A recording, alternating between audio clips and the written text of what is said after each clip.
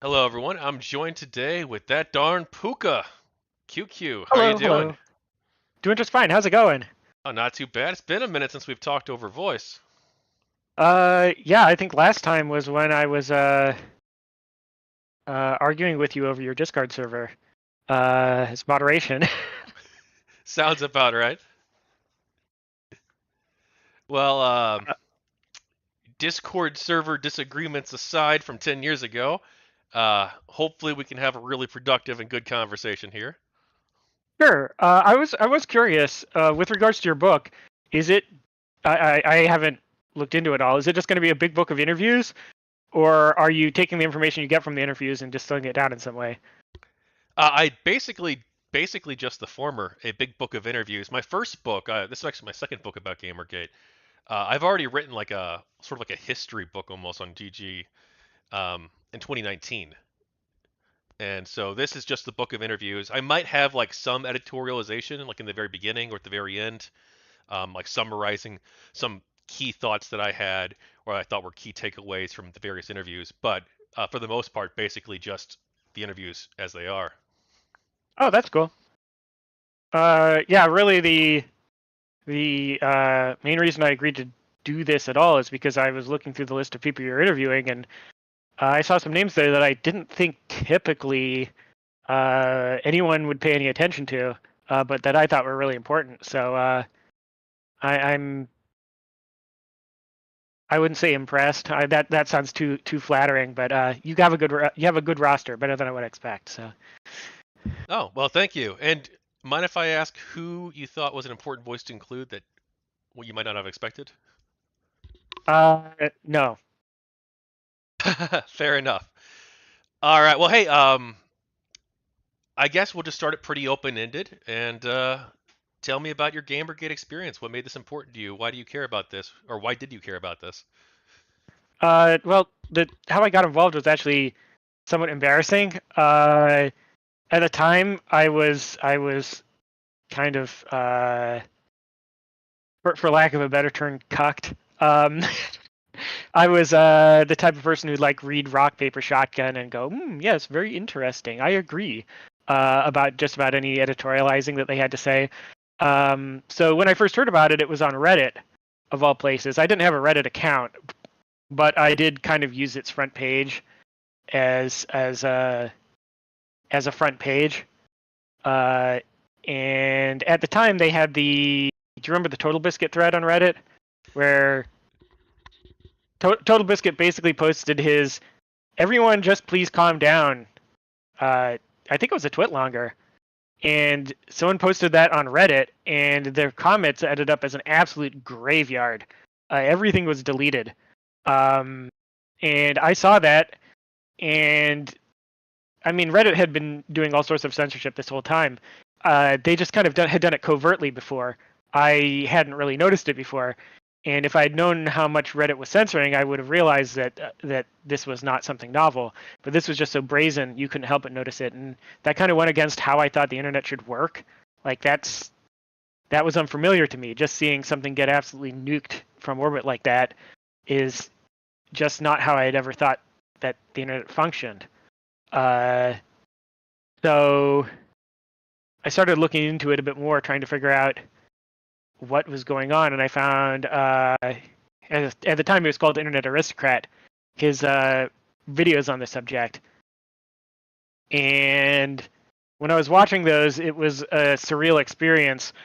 I kind of say I felt like it was rewiring my brain in real time. Like I'd never really thought of things like that before, and it kind of had a bizarre, almost like transgressive vibe to it. Like, wow, maybe the reason I haven't heard anyone talk about the issues like these before is because it's not really allowed. Like this is underground. This is like pirate radio almost. And of course, you couldn't find those videos anywhere on Reddit except like some very small subreddits. I think they were completely nuked from our videos at the time. Uh, and at the time, I believe that they were being nuked from 4chan as well. So like there was almost nowhere that you could find to talk about this type of thing. And so that really got my interest up. I lurked for a good long while. Got my news from Internet Aristocrat. Also, we know him as Metaker now, but Internet Aristocrats. He had like weekly streams to catch everyone up on the news, and then after that, I followed the news with the it was the GamerGate Happening stream is what I think it was titled. And those have been all deleted. You can't find them anymore. But those were with Thydrin and Sherry Vegas and Sox. They were the hosts, and they had other guests occasionally too. Like Zan stopped by, I believe. I believe Gate and Satan stopped by a few times as well. But it was mostly Thydrin, Sherry Vegas, and Sox, and that's where I got my news for a while. But those shut down as well, and there was really no source for like weekly news or weekly recaps. So that is when I started my recaps videos. It was sometime after that shut down because I didn't see anyone else really doing that at the time. That and also because there was some, I think it was made by Leo Pirate, a video called GamerGate in 5 minutes, or 60 seconds. It was some very small period of time where he tried to make a summary of everything that had happened up to that point. And that was what people were generally sharing whenever they wanted to introduce someone to what had happened. And I thought that the 60-second or 5-minute format, whatever it was a bit too brief. So my first video was a longer introduction to that. And actually, I find the original video somewhat embarrassing now at this point in time. I sound way different. My attitude towards things was way different than it is now. It was a lot squeakier back then. but yeah, that's roughly how I got involved in everything. Yes, I do remember. You said you did like weekly recaps every week, essentially, right? For a while. Yeah, it started out. It was me partnered with Johnny D, and we did weekly recaps. Eventually, those did shift to bi-weekly because it was. There's a reason that why everyone just does streams nowadays. Is this because making a edited video like that, a scripted edited video, you produce like about 1/10 of the content as it takes you to make it. Like, so just having a live stream, you save a lot of time and effort. So after a while, it took a toll on me, and I switched to like more of a bi-weekly format. And then near the end, I was just doing live streams as well. Although that was definitely a quality dip. Yeah, and I know the feel because as I'm sure you're probably aware, after you were doing the weekly recaps, I started doing them. Um, I actually like. I don't think I was like super aware that you had done them actually. I sort of like did it independently, and then I found out later that you were doing it too, or that you had done it in the past. So I started doing them, and same thing. It was edited videos, and I'm like, you know what? This is just like way too much information every single Yeah, yeah, week. And I was falling behind. I'd be like, I'd release it like 2 weeks. Like I'd release the video from 2 weeks ago. What happened 2 weeks ago? You know, 2 weeks later, and stuff like that, just because I was falling so far behind with it. And yeah. But it was important information to get out there about what was happening. yeah. And near the end, I was dissatisfied with the quality of the streams, and I couldn't keep up with the weekly updates. So I switched more to like a documentary format. And I'm really glad I did that because some of the topics that I covered, while not necessarily related to the GamerGate hashtag, are almost entirely undocumented otherwise on YouTube. Like if you go look at videos about the sad puppies, for example, there's almost nothing. The video that Dan and I made about the sad puppies is pretty much it. The only one from a sympathetic perspective. So, and with like no deadlines, we were covering history at that point instead of current events. With no deadlines, we could make a better quality thing for a while. But right now, I'm retired mostly from streaming or making videos or anything like that. Well, let me ask you, because the sad puppies thing, I've brought it up a couple times recently, including in one of the book interviews with somebody.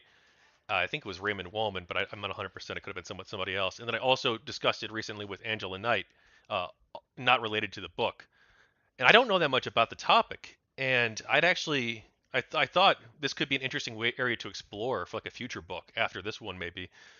So you want to give me like a quick recap of what the sad puppies thing was from your perspective? Oh, there's so much to cover. I couldn't do it justice.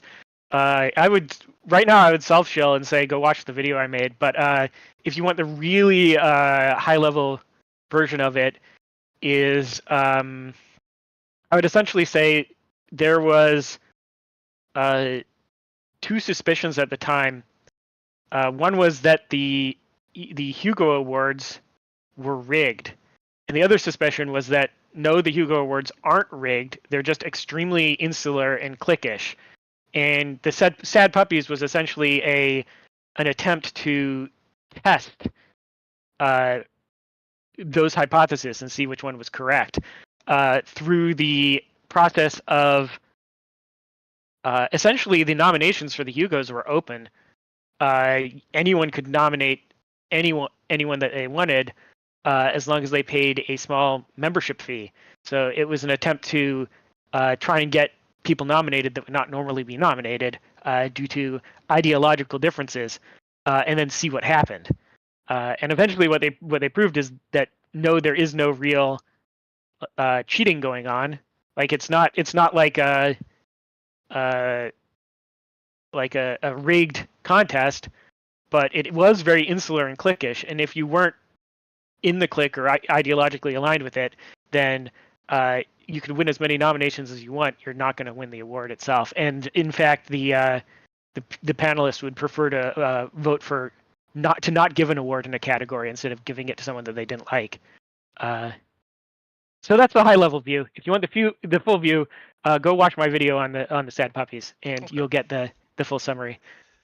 Now, is it when they run their own slates of candidates for books and things like that? Is that also like a form of like cliquishness, or Uh, you mean when the Sad Puppies did? yeah? I think that they were thoroughly unconcerned by that. They were trying to find out a very specific bit of information, and they found it out. And that was that the Hugos were not specifically rigged, as in there wasn't like ballot stuffing or something going like that going on, but it was insular and cliquish, and if you were an outsider, you weren't really going to win. Speaking of insular and cliquish communities, some might draw a parallel between.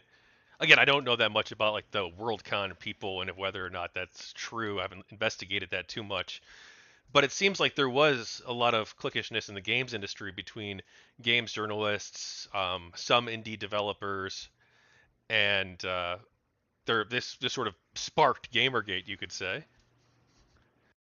Yeah, and I'm uh, there's a lot of evidence of that in games, especially because their OPSEC was just about zero with regards to that. So, uh, for example, the I'm sure we'll get to this soon enough. The Game Journal Pros list. Yeah, but first, before we get, that is one of the questions on the list. But before we get there, I want to ask you if you could define what GamerGate was. Yeah, sure. So as I mentioned before, uh, how my introduction to the topic was Internet Aristocrats videos. And I'm gonna fudge the dates here, but if I recall, it was the 27th. I think it was the 27th of August in 2014. Uh, Adam Baldwin took Jim's first two videos and tweeted them out with the hashtag Gamergate.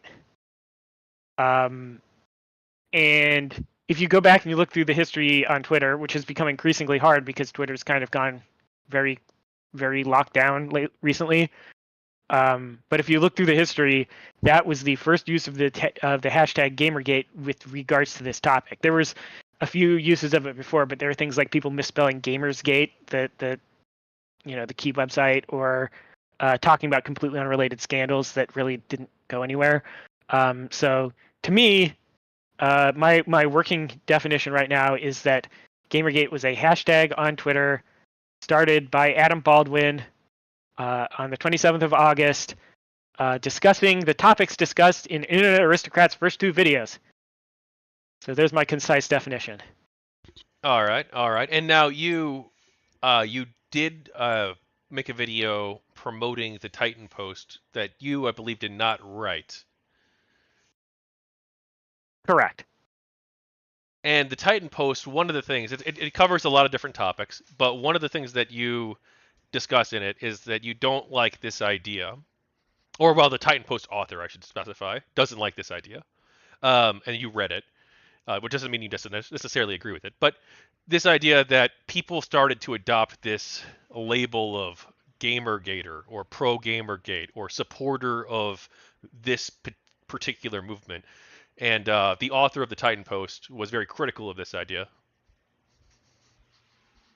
Yeah, I mean, you get very if you think of it purely from a utilitarian perspective, I guess. Um, People will pick whatever framing that they think is most advantageous to them, right? Uh, it's it's almost like a rhetorical game, right? You'll pick the definition that you have the most experience arguing within that frame, right? Um, and you tend to like to use the Gamergate was a movement framing, and it's sand, and you can say this person was in the movement, and this person wasn't in the movement, and all the things that you personally approve of were part of the movement, and all the things that you personally don't approve of are the work of third-party trolls. So for you in that frame that you argue in, uh, it's advantageous to you to use that definition. I'm going kind of meta here, so forgive me. It's a fine framing if what you're trying to do is argue online with the so-called antis, and you're making content on the YouTubes and things like that. But one of the things that does is it lets you salami slice, right? You you can pick the people who are kind of on the fringes, and you can say that they're not a part of it. They're not a real gamergator. And I don't like that because I was on the edge of the salami and I was one of the first to go. So for me, it's more of like it's a hashtag in which a lot of things happened, and it's hard to draw lines because a hashtag is a hashtag, and everything good or bad that happened in that hashtag was a part of it. And it doesn't matter if someone tries to hold a hashtag personally responsible for something because that's just stupid. Hashtags don't have agency, and anyone who tries to argue like that is going to come across as either an imbecile or a troll themselves. Uh, I think that answered the question. That kind of went all over the place. It did, but I think you and you're very astute with your pointing out of the framings, and like people will use the framing that they think is well, I don't think it's like entirely self-serving that people use the framings that they do. I think people like do have like some people have like thought about this a lot. Like I've thought about it a lot too. And like at the time, like during Gamergate even, I don't. You would hear people say all sorts of different things. Some people would say movement. Other people would say consumer revolt. Other people would say it's just a hashtag. That's all it is. So you'd have like so many different answers back then. And I think I at the time like even like switched between them sometimes depending on like what I was thinking at the time. Like I used consumer revolt I think quite a bit. Yeah, and consumer revolt was useful for a very specific reason, and that was it put people in the right frame of mind to do the kind of action that needed doing. Uh, and I'll get into more of this later. One of the problems that we ran into late in the hashtag was people who were too big of a fan of their franchise. And what that meant is that they didn't want to take action if they thought it would affect the chances of the next entry in their favorite franchise coming out. But consumer revolt puts people in the right mindset. This isn't about stocking up in the industry and becoming part of it. This is about the consumer. So I did like that, but as I said, right now I'm sticking with it was a hashtag. Now I understand like the utility of that framing, but at the same time like there was like this very large, somewhat amorphous group of people, but they were talking about this topic on like multiple different places. Like yes, the hashtag on Twitter, but also there were like dedicated forums talking about stuff like this, and people Yeah, were doing live streams and talking with each other and having like open houses where anybody could jump on and making videos about it. like it at some point it does seem like there is something a bit more coherent than just a hashtag. Like there is something there more than just we're talking about this topic.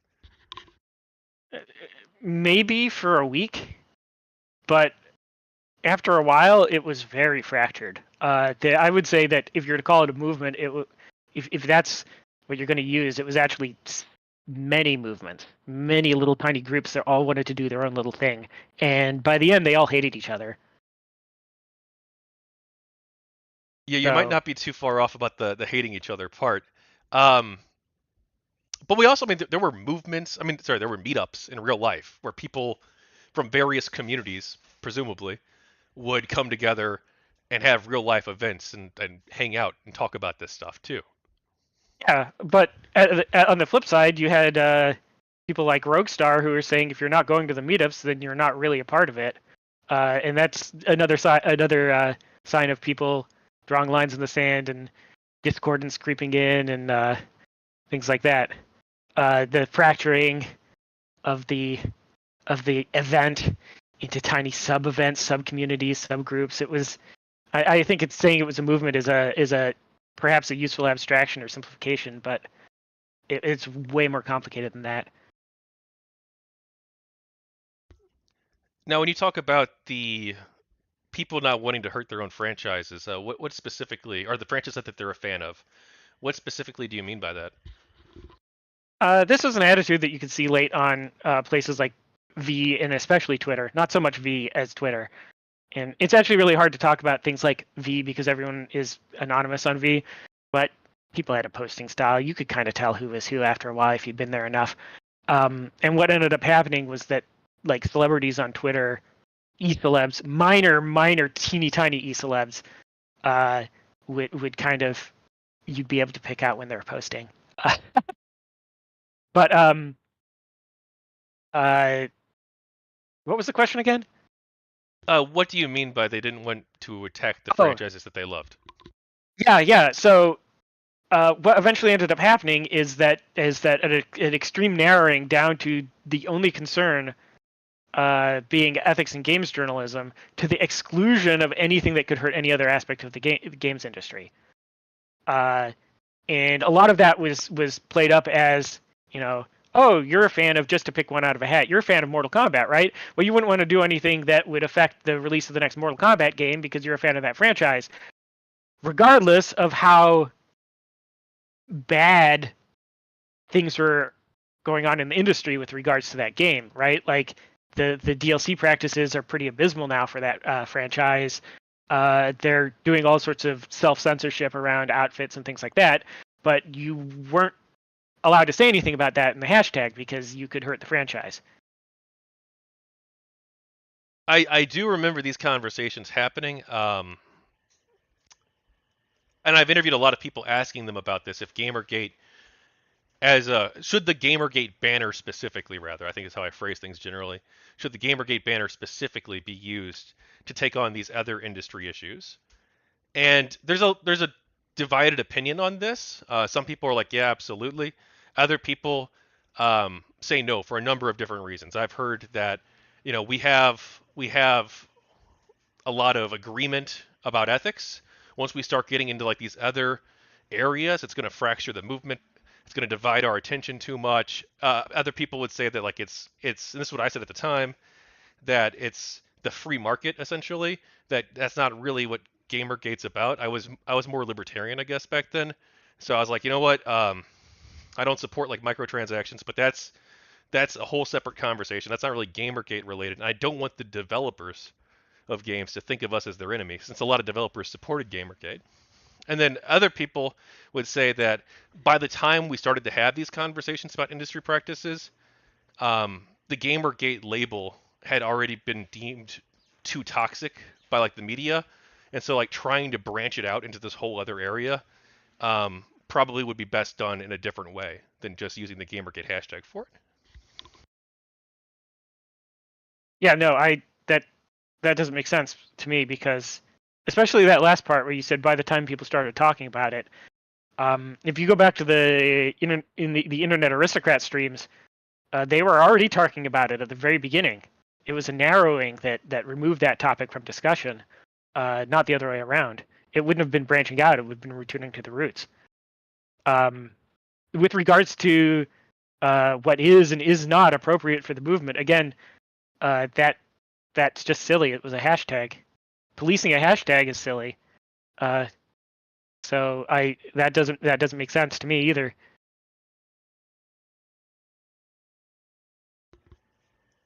All right. So, do you consider yourself a gamer, QQ? Yeah, definitely. All right. What does Not a that? very good one. I do my best. Well, hey, you could get a job you can get a job in games journalism. No, I tried that. I was a failure. Well, what does the term gamer mean to you, and is it gendered? I would say it means that you enjoy video games as your as one of your primary forms of entertainment, and that you enjoy playing games in your free time. That's generally what a gamer is, and that's actually would be considered gatekeeping these days because uh, there's folks trying to say that you don't have to enjoy video games. You can solely play video games with a critical eye and still be a gamer. And then there's other folks who would say these days you don't even have to play the games. If you read the wiki entry and you're really into the lore, then you can still call yourself a gamer. And I would say that both of those are they're being goofy goobers. Is the term gamer gendered to you? The term itself, no, but there's an asterisk there in that games themselves, as all entertainment is kind of inherently sexed. Like not the mediums themselves, but media preferences. Different sexes will enjoy different games, and that's just the way it is. And sometimes there's a lot of crossover. Sometimes the crossover isn't even in the same age group. Japan found that out a long time ago, uh, uh, where they like to market games and shows and things to a younger female audience and an older male audience. But yeah, being a gamer is not sexed, but it's not a sexed term. But you can't expect gamers of all sexes to enjoy the same games. It's going to be different, and that's fine. You don't need your game to appeal to everyone. You can have a game that appeals to a specific demographic. That's fine. There's nothing wrong with that. On the gatekeeping point, do you think it's useful to have, well, basically have a definition for this word that might exclude some things that you don't think meet the definition? Uh, that's a bit of a rhetorical argument for me, but I think it's useful in that if you have like a gaming community or something like that, your forum doesn't get completely overwhelmed by people who just want to talk about their ship, their favorite ship, or their interpretation of the political environment in which the game exists, right? That's fine, but you want people to actually be gamers and talking about that. You don't want them to just come in from the wiki and have a very strong opinion about this. On August 28th, 2014, 10 competing publications all published articles on the same day. These 10 articles were followed by 9 additional articles on other mostly gaming sites over the next few days, which some saw as calling for an end to the gamer identity. What did you think of these articles? I actually don't remember if I saw them live or just like read them afterwards. I don't remember, but it's not very clear. I think I felt like a sinking feeling in the pit of my stomach, and that I couldn't really articulate very well. But yeah, that's all fuzzy. It was kind of a whirlwind in those early days. Okay. We can skip the next question if you want, or we can hit it. But Yeah, it's go for it. why do you think they wrote these articles? Because they're lazy. Well, the original article had a purpose, right? The original article was to draw a line in the sand of who was and who was not in their audience. They were not an enthusiast press anymore. They wanted to be something more than that. or what they thought was something more than that. So they didn't want to just cater to the old enthusiast, the old audience that the enthusiast press catered to. So they could draw that line in the sand and say that this is who our audience is and this is who our audience isn't. And it also gave them an out, right? Everyone was talking about ethics in games journalism, and if you just say that gamers aren't our audience anymore, then you don't ever really need to listen to their concerns again, do you? You don't have to address anything that they care about. So it gave them an escape hatch. So you think that part of it really was them trying to essentially avoid talking about the uncomfortable conversation, which was their own alleged ethical issues? Yeah, and um, that actually ironically ties back to what I said originally of that they did it because they're lazy. I think that what most of these publications were doing was copy pasting from each other. Essentially, they link to each other, write a little bit of editorialization about it, and then that was their article. And that was really easy to do. Probably made them a lot of money, and they publications didn't care. Like they didn't care that they were plagiarizing each other because they were link backs, right? It improved their search rankings. It improved their views and their clicks and things like that. So having this giant like organic network of game sites that just all talked about the same thing at the same time was kind of just because they're lazy and that's how the industry worked. If the games press had tried to reform, or even just ignored the ethical issues instead of publishing the Gamers Are Dead articles, do you think that this Gamergate thing would have still happened or still would have blown up to the same extent?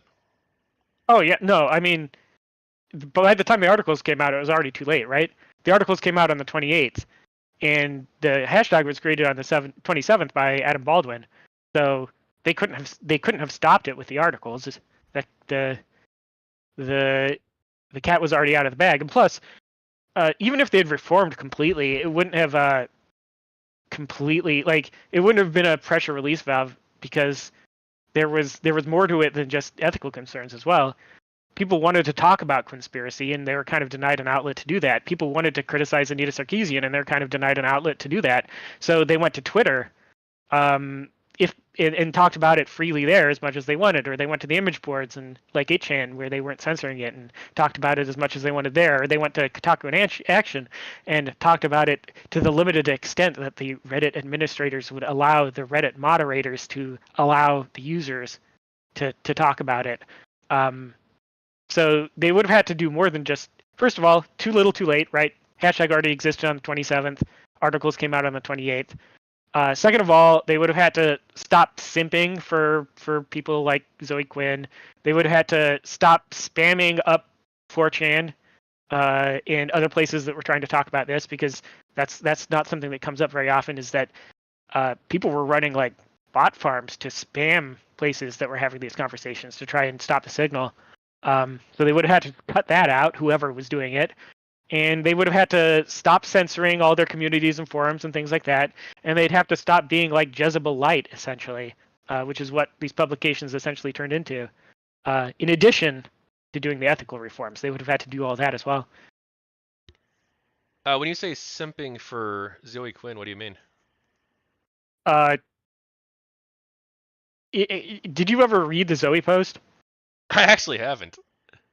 You, I do not recommend it. It's interesting from a historical perspective, but it's very much like a relationship call out post. Like it's a call out post. It reads like you're reading some jilted lover's live journal. It's not a good read. Um, the fact that they needed to cover this up, like keep anyone from reading it or know it existed, that definitely counts as simping. Like, why would you do that for someone? From what I can tell, no one involved really had clean hands. It was just a call out post.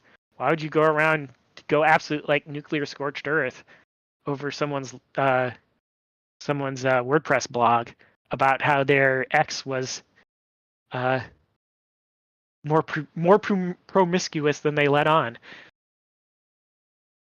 Yeah, I plan on reading it actually because I'm probably going to be interviewing Aaron. He's talked about doing it, but he wants it to be a book exclusive. So it probably won't be available on stream.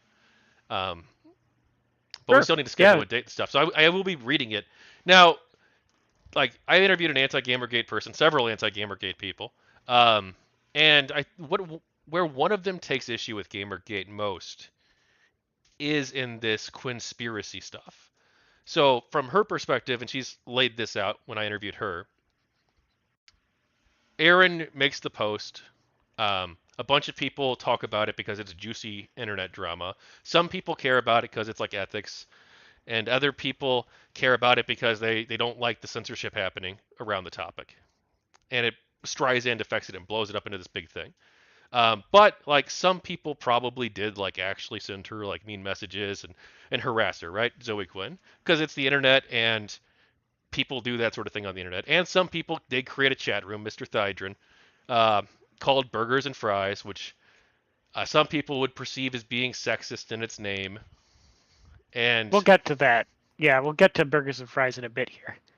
yeah, so from her perspective, the this blows up into this drama controversy. Some other concerns as well, some genuine concerns with the industry are revealed in this. Some people probably do harass Zoe Quinn, and from her perspective, 2 weeks go by, and the games journalists largely stay pretty quiet about the whole thing, and they don't speak out about the harassment that their colleague and friend had received, supposedly. And so she thought that it was good that they condemn the harassment.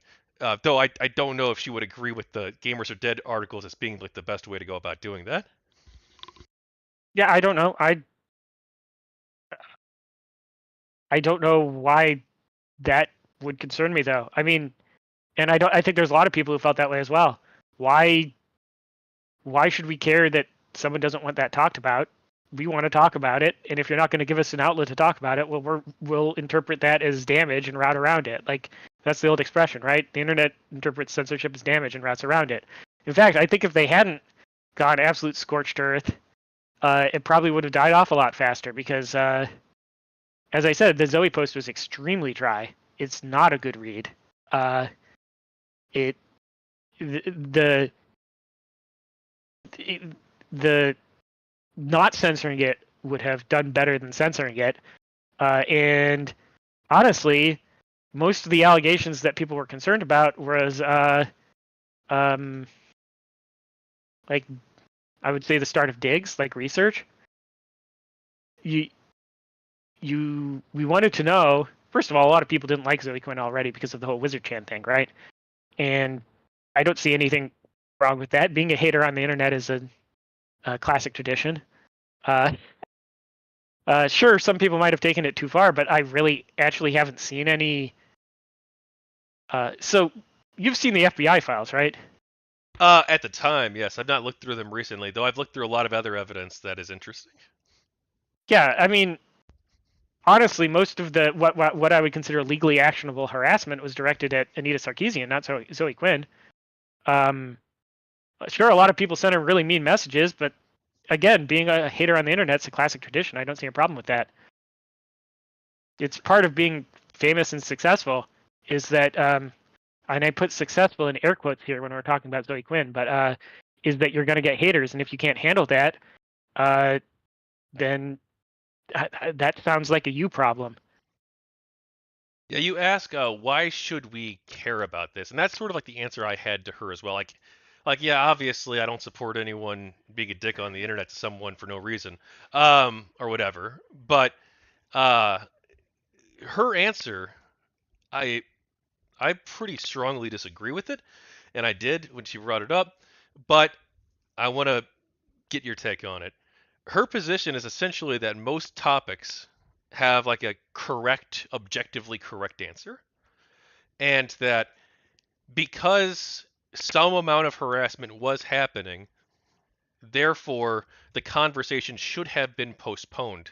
And anyone who wasn't willing to postpone a conversation about ethics or other issues that they care about, like censorship, if they weren't willing to postpone that for some amount of time, she doesn't specify how much, um, then essentially they had like morally failed because like their primary obligation should be to defend the woman who received the harassing messages, rather than to care about issues with the games industry, and it is objectively wrong in her view for someone to try and have a conversation about this sort of thing in August of 2014. Like that's what she said. She said it's objectively wrong morally. I would. And that's actually really interesting because the stereotype of someone who cares very much about this type of issue is the type of person who would think that morality is very subjective generally. Um, the stereotype of the quote unquote anti GG is someone who is at least a moral relativist. So having them claim that there is an objectively correct way forward would seem hypocritical. Again, I don't know this person though, so who knows? Who knows if this even applies to them? However, I would say being a hater on the internet is a classic tradition, and if you're a celebrity, you'll need to have some level of tough skin, or at least yeah, you'll need to have some level of tough skin. And messages on the internet really shouldn't concern you. Some folks did things, and Thydrin covered this in his interview, that might have crossed the line, but those were mostly things people trying to do things that were to actually legally qualify as harassment, like stalking someone at conventions and things like that. You can't stalk someone at a convention on Twitter. You can send mean messages to them and get blocked, but that's just about it. So why do you think the games press didn't just say, "Oh, hey, look, our bad, we made a mistake. Let's try and do better in the future," and then like move on? Uh, why didn't they do that? I think that I don't think that they could. Um, I think that they're too lazy. They're very so games journalism has never really been ethical. It's just how it did its bad deeds has changed over time, right? Like previously, it was way too beholden to the industry. You kind of towed the line, or else you lost your industry access, right? So there was only so negative that you could go before you risked your very career. Um, so, and then it switched over time to being unethical in a different way, which was essentially gaming journalism isn't sexy. So the only people who are going to end up being games journalists are enthusiasts, outcasts, or rejects. And originally it was all enthusiasts, right? It was people who are really into games. And over time it shifted to being outcasts and rejects, and all the rejects felt like that they were just temporarily inconvenienced Pulitzer Prize winners, and they were gonna write for the New York Times someday, and so they have to act better than you online, or else they're giving in on their dreams of someday being a better journalist than someone who just writes about video games.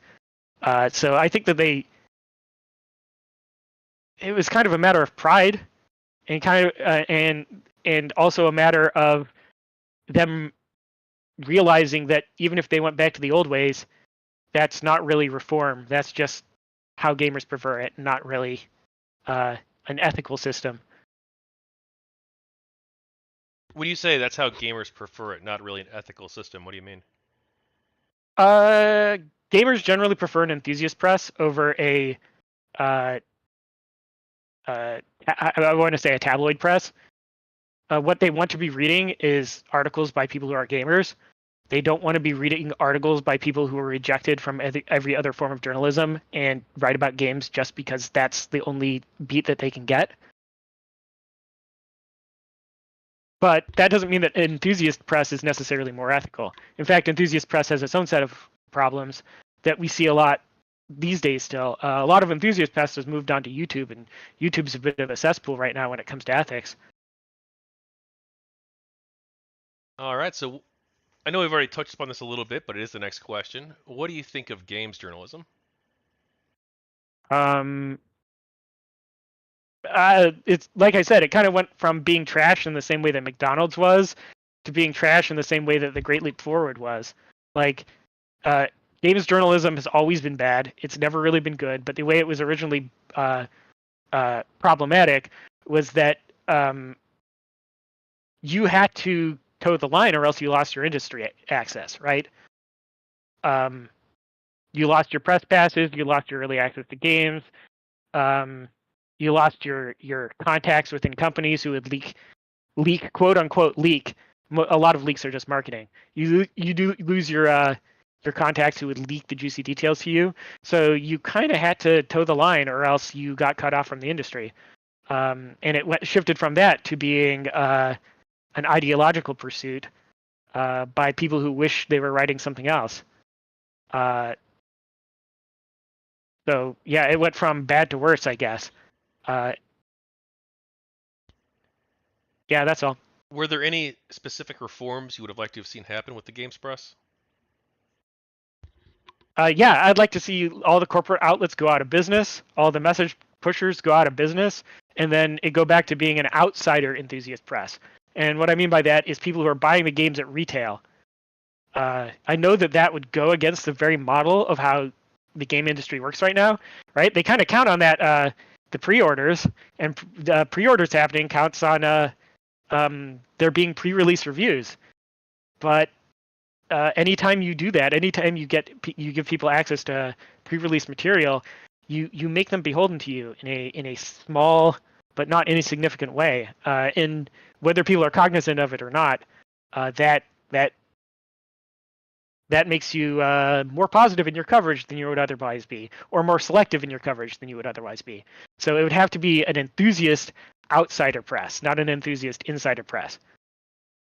Well, do you think that there's any value from a consumer perspective, and you're trying to decide if you want to get this game or not?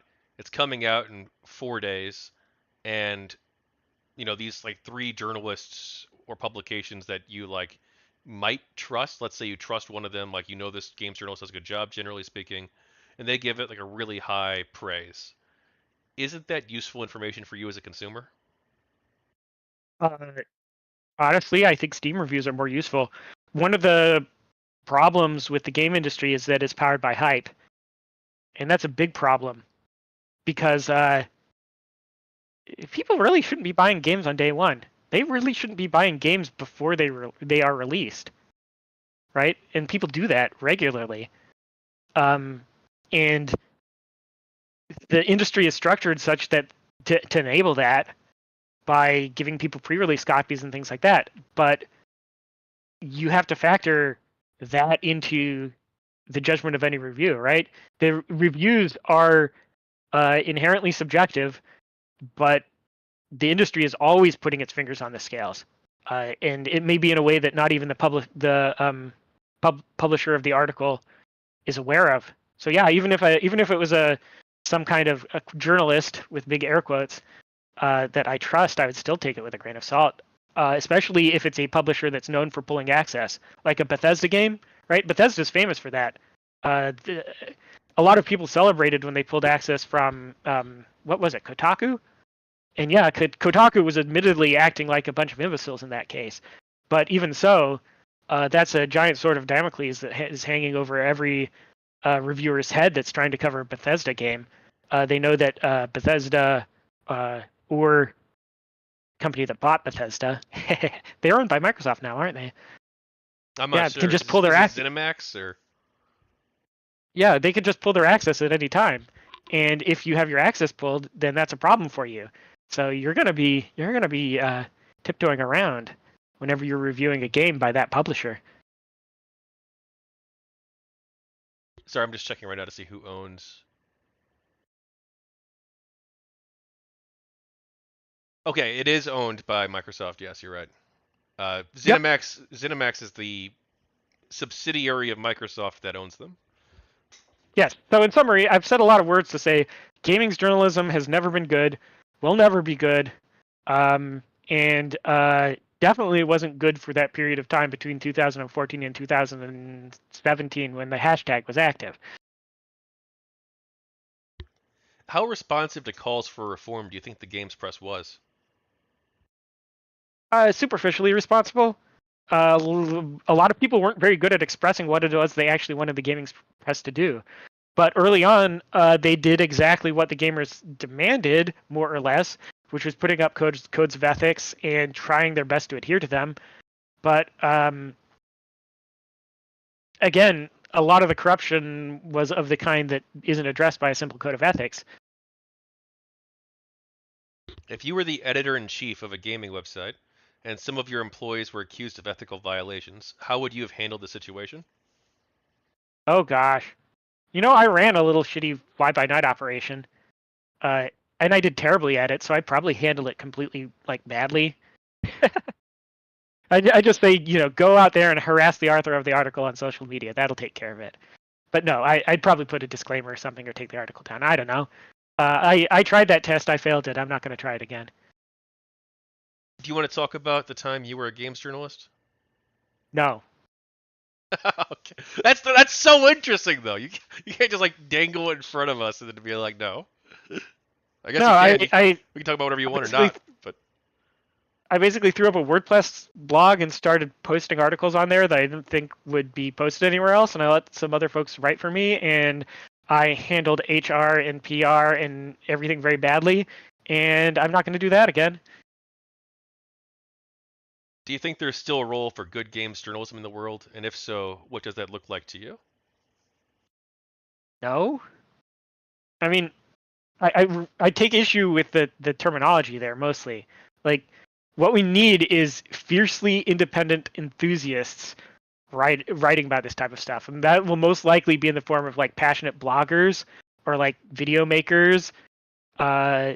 And that itself runs into its own problem because, in my experience, any video essayist who hits it big instantly corrupts themselves. Uh, they get sponsorship deals or something like that, and even if they're disclosed, sponsorship deals are still corrupting. You remember the whole Candid fiasco? I remember the name. Could you please refresh me? Yeah, that was there was all those the skeptosphere that chained itself to the hashtag at its hip for a while. Armored Skeptic was the one that a lot of this centered around. They all of a sudden, in unison, started promoting this new social media platform called Candid. And the humorous thing was that some types that you would stereotype as anti-GG types were also promoting the same social media platform, and both groups were saying exactly the opposite things about it. The Skeptosphere folks were all going, "Oh, this is the most uncensored platform in history. Go post on it." And the what term would you prefer? The woke types were You can saying, use whatever word you want. I don't really have a specific one I use. "Oh, why don't we go back to embarrassingly 2015 and say SJWs?" Sure.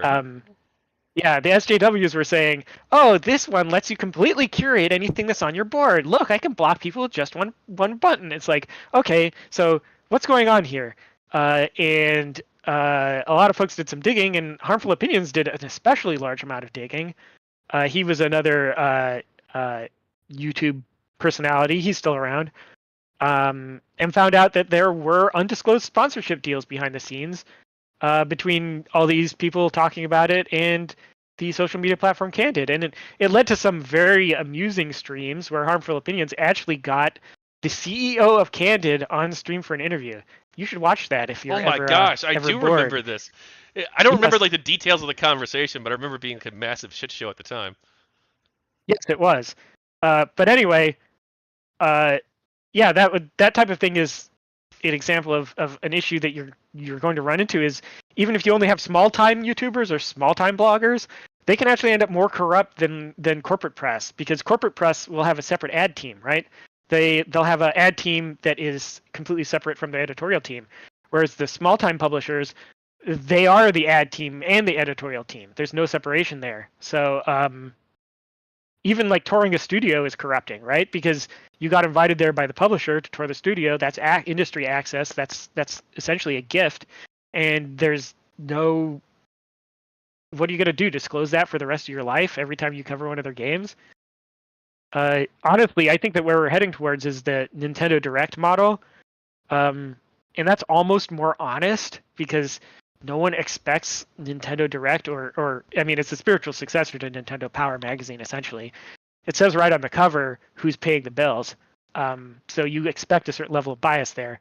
But what I would like, ideally, because the Direct model has its own flaws, is fiercely independent enthusiasts, a fiercely independent enthusiast press, one that almost has an antagonistic relationship towards the industry. It's interesting you bring up like sponsorship deals and things like this. Now, ethics in YouTuber journalism, or whatever you want to call it, of content creator journalism, or whatever you want to Yes. call it, it's obviously become a very hot topic, especially like in the past few months. Is it really an issue for these people to take sponsorships as long as they disclose them? Assuming it's like not related to the thing that they're not taking like game sponsorships, but they sponsor like a cruise line or whatever the fuck. Is that really Yeah, an I ethical mean, issue? there's probably degrees of it, right? If I was covering games full time, I would definitely avoid like getting a sponsorship from Raid Shadow Legends or something like that because that's directly related to the industry they cover. If you're taking Express VPN sponsorships, that's less of an issue. Or whatever. Those are just the two that I see all the time. Uh, you want to be as far from the industry that you're covering as possible when it comes to sponsorships, and ideally not taking it at all. Money corrupts. So probably the best coverage you're going to get is someone who's just doing it for the passion of it, right? They're not doing it for any form of financial compensation whatsoever. That's probably the most trustworthy coverage you'll get. You might not be wrong there, but obviously, if you want people to like dedicate thousands of hours of their life to something, it does help if they're getting paid for it Eh, sure, yeah, as an but incentive. you get to curate. You get to curate your experience of what you read and what you trust. So if I was to curate my experience of what I read and what I trust, I would trust people who aren't getting paid to do it more than I would trust people who are taking sponsorships for Raid Shadow Legends. What about things like donations? Uh, the hit or miss. Uh, I like I said, I prefer the video essayist model to the stream model, and I feel like um, super chats killed that. Video essayists are kind of going the way of the dodo because super chats have changed the business model. In September 2014, it was revealed that nearly 150 games journalists from competing publications were in a mailing group called Game Journal Pros.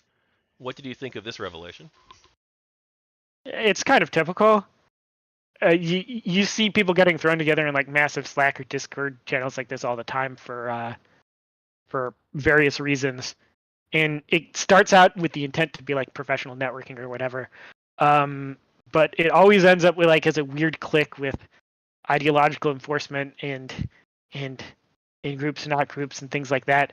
And the dumb part about it is it always leaks, always. And Game Journal Pros was no exception. Anything with more than here's a rule of thumb: any group with more than 3 people will eventually leak if they're doing anything at all interesting, right? Um, so so yeah, it was typical, but it was also kind of a shitty thing to do. Like, don't do that, seriously. Uh, it's bad for transparency. You get ideological, you get cliquish. Then what ends up happening is that what you're writing ends up ideological and cliquish, and you end up very close-minded when you do most of your professional networking in a small closed channel like this.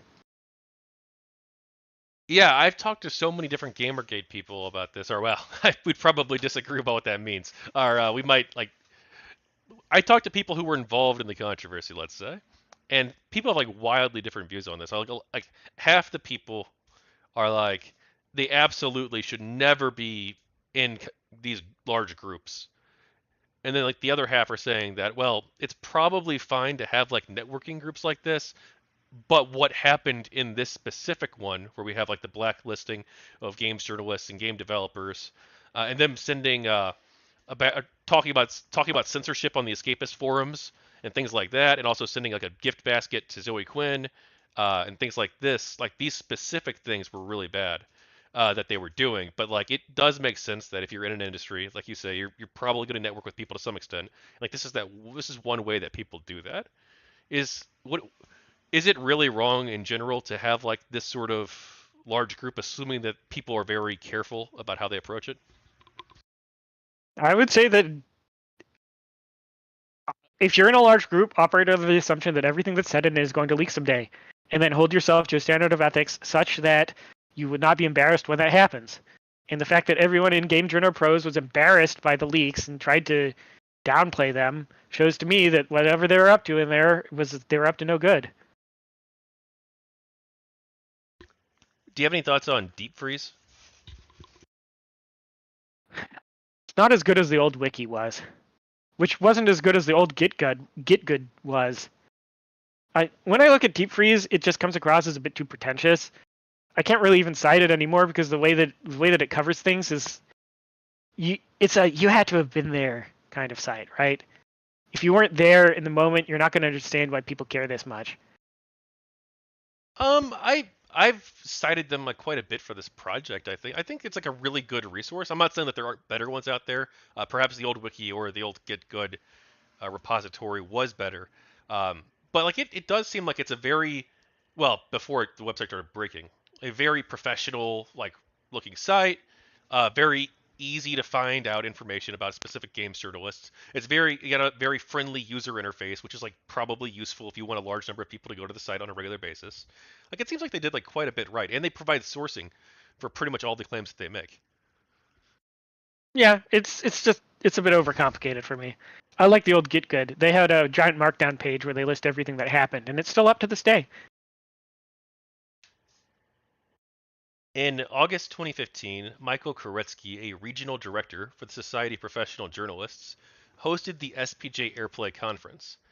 The idea of the conference was to have journalistic ethics experts meet with Gamergate supporters to discuss their concerns about games journalism and the way the media covered Gamergate.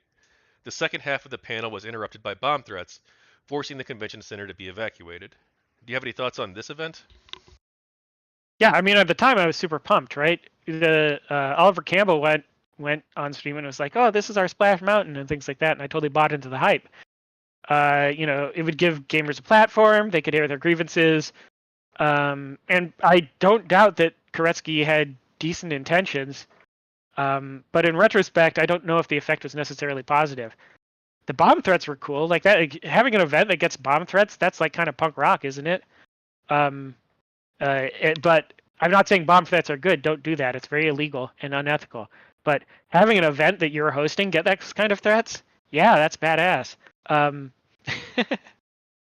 but in retrospect, there was two big problems with Airplay. The first one was that and this is just the nature of having an event like that. I don't think Koretsky could have avoided this. I don't know if it was intentional or not, but it made it so you had to pick representatives, right?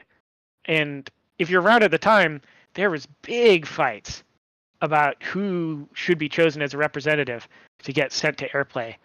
And it meant that you had to break one of the original cardinal rules of the that they established early on the message boards, actually the image boards, which was don't pick leaders, and we can kind of see why that rule was in place from the very start, and that is because it causes fights, causes people to form little cliques around the eceleb that they prefer. The other effect was it kind of made a split between, like, it made everyone do the salami slicing extra hard, right? because Koretsky would have these weekly streams and he'd be like, but what about this thing that I personally don't approve of, or this other thing that I personally don't approve of? And everyone was very eager to do the whole salami slicing. Oh, that's not real GG. That's not real GG. So it ended up being somewhat of a divide and conquer, right? Here's Airplay. It's an event that's an out for all the respectable people. You can all go to this big event and uh, uh, uh, show your true worth and denounce all the trolls, and then Gamergate's over, and we know who the good guys are. And it's like that wasn't. I don't think that was Koretsky's intent at all, but that's kind of what it ended up being. Yeah, I understand that, and you talk about the salami slicing. We can get to this in just a minute because I know uh, we You know, were when I'm probably going on to different want to talk sides of about that, this. yeah. Yeah, we were on different sides of this perhaps. But I think that Airplay was an extremely important event. And like yes, there's like issues of like who do you choose who to go, who goes and who doesn't go. Like yes, that's going to be like a controversial topic. But I think that we had a really unique opportunity here. And I think that like I want to say first, we did have a really unique opportunity here. We had a regional director for the SPJ, plus the future president of the SPJ, and a member from the Pointer Institute. Like these are like pretty serious journalism experts, right? These are people who've dedicated their lives to journalism, and they're willing to meet with us at a neutral conference so that we can discuss the issues that we have. And they ended up agreeing that the issues we brought up were legitimate and that we had legitimate grievances and that the Games Press was really corrupt, actually, at least in the specific instances that they discussed there at that time. And I think that that's actually like really important, and I think that part of why that's so important, or part of that has been lost at the time. At the time, people were like, "Oh, well, this didn't really get a lot of coverage in the media, uh, and the event got canceled." Well, sort of. They took it outside and continued the event outside of the venue. Um, but like at the time, people were like, "Oh, well, I guess this wasn't going to be as big of a deal as I thought." But looking back now, we have a whole documentary made about this event.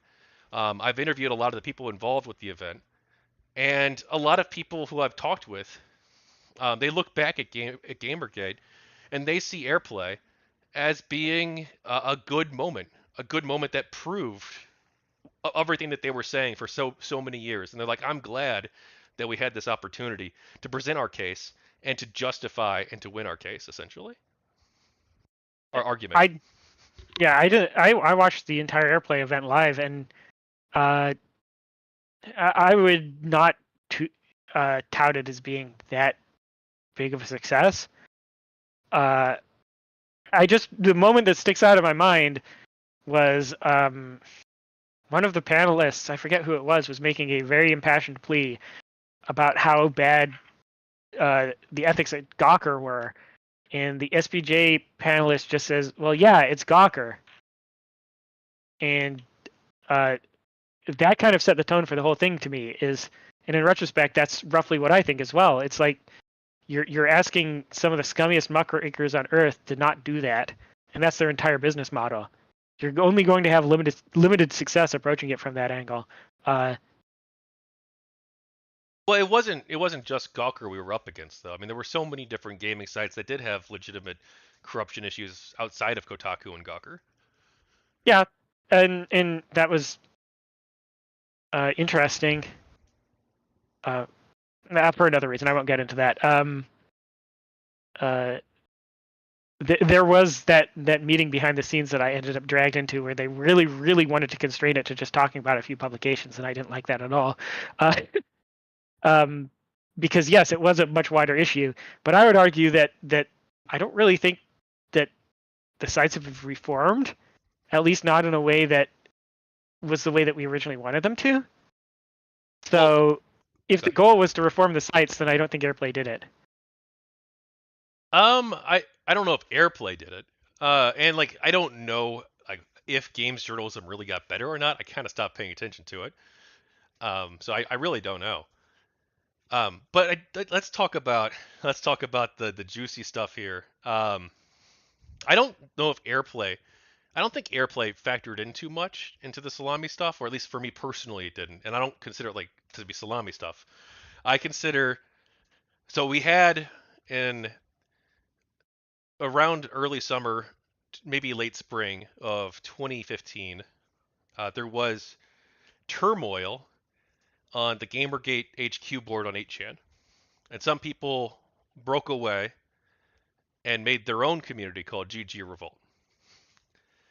And at the time, they were billing this. A lot of people were billing it, I should say, as a free speech. No rules except no doxing, basically, and no copyright stuff like that. Nothing illegal, but everything else is fair game. And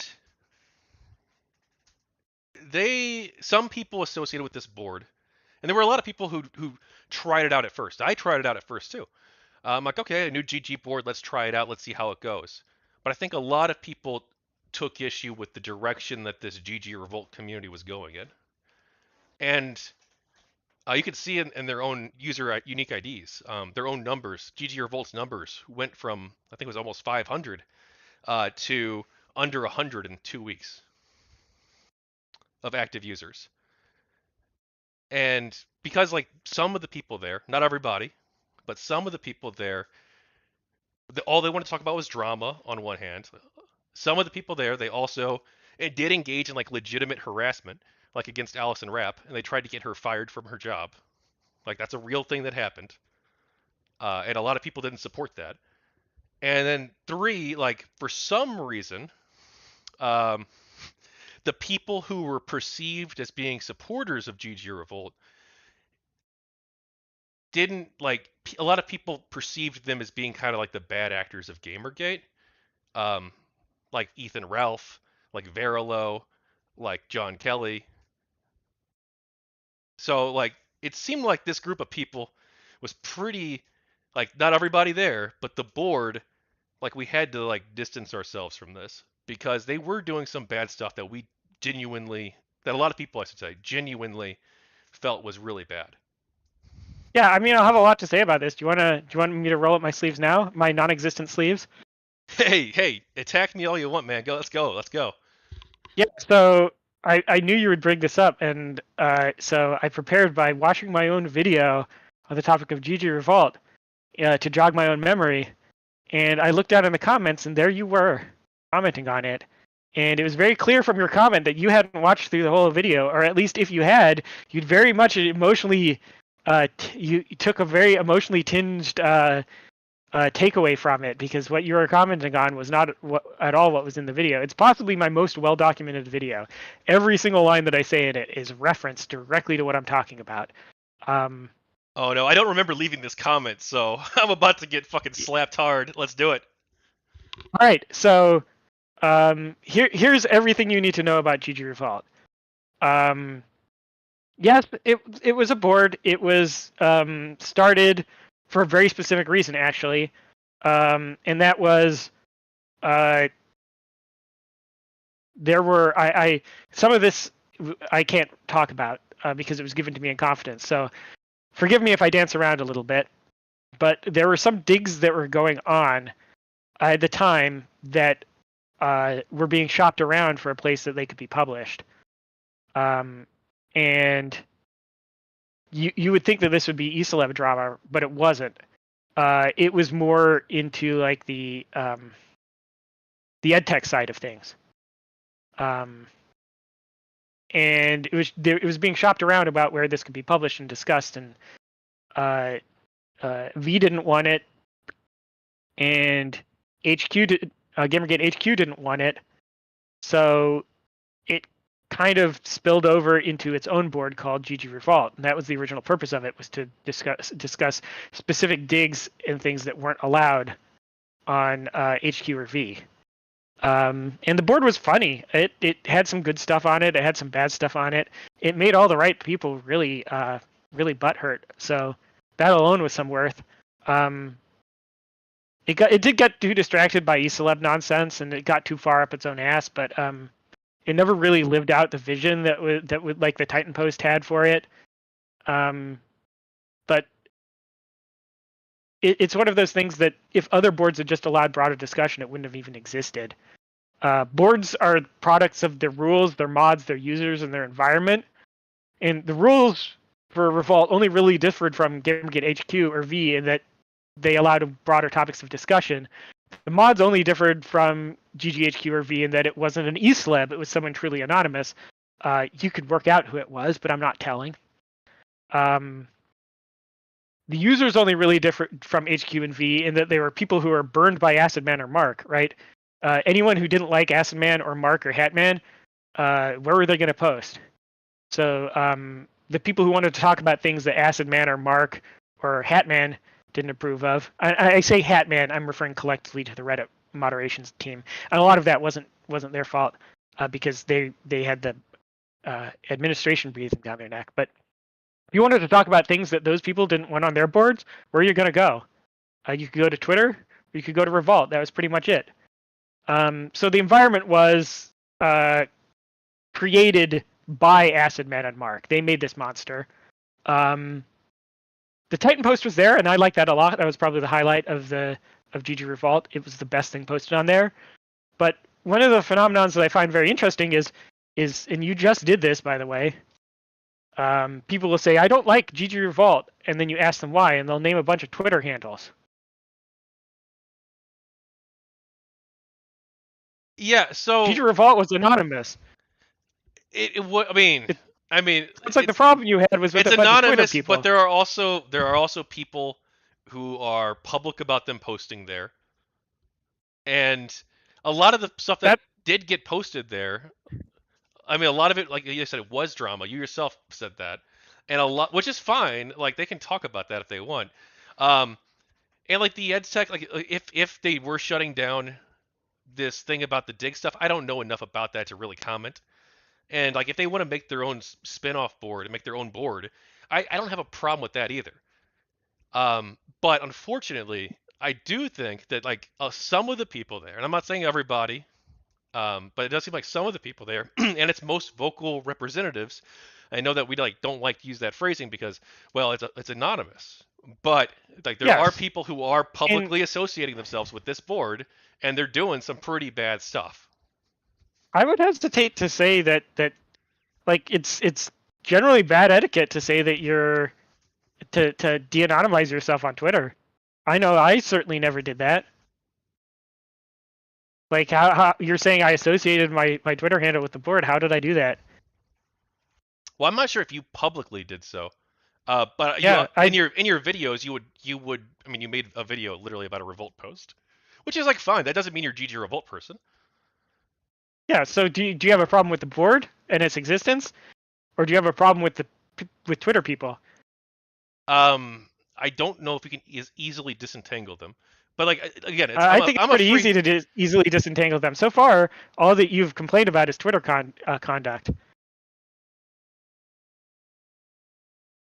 Well, it's not just Twitter conduct. It's like the look. Whether we like it or not, like this was a very small community of people, especially after the first 2 weeks. Revolt was, and so far, like all the people who are publicly like defending GG Revolt, like advocating for people to go there, pretty much almost to a T, most of those people were like pretty shitty actors who had like done some legitimately bad stuff, including like actually harassing somebody, Allison Rapp. I'll get into Allison Rapp a little bit. Um, but basically, what I'm getting at is you went and labeled a bunch of people GG Revolt, and then used that as your label for people you didn't like, and you had no way of telling if they were posting on the board or not, so, especially some of them. I got labeled GG Revolt well before I made any videos about GG Revolt, and honestly, that kind of sucked at first, but after a while, it was liberating because you didn't have to keep up with the bizarre like constricting social mores that the hashtag had developed at that point.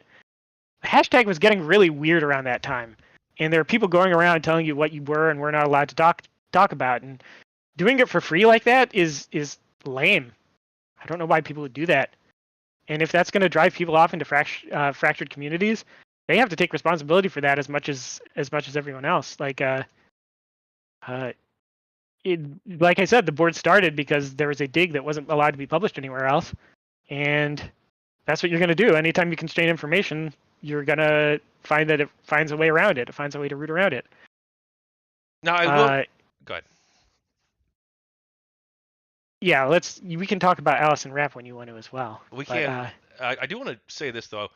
You may be surprised to hear me like agreeing with you here, but like at the time, I think that there were people, and I did this myself, who we don't know for sure if they were posting on GG Revolt because it is an anonymous board, or maybe you could name use a username there. I don't know if I can say that on YouTube, but maybe you could use a username there. I don't know. I know some HN boards did allow yeah, that. yeah, you can, but no one did. Yeah. So, There, but it was bad etiquette. yeah. So there probably were people. There were people who were like considered GG Revolt, maybe even by me. Okay, who was like, look, who maybe didn't post there, or only had like some level of agreement with like the general sentiment. It's also probably worth pointing out too, um, that GG Revolt, maybe not at first, but over time as a community, based on the posts there, did become pretty far right too. So, Which is like fine. you, They have the right to freedom of speech, but a lot of people were like, well, this is basically just where all like the the far right actual harasser people go to hang out. That was like a perception that people had, including myself. And like we don't really want to be associated with this. It's dragging down the consumer revolt. Some of the stuff that has happened, like the Austin Rap thing, which we can get into in like literally a minute if you want to, that's really bad stuff, and we don't want to be associated with this in any way. uh, again, if what, it's a hashtag. Why do you care about who's posting in it? First of all, if they're right wing or what, that doesn't really matter. Uh, Second of all, the moderation on the board was actually really good. Docs got deleted really quickly. So I really think that what happened is there's a bunch of people on Twitter who are doing things that you didn't personally approve of, that you couldn't personally condone, and in order to broaden the tent or whatever, you had to find a way to condemn them, and GG Revolt was that way to condemn them. And I don't think that that's like even necessarily like a wrong narrative. Um, I don't. But I also I do I just think they think were policing a hashtag is kind of lame. That's all. maybe, but like at the time, a lot of people, including myself, did actually really care about.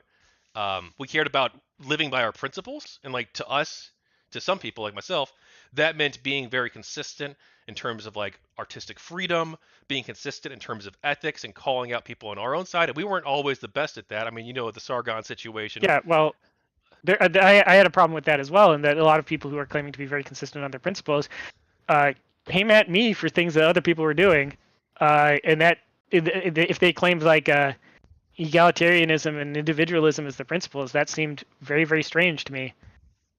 Just because of some perceived association with an image board that they didn't like. All right, so do you want to talk about the Allison Rap stuff? Certainly. It seems to be like that Allison Rapp was some kind of weird moral event horizon for you. Like that was the thing that everyone just went too far. Well, to be clear, it was like a very small number of people who actually tried to get her fired, at least publicly.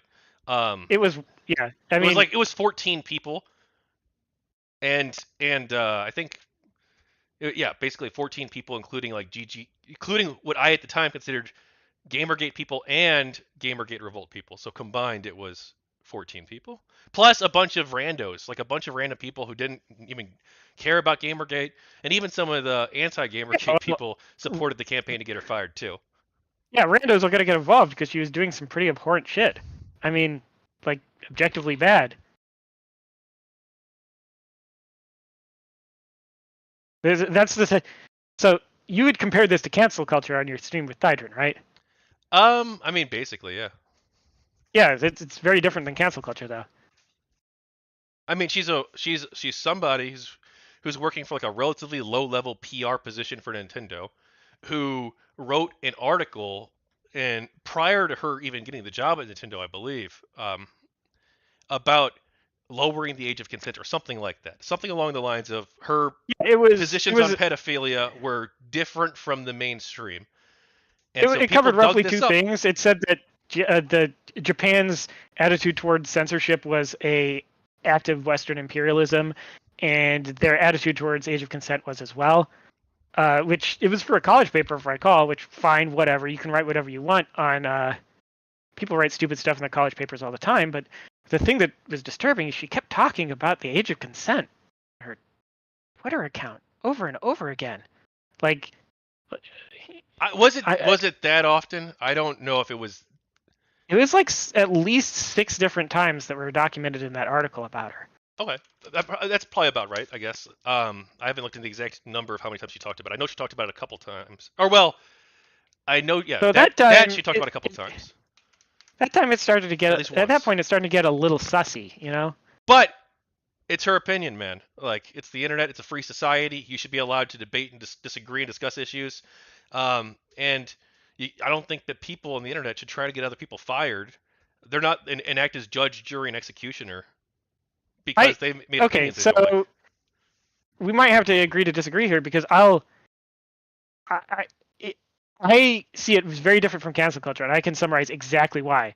I don't have a problem with people who are doing truly morally abhorrent stuff on their work account or on account linked to their work, facing job-related consequences for that. That is not cancel culture. Cancel culture has a very specific pattern to it, and I'll lay out that pattern, and you can tell me if you agree or not. Cancel culture already starts with an identity-based grievance, right? This person has said something or done something that is dangerous or harmful to a specific identity group. No. I don't I disagree with that framing. I think that cancel culture can take many different forms, and there could be many different motivations, including from a right wing perspective, a left wing perspective, from a religious perspective. Yeah, I mean, no, it can be from a right wing perspective because we've seen that with regards to on campuses right now, right? You see a lot of right wing people trying to get people fired from their job because of things that they said about the conflict in the Middle East right now. Well, So I that's do. definitely an example of right wing council culture right there. Sure, but it's not even just But about I'm not identity saying groups, though. it's ideological. That is about an identity group, right? It's about the Jewish identity or the Palestinian identity. I don't see why it has to be revolved around an identity group. It, I would consider. well, I have never seen a case of cancel culture that wasn't. So Well, I mean, it's always this identity has been no, aggrieved. This identity has been aggrieved, and this person needs to be fired because they're hurting them. They're hurting these people. They're going to cause trauma or death or microaggressions or whatever. That's cancel culture. And then it's not just, in addition to that, it's not just to get the person fired. There's always an extra writer on there, which is you need to hire one of us. You need to hire one of us to make sure that this grievance doesn't happen again. yeah, no, I just don't see the cancel culture thing as being especially like unique or even related to like identity. I think that it basically comes from people who have authoritarian sentiments and want to control I what other people can think and other people can believe, and they want to shrink the Overton window to exclude certain ideas. Okay. Let's take a step back here. Do you agree that people who are bad at their job should be fired? I mean, like, depending on how bad it. I mean, like, can this person? It depends on like a whole bunch of different factors. But like, I'm Okay. okay with Do people you who are bad at their job getting fired. Yes. okay? Should people who are good at their job be fired because of ideological concerns? No. All right, we're on the same page As a there. general I think matter, like you could like hypothetically, if the cop is a member of the Ku Klux Klan, like maybe you can't allow that. But like for the vast majority of people, yes, and including like you could have I think far right views and like work in the private sector and stuff like that. I'm totally cool with that. all right. So here's what I think. If you are getting someone good at their job fired, that's cancel culture. If you're getting someone who's bad at their job fired, that's normal.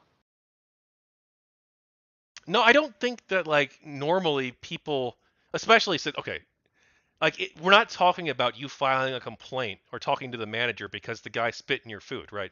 We're talking about this random PR person for Nintendo. A PR person for Nintendo, they're Yeah. working PR, that's Yeah. public Okay. relations. Their job Sure. is to have a Sure. relationship with the Sure. public. They're working for Nintendo. Nintendo prides itself as a family image to the point where for decades, if you went to a bar in a Nintendo game, they served you milk. Yeah, but I don't see why this person did not wrong Thydrin in any way, and like doesn't appear to be really causing harm to anybody. So why is Thydrin or somebody else trying to get her fired and contacting Nintendo to try and make sure that she loses her job? Tweeting pinup pictures to an audience of children isn't bad. I think that's pretty bad, especially if you're a PR worker. I mean, look, she was. Look, I don't know if she posted that. I don't know if she posted the escort stuff on Twitter. I know Thydrin said she did. Yeah, But she did.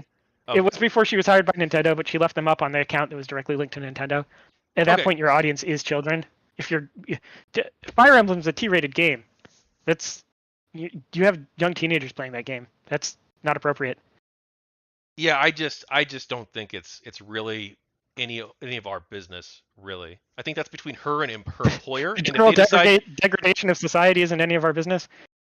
the moral degradation of our society, as in like this one person has a job and they in the past They're bad at it. they posted Twitters of their they They posted had some they spicy had a Twitter job. pictures. They were bad at it.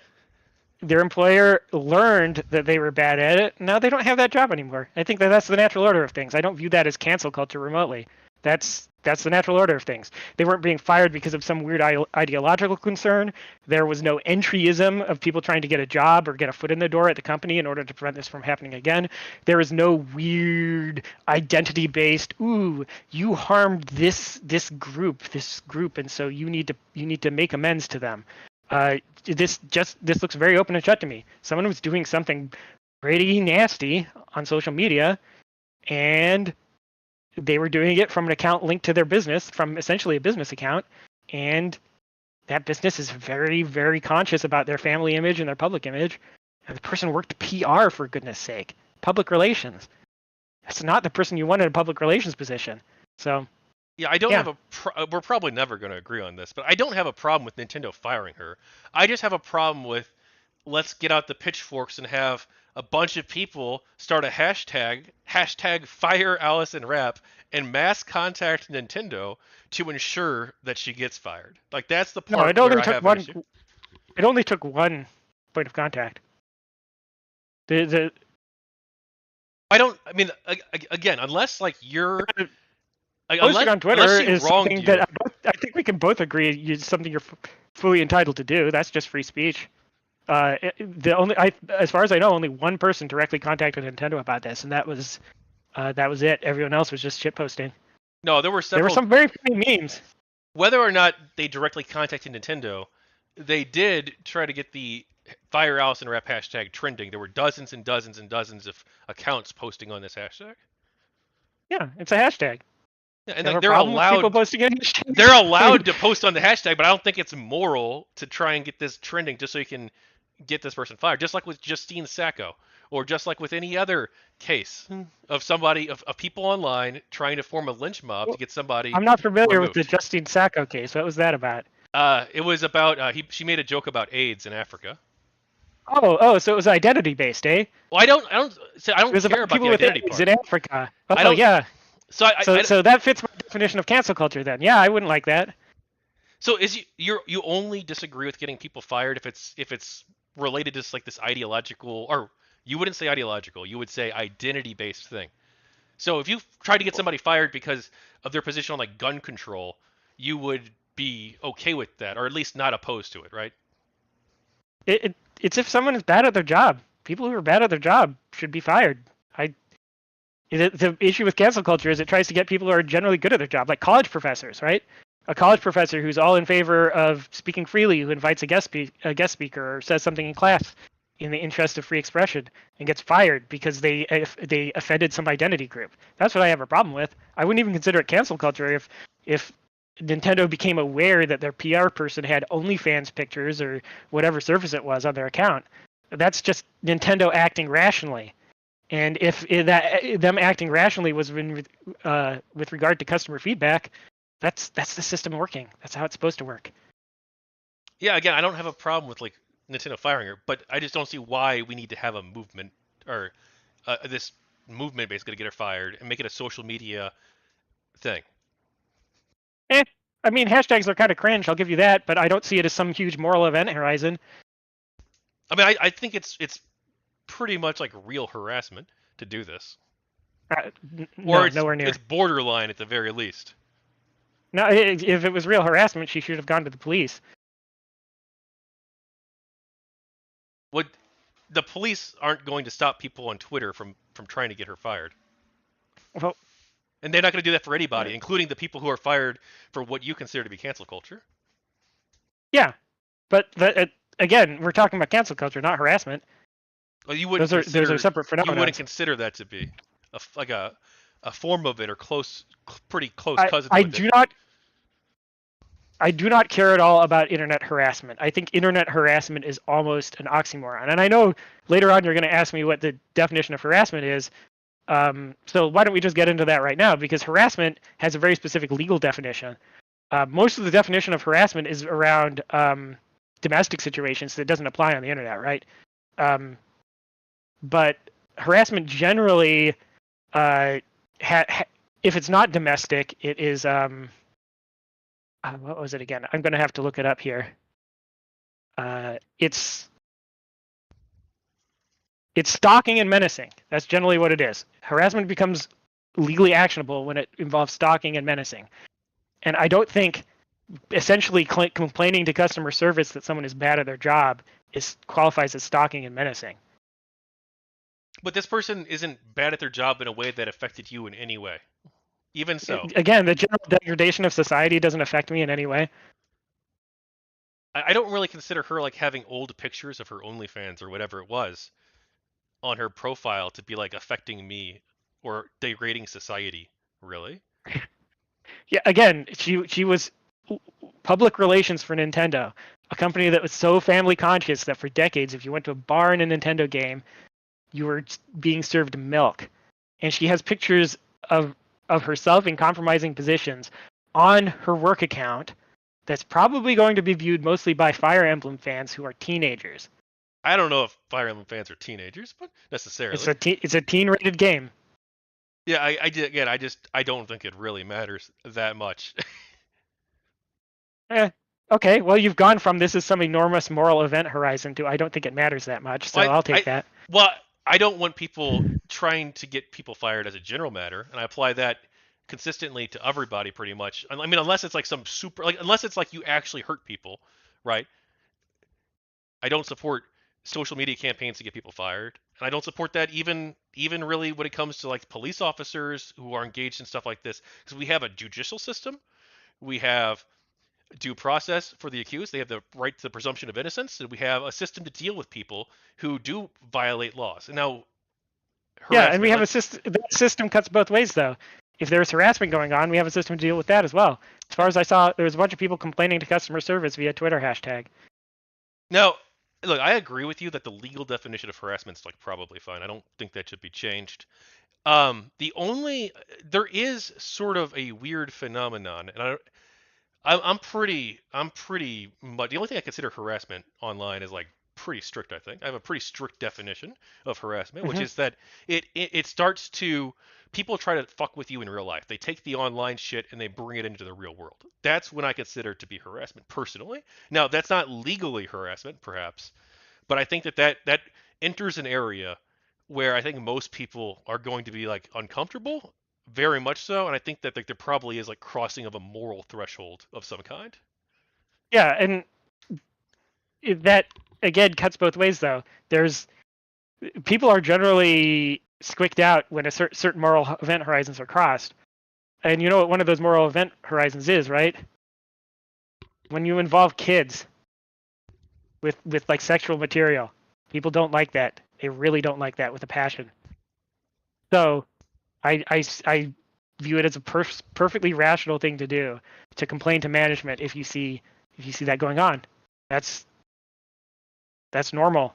So That's being a human being. so she wrote this paper in college, and she Yeah, it tweeted. wasn't the paper that that Nintendo cared about. It was the OnlyFans stuff. The paper was like a giant neon sign, though. And even worse than the paper is the tweets that were about the age of consent. Those are like you have some warning signs there. Maybe you should scratch a little bit below the surface. And oh, what do you know? No, look, I agree that things can be red flags, and Yeah, maybe Nintendo is like, hey, look, let's fire this person. That's fine. That's totally cool. I but I don't. So let's say she tweeted this stuff out and Hmm. she she wrote this article in college. Should she basically never be allowed to work again? Uh, well, PR is probably not a good career. Uh, However, if she was going to try for a PR career, she should probably scrub her social media at least and not have nudie pics in a place where kids can see them.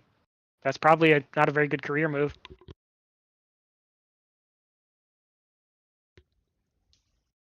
All right, so I'm gonna bring it back to airplay. Sure, sure. Unless you have anything else you want to add about the rap situation. Uh, no, I think I hit on everything. I would say my summary is cancel culture is essentially usually an identity-based moral panic, and it's about entryism. And I didn't see either of those things when it came to the Allison Rapp situation. So something else was going on there, and you can call it harassment if you want, and I'm just going to call it complaining to the manager because that's essentially what I saw. Someone was bad at their job, and they got complaints to their manager. Well, I mean, I don't want to speak to like your experiences about your work Hmm. life and stuff, and of course, like that's private. I don't want to dive into that at all. Um, but like in real life, like it is like this is like a sort of known phenomenon that people will get fired from their jobs unjustly in many cases, like ordinary people because they receive a bullshit complaint. Correct, but And that's like, we're just going to have to agree to disagree that this was not a bullshit complaint. This was a matter involving kids and sexual materials, and that kind of is important. all right. So why do you think the media largely didn't cover SBJ Airplay? Why would they? There's nothing happened at SBJ Airplay that the media would care about. I mean, they a bomb threat was called into the Society of Professional Journalists conference. It, that yeah, it still if a bomb threat is called into the National Basket Weaving and Pole Vaulting Convention, unless you're really into basket weaving and pole vaulting, you're not going to care. That's not notable. And journalists did not care about Gamergate. They didn't care about it at that point in time. It was no longer getting the clicks that it used to. Um, Unless you were caught up in the Gamergate hype at that point in time, it was kind of the most boring topic. Uh, so yeah, I I mean, understand that. I don't know actually because like what? Sorry, I did cut you off. I'll let you finish and then,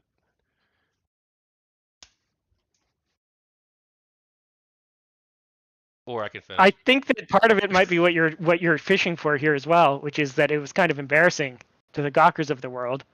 No, actually, But it was a different approach. But okay, okay.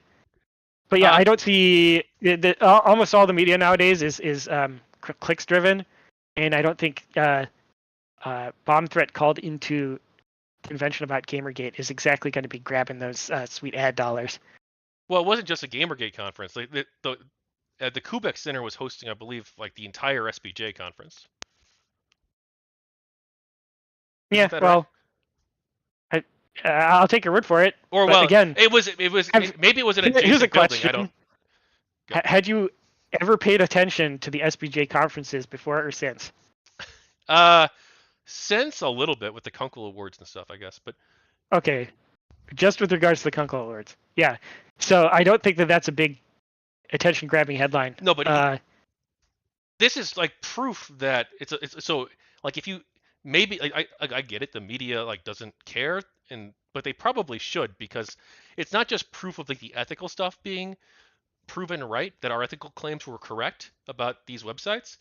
It is a huge fucking deal that like the media completely botched this story so bad, and What like angle would they have to work airplay though? airplay is really exposing Okay, that. let's do a little role play here. All right. You are working for the Huffington Post. You're a journalist. You have vaguely progressive leanings, and you're on a quota. You need to get a certain number of clicks a week or a month, right? Okay, now give me a headline that both doesn't violate your priors and also will get a good number of sweet, sweet clicks. Um, I don't know. I bet. Well, we do know that like some journalists did cover GamerGate fairly, and they did like get quite a bit of attention for it. Like Eric Kane, David Auerbach, right? Kathy Young. Like people did cover this. Ezra Klein even. Um, and like they were able to like do that and also still be widely But like respected within you their used profession. Arbok as an example. He was already like positioning himself as kind of a outsider journalist, right? Sure, yeah. Like like him being the I'm gonna go Gonzo on this hashtag on Twitter. That was already his beat. Yeah, I mean, you look, you raise a very interesting point too, which is how are they going to cover this? But I think if they did say, hey, look, I've investigated this, they do like a really long, like thoughtful piece on it. I've Long investigated and this. thoughtful. There's your problem. Yeah, you're not wrong. It's the time to clicks ratio. Yeah, I mean, you're not wrong. It's an issue with the industry that is causing major issues. Yes. Do you have any thoughts on other GamerGate panels like the South by Southwest Save Point panel or my panels at Arch Anime and Natsucon? Uh, I I didn't follow any of the panels honestly. The only panel I watched was Airplay, and the other panels were kind of I don't know. I was not interested at that point in time. They just felt like lesser Airplays, no offense. Oh, none taken. You're fine. All right, so I think you might have some insider knowledge on this one. Yes. Some people believed that Gamergate should have ended after SPJ Airplay. QQ, what did you think? I think I made my thoughts very, very clear. But I'll go over that event again. Because I did some things wrong with regards to that as well, and I'll tell you exactly what mistake I made. There was after SPJ Airplay, and this is something that had been teased a lot beforehand. Remember Oliver Campbell's "This is Splash Mountain" type of spiel?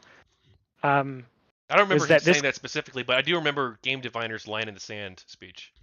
Yes. So there was a lot of talk about Airplay's it's over after this, and both from the perspective of it's a consumer revolt and it's a hashtag, that really didn't make any sense to me, right? Like the people who use the hashtag should decide when it's over, not some small group of people.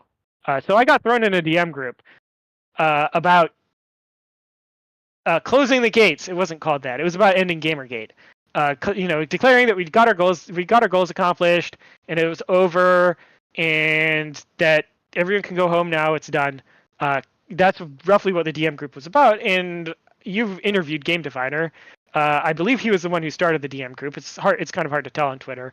And it was Game Diviner and a bunch of e-celebs of various levels of notoriety. And they were all talking about ending the hashtag. And at that point of time, I did not like the e-celeb circuit very much, so I had my own set of concerns, right? And Game Diviner kept saying, "Oh, I reached out to this person and they're on board, and I reached out to this person and they're on board." And then he said, "I reached out to Sargon and he's on board," and I just saw red at that point. I was mad. I was pissed off. I specifically because Sargon was mentioned, and I really didn't like Sargon. So at that point in time, I wrote down a post. I said, "Hey, Game Diviner, here's my plan for how to end the hashtag. Give this to Sargon. See what he thinks of it." And I gave him this paste bin, and the paste bin was a mix of what I genuinely thought, and we do a little trolling. If you know what I mean. Oh, very much And so. You are the puka. yes, so he did end up passing that post along to a bunch of people, I think. Although I don't think he read it himself until after he passed it along. And it made itself to the Ralph Retort, I believe, who leaked the plan to ending Gamergate. No, that's not true. How did you even get this wrong, dude? Yeah, who leaked it? It was me. Who was it leaked to? Okay, you leaked it to who? But so I leaked it to everywhere, dude. I Okay. leaked it to GGHQ, V, maybe even Revolt, dude. I don't know. Kotaku in action. Um, I did a well, actually not. Sorry, I didn't do the live stream. I joined someone else's live stream, but that was later. And I tweeted. I I might have DM'd it to like a bunch of people too. And Ralph just happened to see it before everybody else, so he jumped on it right away. And then Mundane Matt Okay. jumped on it, and then a bunch of other people were like all Yeah. talking about it. You did a live stream on it, or somebody did, right? I did a live stream, yeah, where I was. Sargon did a stream on it. Everybody did a stream on this shit, I dude. did a live stream where I was quizzed on it because everyone knew that I wrote it at that point in time, which was hilarious. But honestly, by leaking it, you kind of helped me out. Like I said, my entire motivation was that I was pissed that a bunch of ecelebs were trying to end the hashtag. I wanted Game Diviner to reach out to more people to get more diverse perspectives because I thought it would change his mind, and it didn't. The main one that dissented was actually from the Honey Badgers, if I recall. Allison Tiemann, I believe, disagreed. According to Game Diviner, I didn't see the DMs, but Yeah, again, everything that I saw was hearsay, and apparently him reaching out to Sargon was like very minimal, but I took that as Sargon is on board, and that really ticked me off because I was in that group before Airplay where Sargon was with all the Airplay panelists, right? He had a little private Skype call with all the Airplay panelists and a bunch of VCelebs, roughly telling them what angle that they should take on it, and they completely ignored him, thank goodness, because I thought his advice was terrible. But one of the things that he was doing is try and make Gamergate out like it's a very, very small thing so that this was my interpretation of what he said. Try and make it out like it's a very small thing so we can wrap it up here. We can wrap it up and stop talking about ethics and games journalism finally or whatever. So when I saw Sargon was on board, that pissed me off because I was like, oh, this is him trying to end the hashtag again. Let me see what I can do to put a stop to this. And so I made that troll paste bin that, again, is a mix of what I genuinely thought and what I thought would get the job done. now Game Diviner came to me and was Yes. talking about how he had all these people. And at first, I tried to talk him out of it. I'm like, Mhm. well, no, look, we can't end Gamergate. Like if you want to do this, you shouldn't be talking about it in DMs. You should be talking about this publicly. Put your idea out there, see what people think about it, and end it in a more democratic way. If you really think that's the best way forward, put that notion forward. Maybe people will accept it. Maybe they won't. Rather than DMing, all these people in private. That's what I said. And then it seemed apparent to me, at least at the time. Again, I was like a 20-year-old kid. So, it seemed apparent to me that he wasn't going to change his mind on this, or I thought he wouldn't. So I decided to do a little bit of trolling myself, and I pretended to go along with his plan. Got him to reveal a list of names of people who backed it, and he shared your thing with me too, your paste bin. And I reached out to you thinking you were in support of the plan because you, I guess, were pretending to be supportive of it as well. So, and we had this whole thing where you and I were talking, and I guess we were both on the same side of the both let's not end Gamergate camp, but we both thought that we were in the other camp. And so I was talking about how I was going to like nuke all these different Gamergate sites and have them redirect to GG Revolt. um, Pretending to go along with this plan. Because I owned like the GamerGate, some of the forum webs. I owned the GamerGateForums.com, I think it was, and the Commission website, and obviously had like hundreds of videos and shit too. And I was gonna have like all of it redirect to GG Revolt, with the idea being that like I'm deliberately trying to sabotage. We're ending GamerGate, and like I was um, trying to see also like if I put Revolt in there, how would you respond to that idea? And then I leaked everything after I got all the DMs with you, and I exposed this to the public. Yeah, and so this is where I made my mistake. I spent the next like 24 hours in continuous interrogation over that. So I was completely drained because everyone thought it was me who came up with the plan because I was the one who wrote the paste bin. So I got pulled onto all sorts of live streams. I got questioned by Seattle for Truth in classic Madigs style. Only true ones get it. Yes. Anyway, my mistake was I was like, in the interest of transparency, I'm going to post the DMs from that group. And I took a bunch of screenshots of the DM group and I posted them, but I very specifically edited out Cult of Vivian because no one had said that Cult of Vivian was in there yet. So I didn't want to leak that Cult of Vivian was in there, and I should not have done that. I should have just posted them plain. I don't remember why I did that, but I should have just posted them plain. That was my big mistake there. I shouldn't have ran interference for Cult of Vivian because, well, let's be honest, she certainly wouldn't run it for me. I don't know. I mean, I am on good terms with her. I don't have an issue with her. We don't talk, Yeah. or like now or anything, but like back then we were not super close, but we talked quite a bit. Well, anyway, in interest of transparency, I should have posted the entire DM conversation. It made it really unclear what was going on with Cult of Vivian's messages omitted, and it wasn't exactly the most honest thing I could have done. I should have just left her in there. Well, it was a decade ago, bro. Like no one really cares at this point. Yeah. Yeah, and hindsight's 2020, so. Have you seen the Airplay documentary that recently came out? No. It's pretty good. The first half, because it's two parts. The part one is amazing. It focuses on the games journalism aspect. Part two, I'd say, is still pretty good. The director is he's very good with the facts. He sticks to the facts. He doesn't like editorialize too much, especially in part one. He just has it does a pretty good job. Even like the anti-GamerGate people said that he did a really good job with the first half of it. Now the second half, it's a little bit more disjointed because well, the real life Airplay second panel was disjointed, and that sort of carries over into how the documentary is disjointed as well. But it's not like bad. It's pretty good actually. It's just that it jumps around to so many different areas and covers so many different things, and he he doesn't pull punches at all, dude. This guy, Raymond, he's got the receipts on the anti-GamerGate people, and boy does he let it show in part two, which is good. I mean, that's factual information.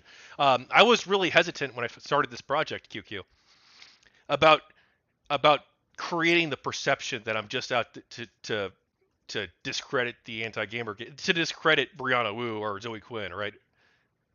Or Sarkeesian. Like, I didn't want people to think that like, oh, this guy is doing this whole thing just so we can discredit these people. And like, I didn't know like just how bad some of the stuff that they did. Well, Anita, or not Anita as much, but like Zoe and Brianna, I didn't know just how bad some of the receipts were. Yeah, well, you wouldn't have to do much to discredit them. They're pretty good at that themselves. I mean, obviously not, given that like half the country, or half the people who paid attention to this shit, or maybe not half, but like some large numbers, like believe them, right? Yeah, well, that's more due to social pressure than anything that they're actually doing.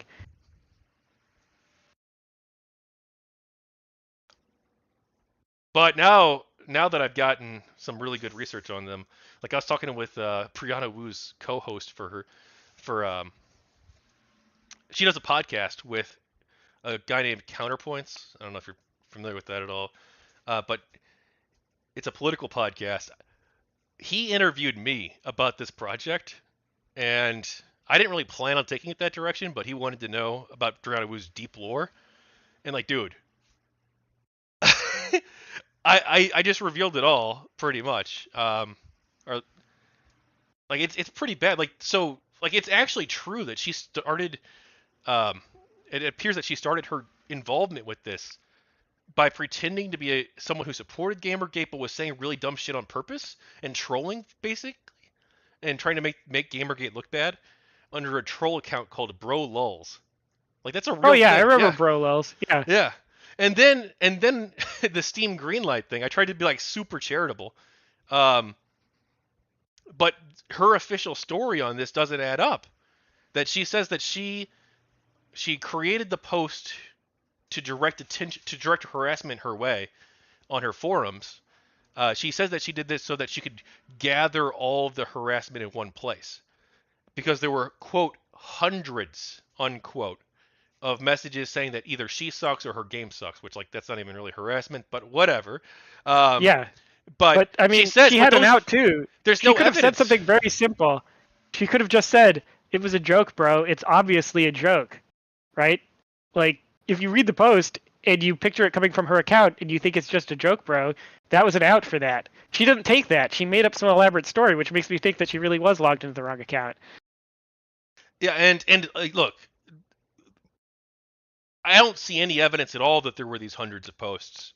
Now, it's possible that there were quote unquote hundreds of posts, theoretically possible, I should say, extremely unlikely, and that they all got removed before anybody archived the forums. Like Yeah, I that could mean, have happened, this is but habitual. it doesn't Whenever, seem like it's very likely. And I should provide one.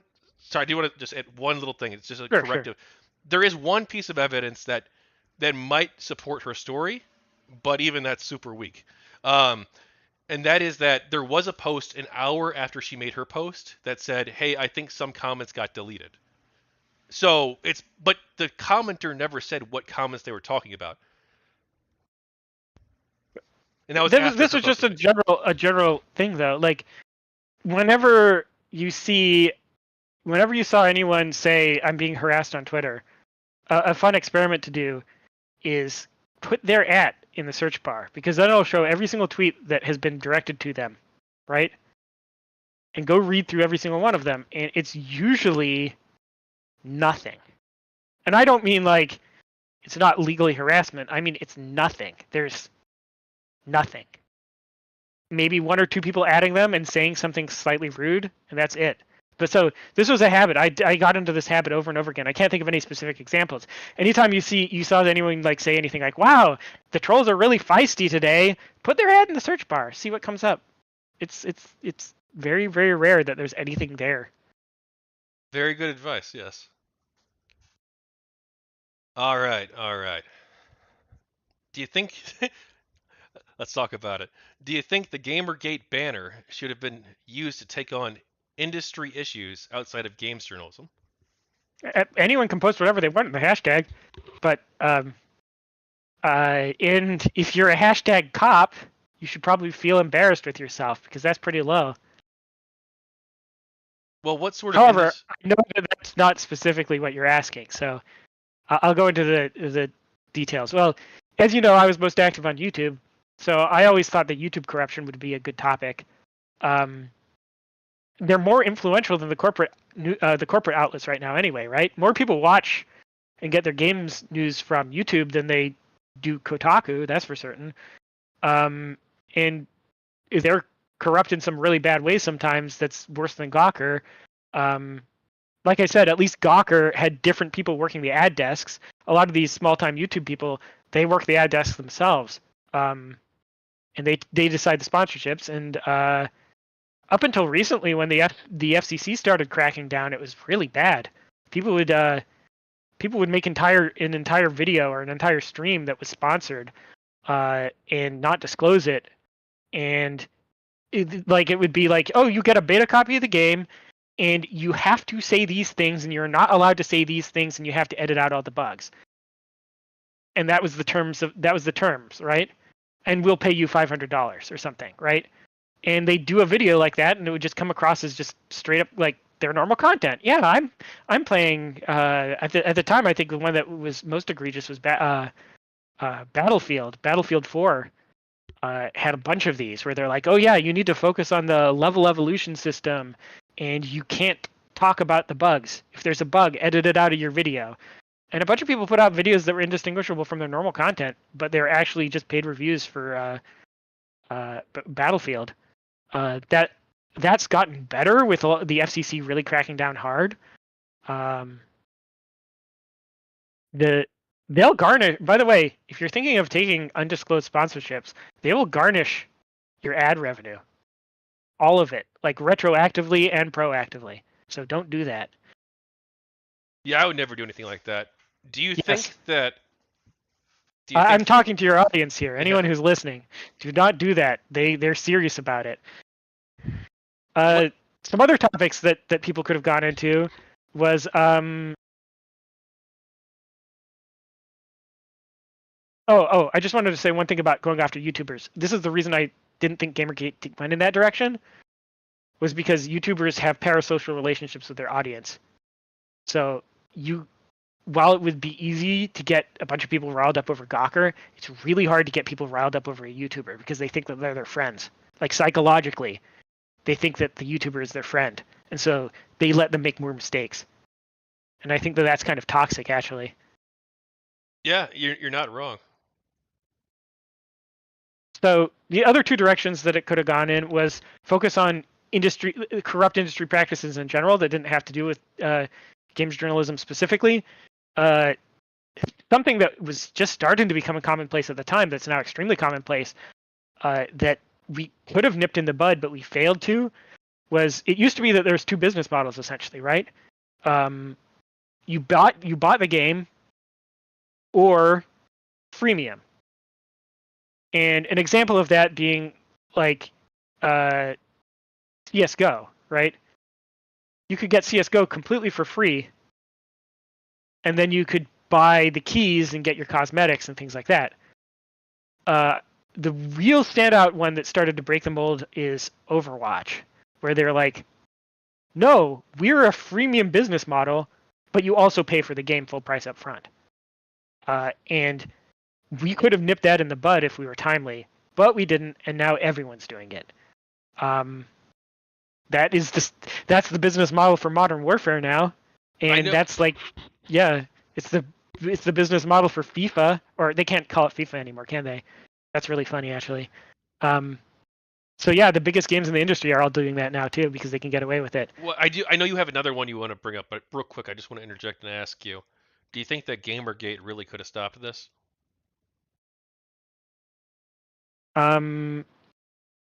Possibly. I mean, here's an example, right? Do you remember Battlefront 2? Yes, big controversy at the time. Yes. Yes. So Thydron talked about this a little bit, but didn't really go into depth about it. There was a boycott effort on Twitter, and people in the GamerGate hashtag were allergic to the idea of boycotts, and that was partially because of a bad meme that Roguestar planted, which is the idea that if you started boycotting game devs, then you were all the game devs would have to leave the movement, which again doesn't matter if it's a hashtag, so that's kind of nonsensical. But also probably wasn't true, and also why did we have game devs in the first place? Never mind. The other thing was people were addicted to their franchises again, right? They wouldn't want to boycott so hard that the next game in the franchise wouldn't come out, which is what I mentioned previously. So I think that those are the two reasons why boycotts were never successful in the GamerGate hashtag. However, the Star Wars Battlefield 2 boycott was actually successful. Like, it caused calculable revenue damage to EA, and they changed their business model. The business model for that game is completely different from what it was originally intended because of the extensive backlash. So yeah, I think that if there was any life left in the hashtag and it was directed towards that type of industry practice, that yeah, you could have made a difference, but it's too late now. Okay, and I do want to follow up before we move on to the third item.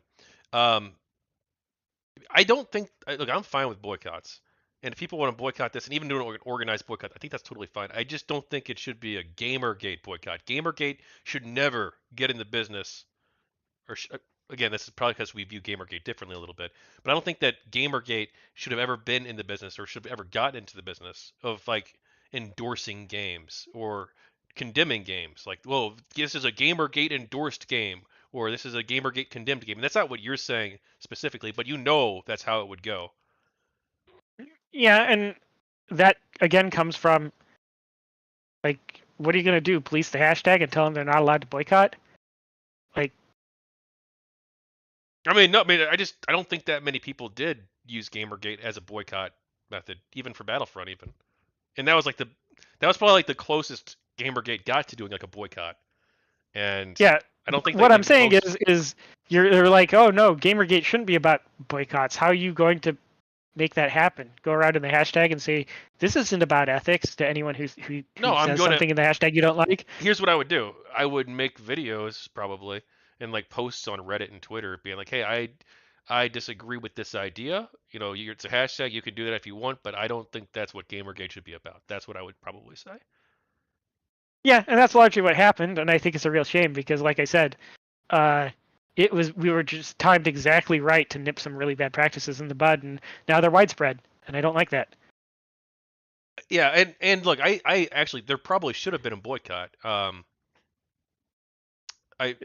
Although there is one I thing I do want agree. to say I about just that might just settle this between us. The point of using a hashtag is to put your tweets in front of like-minded people, right? yeah. I think at that point in time, two forces were working against the GamerGate hashtag that were preventing it from being used for any purpose, really. The first of which is that, no, actually, this is pretty much it. Twitter killed hashtags. They just murdered them. They took them out back and shot them. Do you see anyone using them anymore? I mean, I still use them sometimes to promote stuff. But no, it's they have completely. Well, they've done so many different. They've done it in so many different ways too. Like they've changed Yes. it so you can't get them trending anymore. Yep. They have to like be pre-approved, or it seems that way. Yeah. And they've done a whole bunch of different stuff, and they've also like made it so it's less prevalent on the website. Like you can't like it used to be right on the sidebar. Here's all the happenings, the big Yeah. hashtags that are blowing up. Now sometimes it's a hashtag, sometimes it's some sporting event usually, not even a hashtag, um, and all The sorts of best stuff. is when it's some celebrity that has a name that's a common word. And Oh so yeah. the word appears and you click on it and you just get every single use of the word in history. Oh, is the Republican debate happening tonight? I don't know. I would say, oh no, you're competing with that, but I don't think anyone who'd be interested in this is interested in watching that, really. Well, actually, I've covered the first two debates on this channel. Oh no, Yeah. I'm cutting into your debate Oh no, time. you're fine. I didn't cover the last one. Though I did watch it. Um, yeah, I'm sure all the other political streamers are talking about it right now. Yeah, you get to talk to the puka, so Well, that's hey, way better. it is way better. Well, but I want to check out that debate though because I think it well, first off, do you want me to do this? Is way fucking off topic. We can not go this route if you want. I don't know where you're gonna go. Okay. Well, I I was don't like gonna. the smell of it. What do you think that Trump's going to be the nominee, or do you think that once there's like one candidate against him for the primary, that it's going to be actually competitive to some extent? Oh no, I'm not touching that. All right. That's not really relevant to Gamergate anyway. Sorry, you have a third perspective you wanted to talk about regarding a third practice. Where it could have gone, yes, and that was journalism in general. Instead of gaming journalism, journalism in general. You know, it's it's interesting that you say that because here's what sort of happened with Gamergate.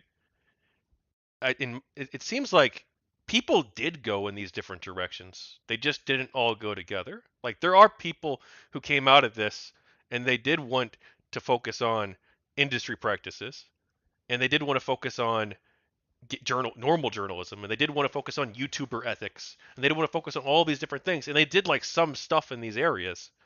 But it never gained traction in the same way that ethics in games journalism, quote unquote, did, or that well, yeah, ethics in games journalism did, right? I know that you wouldn't, Yes, or other things like even artistic freedom, like these things yeah, blew and up in more than that ethics in normal journalism thing did. I think ethics. Okay, so the first two have a very specific reason for that. YouTubers, it's really hard to go after them, and you see this all the time on Twitter because of that parasocial relationship. Everyone thinks that the YouTuber is actually their friend, and it's just human psychology, right? That's just how the brains work. Um, and with regards to industry practices, people were afraid of killing their franchise, and I think that one of the reasons why and people made videos about this all the time. They're like, oh, if we hurt the gaming industry too much, then they'll stop making games. And I always thought that was crazy, stupid argument, but whatever. The reason why the Star Wars Battlefront 2 thing was so successful is because at that point in time, everyone was kind of bearish on Star Wars in general. No one was afraid that they weren't going to get another Star Wars game. They knew that franchise was going to be milked for all it was worth, regardless of what you boycotted, right? So the reason why those two never took off were both essentially flaws of human psychology. That's why pukas are better. How much do you play into the persona of being a puka, a trickster? Exactly as much as you see here. I mean, mostly I just see us having like a normal conversation. Are we now? Well, I guess we'll find out. Or maybe we won't. Maybe it'll be left for the audience to interpret as they see fit. Correct. Some quote unquote Gamergate supporters believed that pressuring advertisers to pull out would be a good way to convince gaming publications to initiate ethical reforms. What did you think of this strategy? Yeah, go for it. I mean, the main problem with that strategy was that they kept doing the same thing for too long. It doesn't work. You need to always stay on the attack, but if you just keep doing the same thing over and over again, it stops working. Did you support contacting advertisers over ethical violations only, or for other reasons too, such as political opinions? I mean, let's be whatever works. We can be, if we're honest with ourselves, the most successful one was over Biddle's tweet, right? His Probably. tweet was pretty tone deaf. Yeah, whatever works. But that wasn't really a political opinion. That was more of like a social opinion, I guess. He wanted to bring back bullying. Yeah, that doesn't have anything to do with ethics in games journalism, but it certainly worked. Yeah, it did, and I think that I'm pretty fine with that. Though, is that anti-free speech? It's more speech. You're But sending emails. That's more speech. You're, it's more speech in a very specific context. it's layers upon layers of opinion. You're giving your opinion on someone else's opinion. Yeah, I'm probably fine with it. But like, you could see a world, and maybe we already have. Some people would say, where like every single publication is getting their advertisers pulled just Oh, because that's they already have happening. opinions that they don't that are not that some people don't like. Yeah. Well, I mean, you can see that happened already. That has been happening. It happened for decades before GG. It happened for decades after GG. I can say decades after GG. That's terrifying. Hey, it's only the ninth. We're on the ninth anniversary, sir. We're not on the 10th yet. Okay, fair, fair. I can breathe a sigh of relief. Do you think that by going after the money of allegedly corrupt gaming sites, that people involved with Gamergate or talking about Gamergate, made it more likely or less likely that the publication would be willing to work with them to initiate ethical reforms in the future? No effect. They don't care about your hashtag unless they can make money off of it. So maybe they cared enough to have a single article with a clickbait headline, but other than that, they don't care that you're going after their advertisers with regards to their actions. They're going to keep doing what they're doing. Uh, they're. I'll get into that more when we start talking about burgers and fries. Okay. Uh, for a lot of people, including myself, Gamergate involved a component where it was about artistic freedom as well. Did you care about this topic at all at the time? Yeah. Well, hey, I have a question for you. Sure. Okay, so this is just a hypothetical. Let's say that instead of calling themselves journalists, everyone involved had just said, "We're artists." Would they have done anything wrong? Yes, because I don't think that they are artists in the same way. I don't think that they are. Perhaps you can make an argument that like, oh, many things can be art. Like for instance, like this project could be seen as an artistic work. It does have certain artistic elements to it. That's true. Um, but what I'm like trying to fundamentally do with this project is inform the public about something. And I'm trying to inform the public in a way where I'm presenting myself as acting in a fact-based, real way. And so are the games journalists. And so therefore they aren't just artists. They do have like an obligation to be ethical and honest in how they approach their promoting of things that are supposedly true. All right. I really didn't have anything to say about that, so I was just throwing that out there, seeing what you say. I like that as you say it, your VTuber eyes started to squint.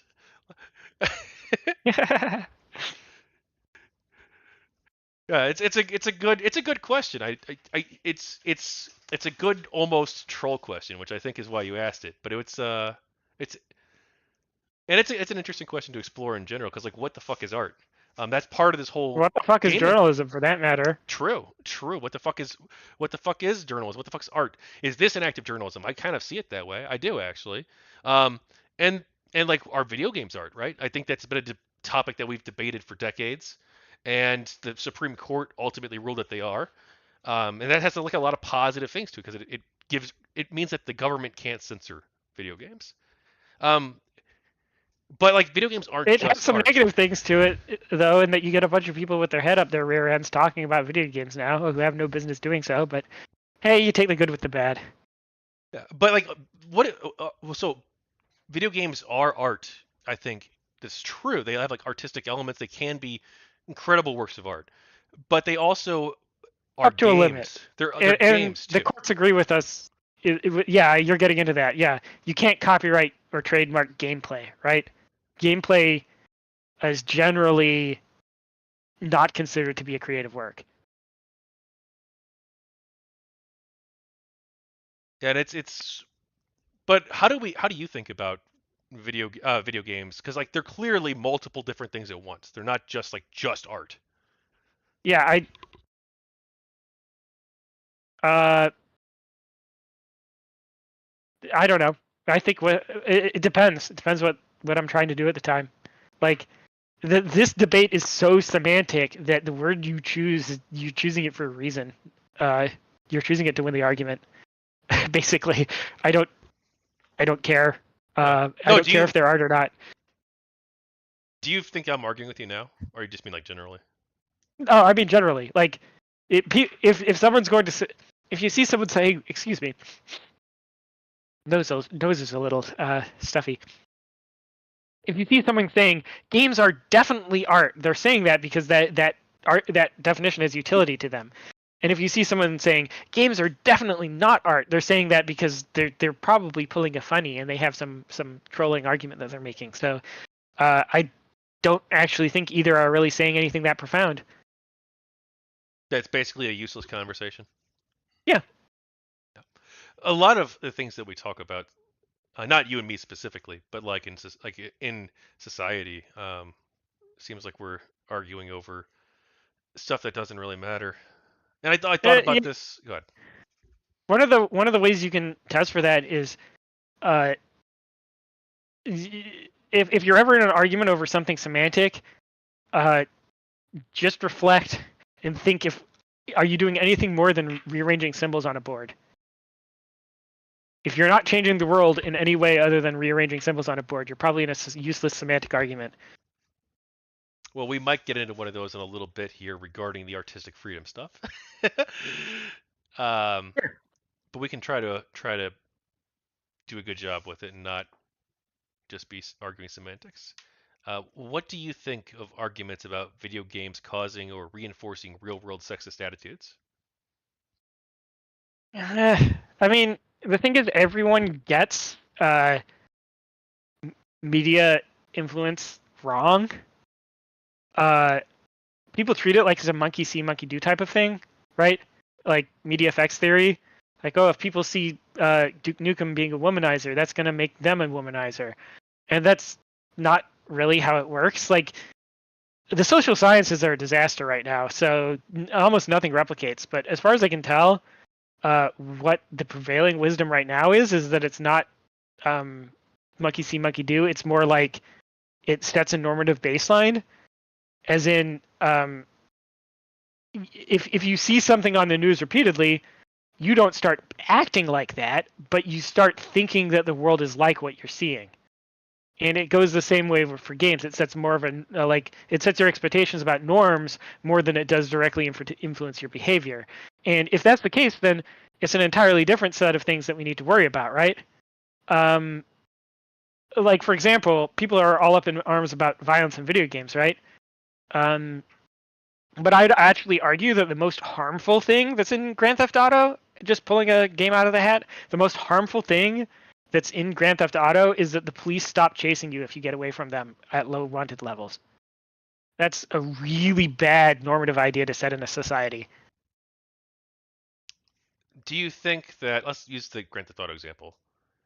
Do Yeah. you think that someone who plays Grand Theft Auto might think that this is how it works in real life and therefore Yeah. decide to commit crimes because they think they can just drive, they can get away from it really easily, essentially? No, but I do think that there's probably someone who has thought, if I just floor it, the police will give up eventually. Oh, sure, there's people who think that all the time, but like that's because it's like partly true. Not necessarily And because because people of are dumb. Grand Theft Auto. Yeah, not because Well, of Grand Theft Auto though. but I mean, that's an example of the most harmful idea in Grand Theft Auto. Probably is that you can just get away from the police and they'll stop chasing you. And I think that idea has entered society in a really bad way, and it's partially responsible for a lot of problematic interactions with police. People think that they can end an interaction with the police if they're tricky enough, and that's not a good survival tactic. No, no, it's not. Though, like, obviously, it probably should be pointed out that, like, it actually is true that most areas of the country have, like, really, really low um, rates at which they solve crimes, with the clearance rates is what Yes, they call them. And, like, that yeah, actually, like, is clearance a rates are real low. phenomenon. It's like most people, I don't know about most people, but, like, a lot of people do get away with crimes. I think that's a bit of a different phenomenon though. Like clearance rates are low because communities where a lot of crime happens are very insular and they don't like snitches. Because that's not necessarily you're seen by the police and then you flee the scene because you think you can get away with it, or the police have you almost in their custody and you think that you can get away from them. Yeah, obviously, that's how a lot of these people in these bad videos die. Um, anyway, bringing it back to this, do you think that the game developers have a moral obligation to make games that don't promote harmful messages? It depends. I mean,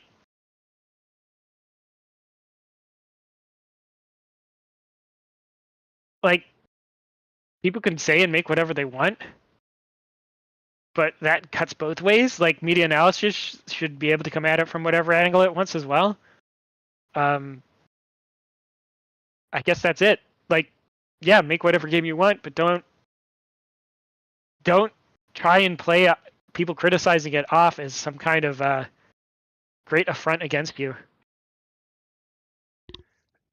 I know you've already mentioned the violence portion, but I do want to ask, what do you think of attempts to link video games to violence and/or censor games in the past due to violence or perceived violence?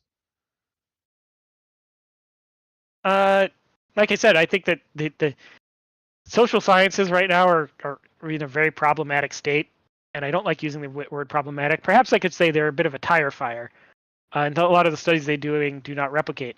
But I think the prevailing knowledge is that it sets that normative baseline. So violent video games will not make you more violent, but they will make you think the world is more violent than it perhaps is. Some political. And Oh, God. that could be a bad thing. I think that the effect is very small though, because I think that video games are absurd enough that people think of them more like Looney Tunes than they do ABC News.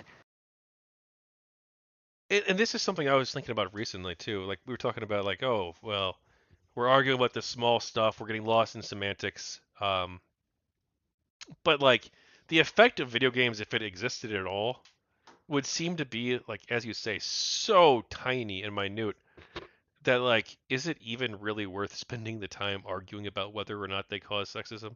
And if it's like 0.0001% at most. I think the ESRB has half of the right idea. That where you want to be really careful is exposing people with developing minds to certain things. But I think that what they're worried about is the wrong things. For example, uh, I think people know generally what level of violence their kids can handle pretty well themselves. Uh, and most violence in media is probably the scale on which you want to judge it is not how violent is it. Is there blood? Is there guts? Is there gore? Which is what the ESRB uses like as some kind of sliding scale, but more like is the violence justified? Is it morally correct or not? Right? Like I think that a game like if you're playing Tannenberg or something, that's and that's a very have you played Tannenberg before or No, Isanzo or any of the games in that trilogy? I've never heard of them. No. Okay, it's a game developer. I forget which one it is. They're trying to make a game about every single front in World War One, and uh, it's an impressive achievement. They've come up with 3 so far: Tannenberg, Isanzo, and Verdun. Um, and it's not like Arma levels of realistic simulation, but it definitely leans on the more realistic side of like how the weapons work and things like that. It's made for it's definitely made for like World War One nerds, and like I think that's very graphic. You shoot someone, they react like they've just been hit by a hunk of lead, and they'll be bleeding on the ground, moaning for a while. I don't think that's probably going to be a problem unless a kid is extremely skittish about violence. Like I don't want them to be up all night crying because they saw someone die. That's probably bad, but I don't think it's going to have a bad effect on their moral development.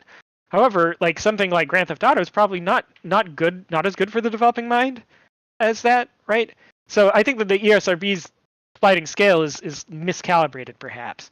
Like if violence is contextualized and is then it's not nearly as bad as if it's senseless violence or something like that.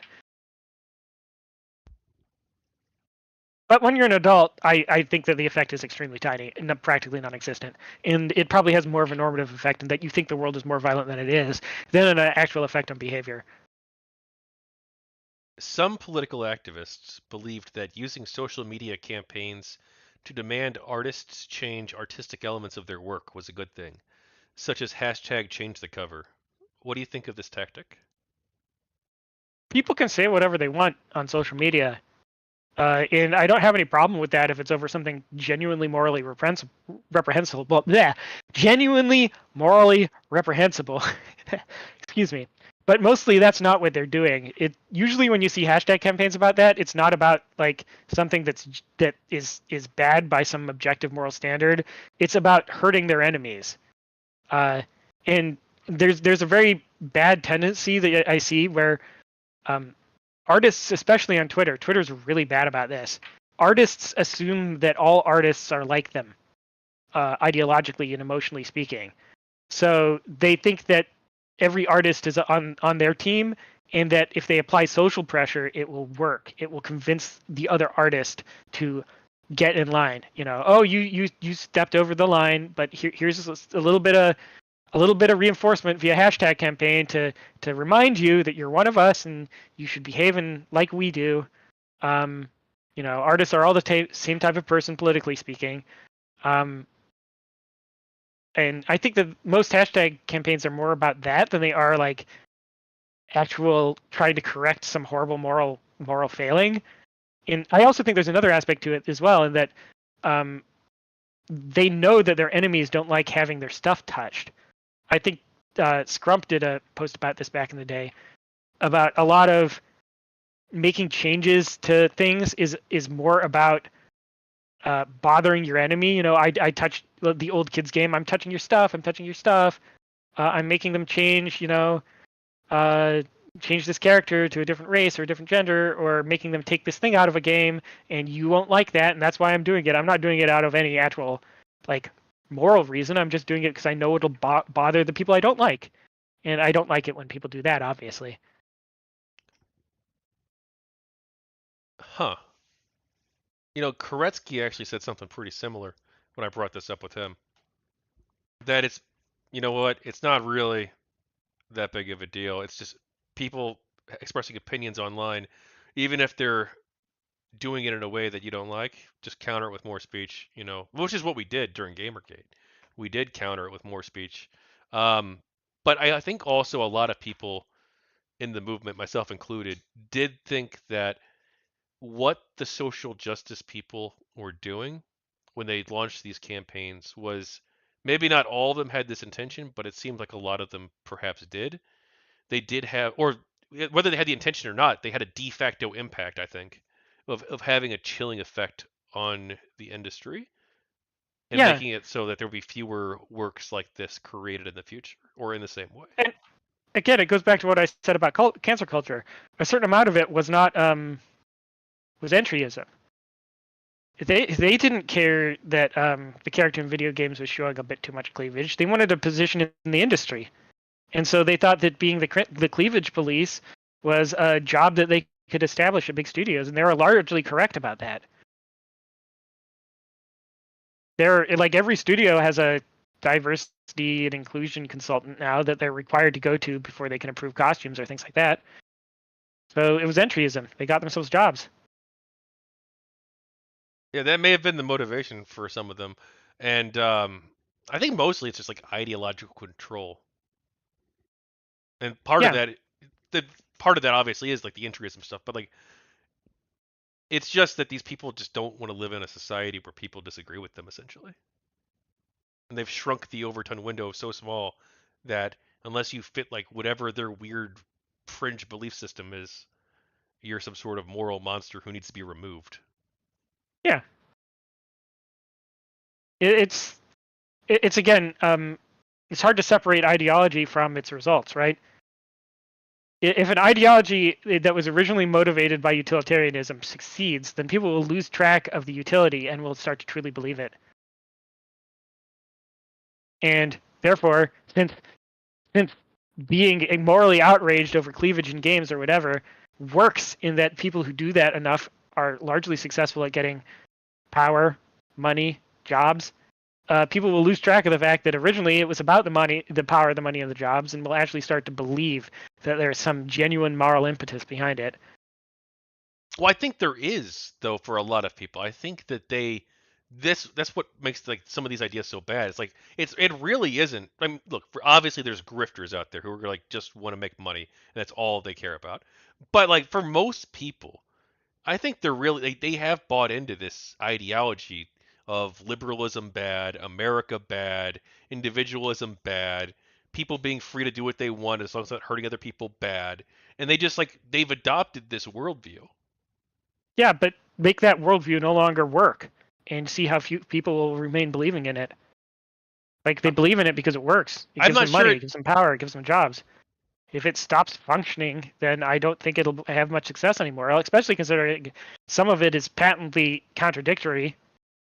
People actually have to work to believe some of these things. Well, it doesn't work for society, I don't think, but it Oh works yeah, for them individually. yeah, yeah. But most people aren't It's, making a buck off of this. Like the average person on Twitter who's participating in these cleavage police campaigns, they're not benefiting. They're not getting anything out of it. yeah. At most they're getting the scraps off the table of the people who actually end up getting these jobs, right? Well, not even then. I mean, like most people like don't they have like normal jobs. They work at like fast food restaurants and like Walmart and fucking like the construction sites and like offices and all sorts of, the trades and all sorts of different things. Like they have like real jobs in the real world. Yeah, Like but that's they most get to be people. part of a cool club with powerful people, and they get to do certain vulgar things with them, maybe at conferences. Do you think that there are lines between well, do you think well, I'm going to rephrase this differently based on your last answer. Do you think that there is a line at which point criticism enters into the territory of advocacy for censorship?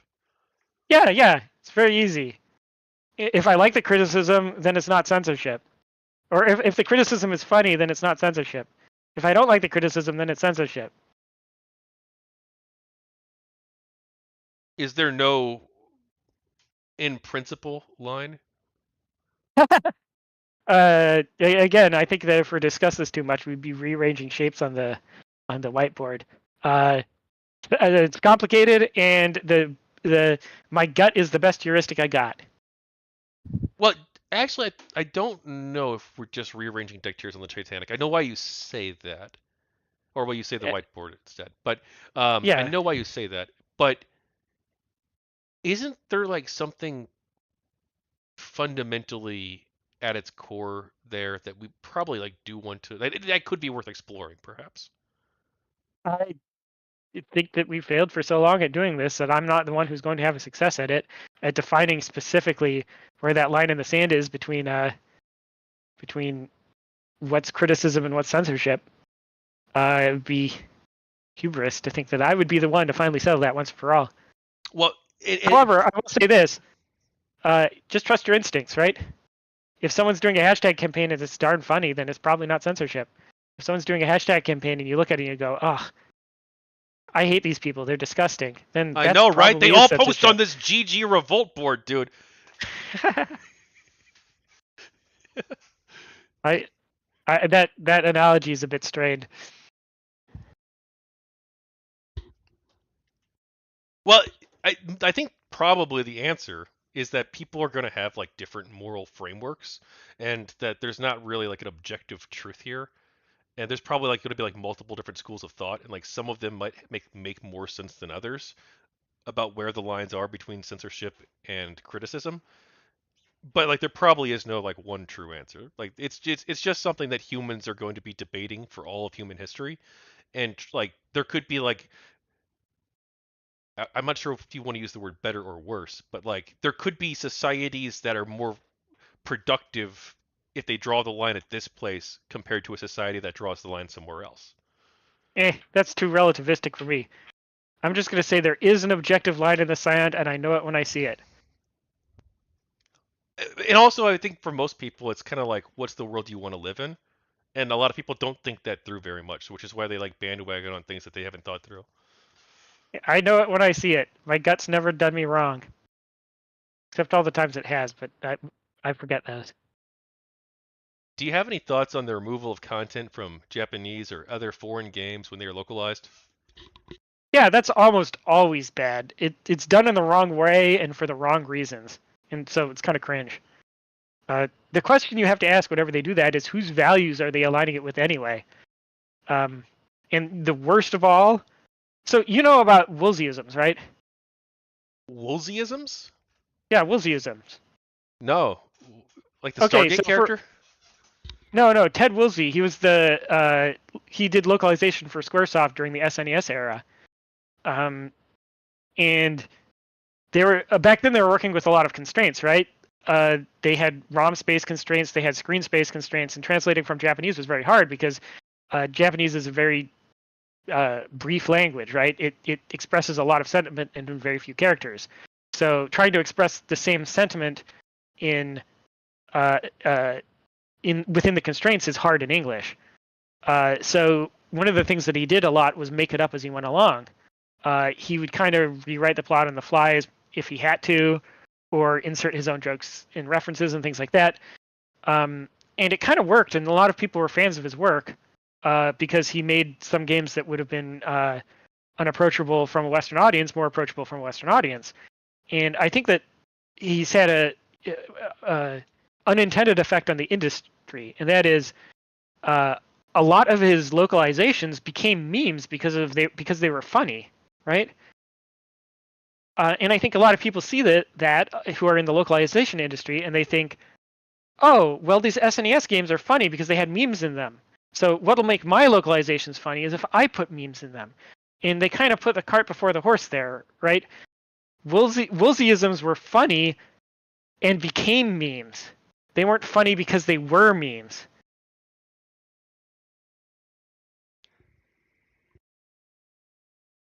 That's well, that's interesting. And obviously there's going to be that's a whole this is a whole umbrella that we could explore with like Yes. 15 different elements. And different people are going to care about different things. Like some people are really unhappy that they take gameplay elements out, like Fire Emblem Fates or like Ace Combat Yes. 3. Other people are going to be upset because they want the authentic Japanese experience, and they're not getting Yeah. that because you took out all the jokes about anime and you made them about Marvel movies instead, or whatever, right? Or that, and some people are just like have a really strong um, strong idea that they want the original artist's artistic work, even if it's less good quality. And then there's like also like you can't always directly translate things, so how do you do that? And it's like a separate like these are all different conversations, essentially. Um, Yeah, and I think that the big problem is that you get people who going into the localization industry who don't understand those concerns and instead bring an entirely separate set of concerns in to the table, and that is my entire life I've wanted to be a social reformer. How can I reform society through my localizations? And I think if you're going into it with that mindset, you're going to produce garbage.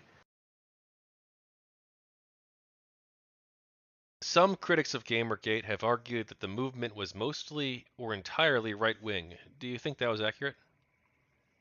Hashtags don't have political allegiances, but a lot of the people posting in the hashtag did. Adam Baldwin started it, and he was like, I would call him a milk toast boomer con. Um, but there are also like outright communists posting in it too. Um, I would say it was specifically anti SJW though, and I'm using that term, and I hate using that term because it makes it sound like I was dragged out of. You found me strung up in 2015 YouTube and just dragged me out here. Um, but um, the for example, the communists that you would see posting in it were the ones who are going like, "Oh no, my movement is ruined because these people have gone and made it all about identity," right? Um, so I would say that if you were like a SJW, for lack of a better term, woke tard, I don't know what they call it these days, and you found your home in GG, you were probably either like really lost or you weren't really an SJW.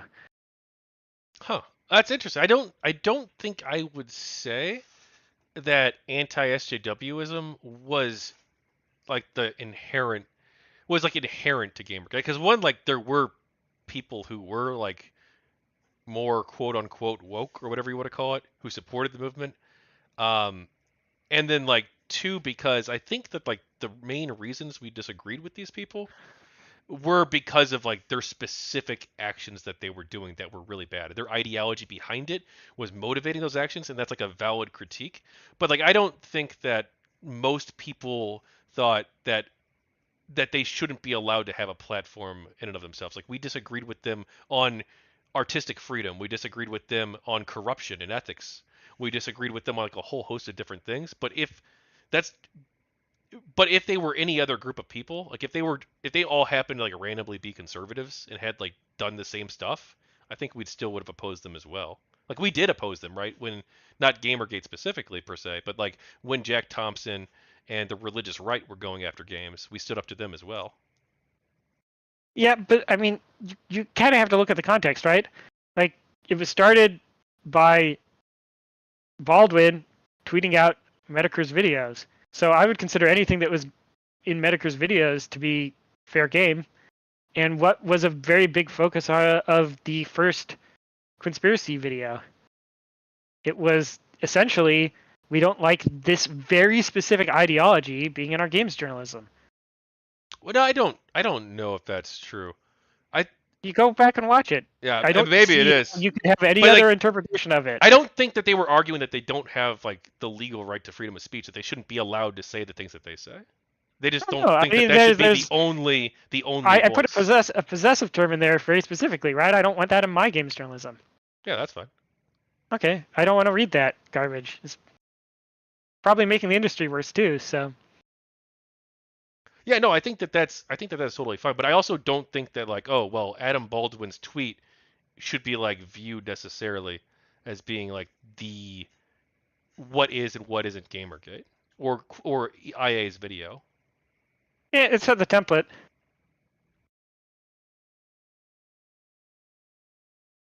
Do you want to talk about your political views or philosophy? Mm, minimally, I don't want to focus on that. All right. Real quick then, how would you identify yourself politically? Uh, vaguely righty. I don't know. Not alt furry. No. John Delarose is now the leader of Alt Furry. Were you the leader at one point? Yes. What was that about? Uh, do you really want to open that can of worms? I mean, fuck it, dude. We don't have to go Okay. super deep in it, but It was um yeah, let's not go too deep. I'll just touch the surface. Basically, uh, it, it was started by John Kelly. If you go back, he was the very first one to ever tweet alt furry. Um, and it was a joke. Whenever we would see anyone post something that looked like either it was a blend of furry stuff and right wing stuff, or it was a blend of furry stuff and like culture war stuff, we'd quote tweet it and say, "This is why we need alt furry," and we got a lot of people doing that. Even Mark Salmonfink was doing that because it was funny. And then we had roughly three groups who simultaneously started taking it very seriously. Um, One of them was Foxler and the Furry Raiders. I have next to no affiliation with Foxler and the Furry Raiders. I don't even think I ever got thrown in a chat with them before, but I may be wrong about that. I have no affiliation with them. And they're the ones who would wear the edgy armbands at cons. And I think they saw this as a way to get media attention, so they kind of glommed onto it and were doing their own thing. And one of the other groups that caught on was progressive journalists, right? Because they really, really desperately needed for there to be a right-wing furry cabal that they could write articles about. And do you want me to tell you a little secret about progressive journalism? Probably journalism in general. please do. Uh, if they reach out for you and you tell them a bunch of stuff, they will take it all on face value. Their extent of their research is vox pops. So whatever they tell you, they'll print it. Whatever you tell them, they'll print it, rather. We've seen many examples of this, like the Keller Cabal stuff. Yeah. Yeah. So I had like the Huffington Post comparing me to the Daily Stormer and things like that because I used edgy irony just like they do. Do you go to these conventions dressed up in an avatar that looks like, well, not an avatar, but a fursuit that looks like this? Why don't you go to one and find out? I tried to get my friends to go because I'm like, you know what? These people seem like they'd be pretty cool to hang out with. And they're all like, no, I think they're kind of weird, actually. Well, one person said that, I should say, not like all my friends. But plus, it's like thousands of dollars, dude, to get like all that stuff, isn't it? Most people just go in their human skin, their human outfit.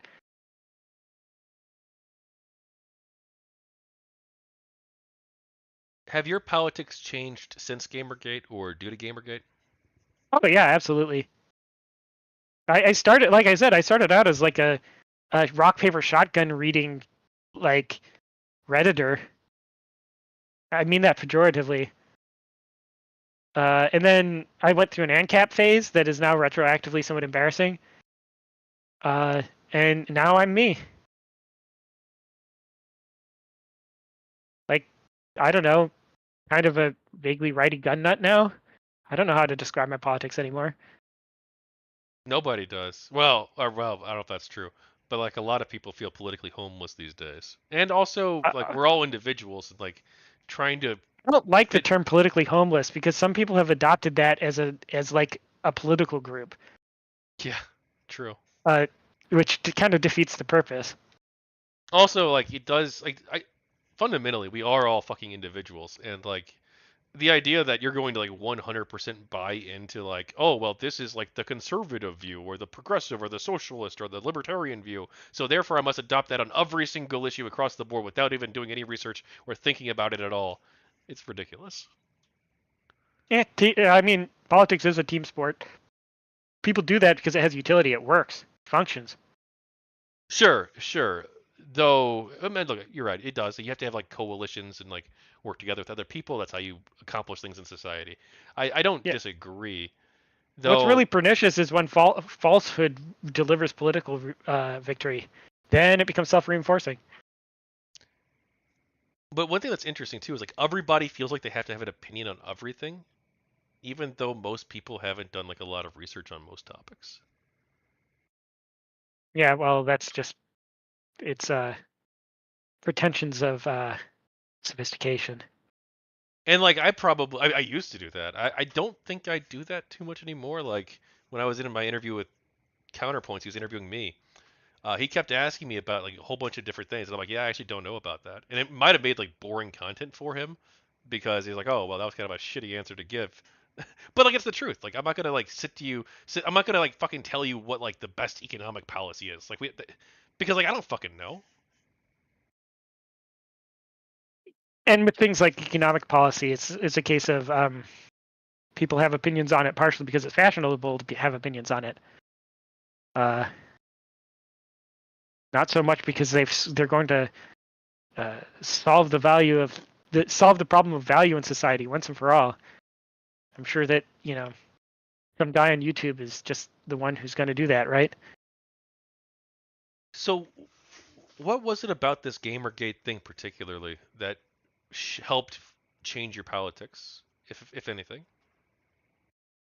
Um, Mainly that I learned that how much of a low information society we're actually living in.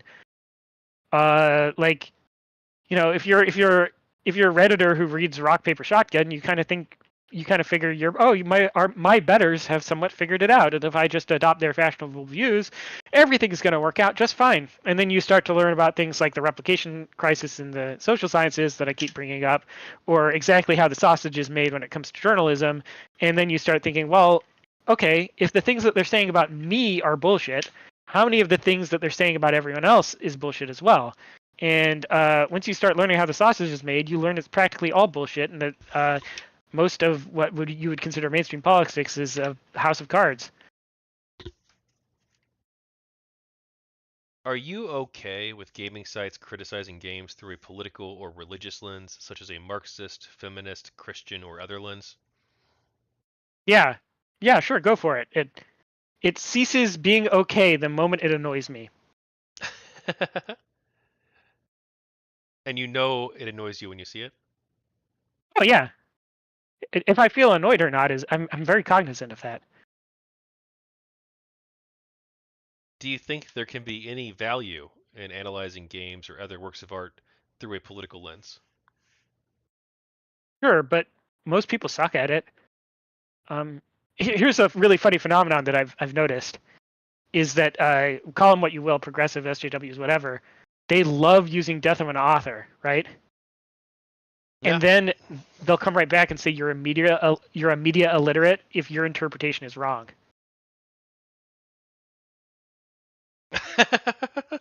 Yeah, I don't know if that's the same people saying that or not. I wouldn't be super surprised if it were, but I'm not delved too deep. But So, like, so we're back again to yeah. I mean, I don't think that there's any problem with it, but I think most people are really bad at it, and I wish they'd stop. some people, Referring to the doing analysis through a political lens or social lens or whatever. some people say that Gamergate was the quote unquote or quote first battle of the culture war unquote. Do you have any thoughts on that framing? I don't like that framing. I think it's like factually incorrect. There were multiple gates that preceded it, even, and many other events that preceded it. Um, I think that, and I think I'll get into this a bit more later. I think that the reason why everyone treats it as particularly notable is because it wrecked weird Twitter. And the overlap between weird Twitter and mainstream journalism is surprising. Well, weird Twitter elements of the something awful community and like the Yeah, social justice community were like all we're not like a circle, but there was it seems like there was something weird going on there. Maybe I don't know. yeah, there was. Um, Weird Twitter was weird. It wasn't all goons. it was mostly goons, but it wasn't all goons. Some people discovered it independently of goondom, right? Um, but like there was a guy who wrote a detailed analysis of weird Twitter culture and got death threats for it, right? You can look that up.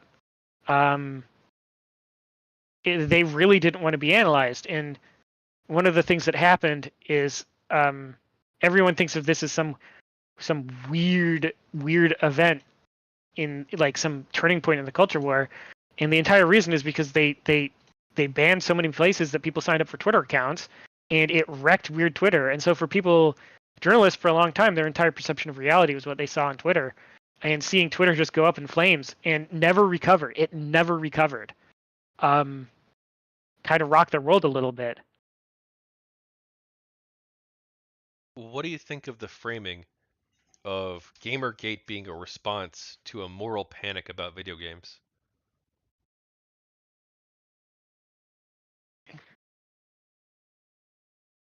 The reaction to Gamergate was a moral panic, but it was just a hashtag. Last framing question. What do you think of the framing as a battle between those who believed in classical liberal values like artistic freedom, free speech, and pluralism, and those who didn't? Uh, I think it was just a hashtag, and all sorts of people posted in it. You saw Sonar ads in it occasionally. You saw hammers and sickles in it occasionally. Uh, it was anything. It was anything and everything ideologically. So I wouldn't call it a battle like that. However, I will say framing it like that was a good for making content. A lot of people milked that. Didn't Sargon do that first? I don't know if he did it first. I mean, a lot of people came to that same conclusion because, like, I think a lot of people viewed it that way, and it wasn't just like the e-celebs. Yeah, I just don't like that framing. I think it's too much of a like pretty little package narrative about something way too complicated to like make a pretty little package narrative about. Yeah, that's how I saw GamerGate at the time. I saw it as like all three of those framings actually, kind of, but like mostly that one, um, or the moral panic one, because like I thought that like it really was the people who disagreed with us on this stuff, not all of them, but like the vast majority of the people who disagreed with us on this stuff, and we're trying to stop GamerGate, and we're trying to, in some cases, like censor games. Um, from our perspective, we saw it that way.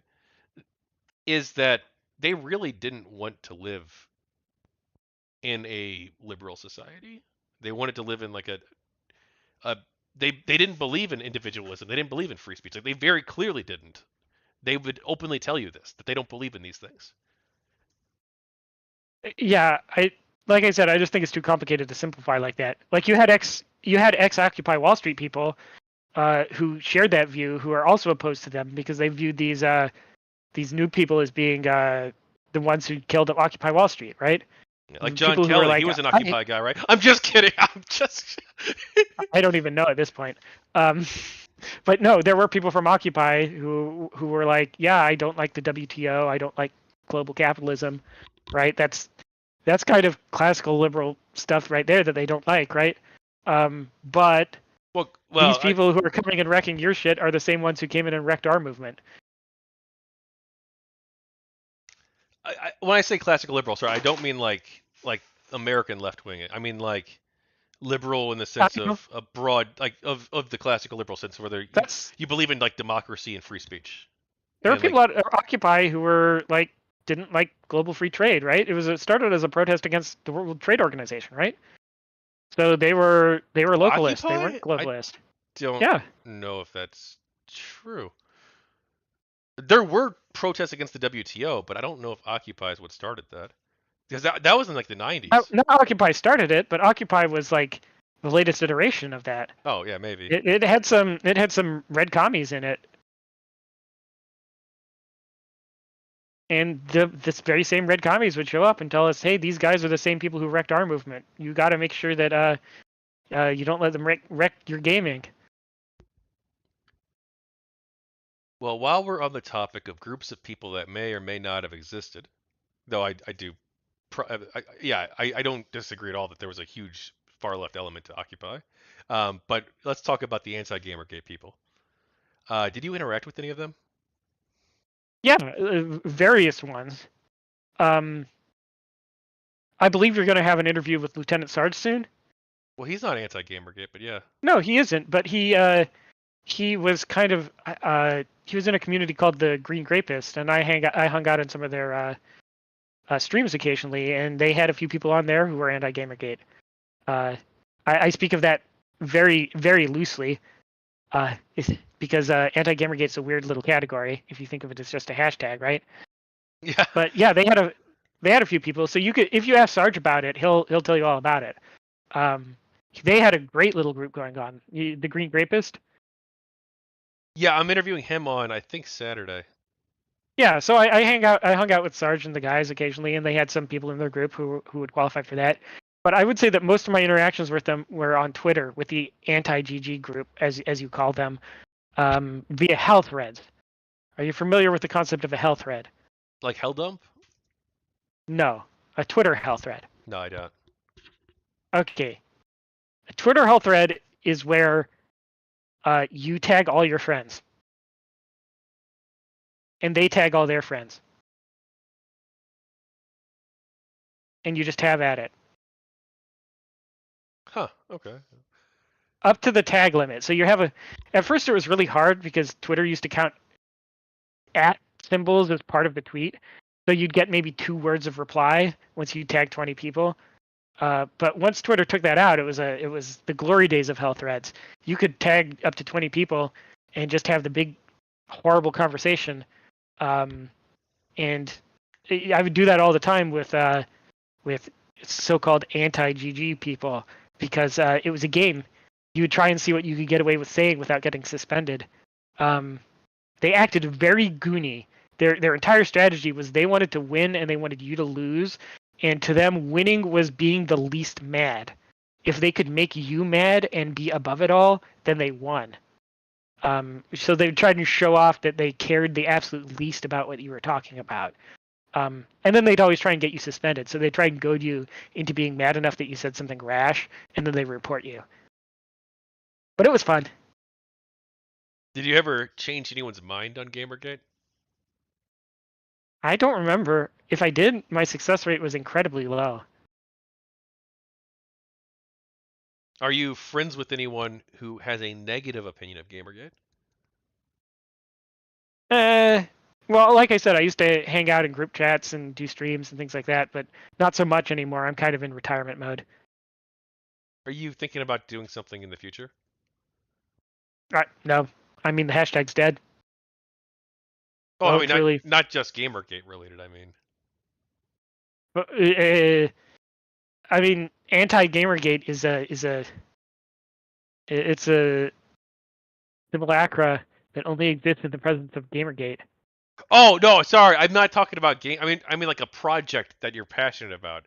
I just sort of like randomly threw that into this segment. Oh no. Maybe. Stay tuned. A day of reckoning is coming. No, I mean I'm not Papa John. Stay tuned. I might have something, but I can't promise anything. I'm kind of in retirement mode right now. How could the conversation about Gamergate have been more productive?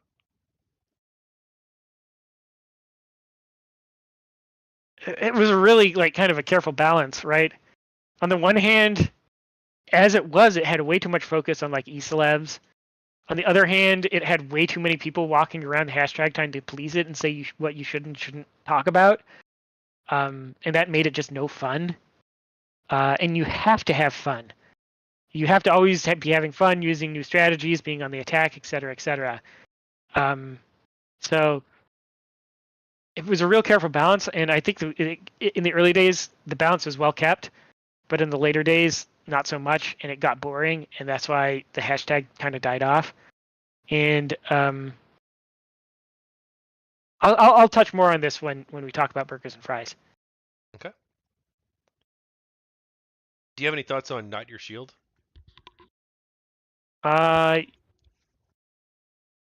Yes, yes, I do. I think that it was kind of basic. Like it how can I put this? Okay, here we go. They always try and goad you into doing a not your shield. That's what they try and make you do. Is they make you do a not your shield. And while it may be a good idea, they're making you do that for a reason. And that reason is it forces you to descend into identity politics as well, and that's the arena that they want to fight in, right? They want to fight in an identity politics arena. So if they force you to do a not your shield type thing, it's like home turf at that point. They tend to always do this. They'll always goad you. They'll always say, "Oh, your movement has no women or minorities in it," or "Your group has no women or minorities in it," or "Your hashtag, no one who's a woman or minority posts in it." And they're specifically trying to get that response out of you. And I don't know if there's really a good counter to it, because you have to tell the truth. You cannot lie, and the truth is really complicated. Some of the early Not Your Shield accounts were sock puppets. They weren't really women and minorities, actually. Well, only like 2 of them were, but But sock puppets that we yeah, knew. but if you rise to the occasion and tell the truth in that case, that yes, there are women and minorities, you're playing exactly into their hands. That's what they wanted. Now they've got you. You've thrown them into the briar patch, as it were, and now they're in their home turf. Because they're like, oh yeah, now this is all about identity. Great, this is where I win. Why do you go ahead? Sorry, I'll let you finish your point. Yeah, the problem is it causes you to lose track of your original message and start to elevate people just because they're confirmed to be women or minorities, and not because of any specific merits, which is again their home turf, right? So you're kind of damned if you do and damned if you don't. And in my view, it's just better to be a puka. Yeah. Do you think that, because they are making this argument, do you think that doing this not your shield thing to prove? I mean, it was minorities and women themselves doing it. I've interviewed the second person who ever used the hashtag, apparently, um, and they were trans at the time, though they've detransitioned since. Um, and they were just like, yeah, I was fed up with people constantly saying that I don't exist in this movement, and that I don't support this when I do.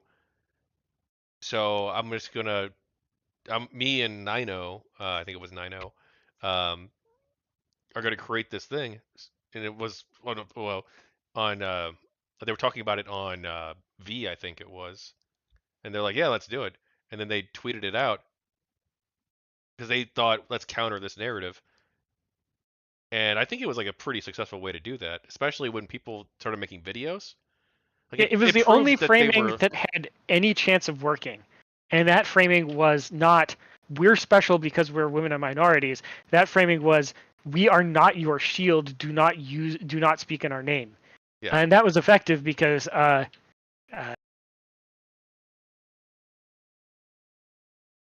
it was effective at first, I should say, because while there were a lot of women who called themselves anti-GamerGate, they were otherwise very homogenous. So that worked at first, but it long term it had all the problems I mentioned before, and in addition, another one as well. It got a bunch of people to face reveal, and that is also a turf where they're very good at, right? They really want you to face reveal because they believe it gives them some power over you. Whether that's true or not largely depends upon your career choices, etc. But yeah, so at first, well-intentioned, might have worked. That was the only framing that had any chance of working, but it was a trap. We fell into it, and we've made all the classic blunders afterwards. Several websites censored discussion of Gamergate. Why do you think that is? A combination of things, but the basic is it was an absolute shit show, and it was hard to moderate. And a lot of the moderators were kind of grossed out by the type of person who wanted to talk about these things, right? Like, it shattered a lot of people's illusions about how progressive gaming was, right? a lot of people had these preconceived notions about how progressive gaming was, and all of a sudden everyone was expressing their real opinion about things, and it squicked these moderators out. They disagreed with these people, they loathed them, they thought that they were acting low class, and that these social issues were settled and not worthy of discussion. So a combination of all of those meant that absolute shit show, hard to moderate, low class people talking about low class things, these social issues are settled. Discussion over. Yeah. Well, I do think that gaming, probably because it just skews young, really more than anything else. Like was and like still is like pretty quote unquote like progressive. That might be like the right word. Not in like the woke sense, but like in the like pretty much everybody in GamerGate even it was like if Brad Glasgow's research and other research on this, it's like 90% people are pro gay marriage or It, in there's only GamerGate. so far you can go in that though, because uh, gaming as a medium is inherently about individual agency, and um, the main ways that you interact with the world in games are, I want to say, right coded. Get you definitely more libertarian right coded. Like you enact violence to get your way, and then you collect points and or money is like the stereotype, but it's not exactly false. Like that's what some of the biggest franchises are, like Call of Duty. It's heck, Call of Duty is kind of they pay lip service, but the gameplay loop is you are projecting force through violence to get your way and collect points, and in some game modes currency even, right? So there it has a little bit of a bulwark inherent to the medium that prevents it from being fully progressive. And I think one of the reasons why this whole shindig kicked off is because they people started going, how do we make games that are not just progressive in message but progressive in gameplay loop? And that birthed the walking simulator, like Gone Home, right?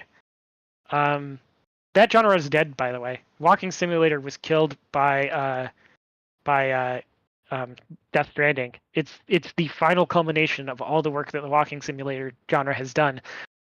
Perfected it, dare I say. Huh. So, man, I don't know how much we want to go down this deep path, but How long do you got? well, that's the problem.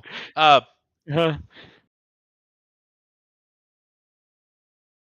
yeah, I mean, I don't disagree that like I think you can interpret games like a number of different ways and like and you can find but man, I just don't know what the value is in like I don't in like the far left critique or like the far like not even like far right, but like the left wing critique or like the right wing critique um of games like in this way. It's like, oh well, this game rewards the player for committing acts of violence, and they use these points that they earn to purchase power ups, which is like reinforcing a capitalist framework and promoting the idea that violence can solve problems in some cases or be beneficial in some cases. And like is that like a left wing thing or right wing thing? And like people like can debate that, and that could be like interesting. yeah, I think that But I'm gonna try and sum it up a lot more simple than that. Um, Games are inherently about individual agency, and when you try and take that away, people really don't enjoy them anymore. And they possibly don't qualify as games anymore. And I would say that a medium that focuses on individual agency is going to be inherently somewhat right wing, like libertarian at least.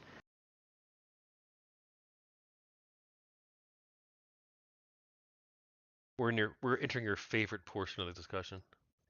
Sure. Harassment dash sexism. Why do you think some people claimed that Gamergate was about harassment or hating women?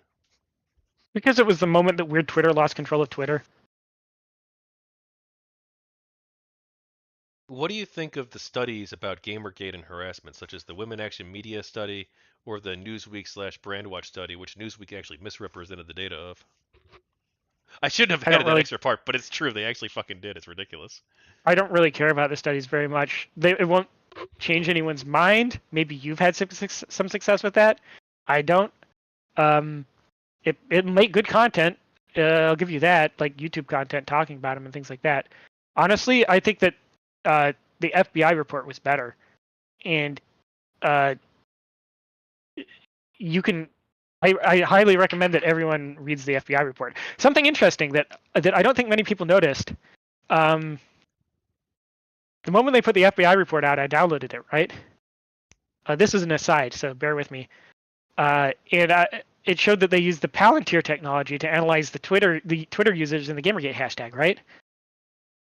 And then What did they later, use? the Palantir technology. They're a big tech and what do they call it? Tech analytics company. So I went back and I was like, oh, let me go look. I'll go download the report again, and I downloaded it again, and they redacted the name of the product. It no longer mentioned that it was Palantir. But I went back and I found the original, and it definitely was Palantir. So it went through multiple phases of redaction, and I'm not sure many people know that. The FBI report. I still need to read the full thing. I only barely Yeah. skimmed the So surface of it. keep in mind the FBI is only looking for legally actionable harassment, right? And I would say that all that they found was one case, and that was when someone made a threat against Anita Sarkeesian. But if you read the actual threat, it was structured after, like, it incorporated a bunch of memes. I think it was the Oprah meme, the one where someone sent the letter to Oprah about dicks and rape or whatever.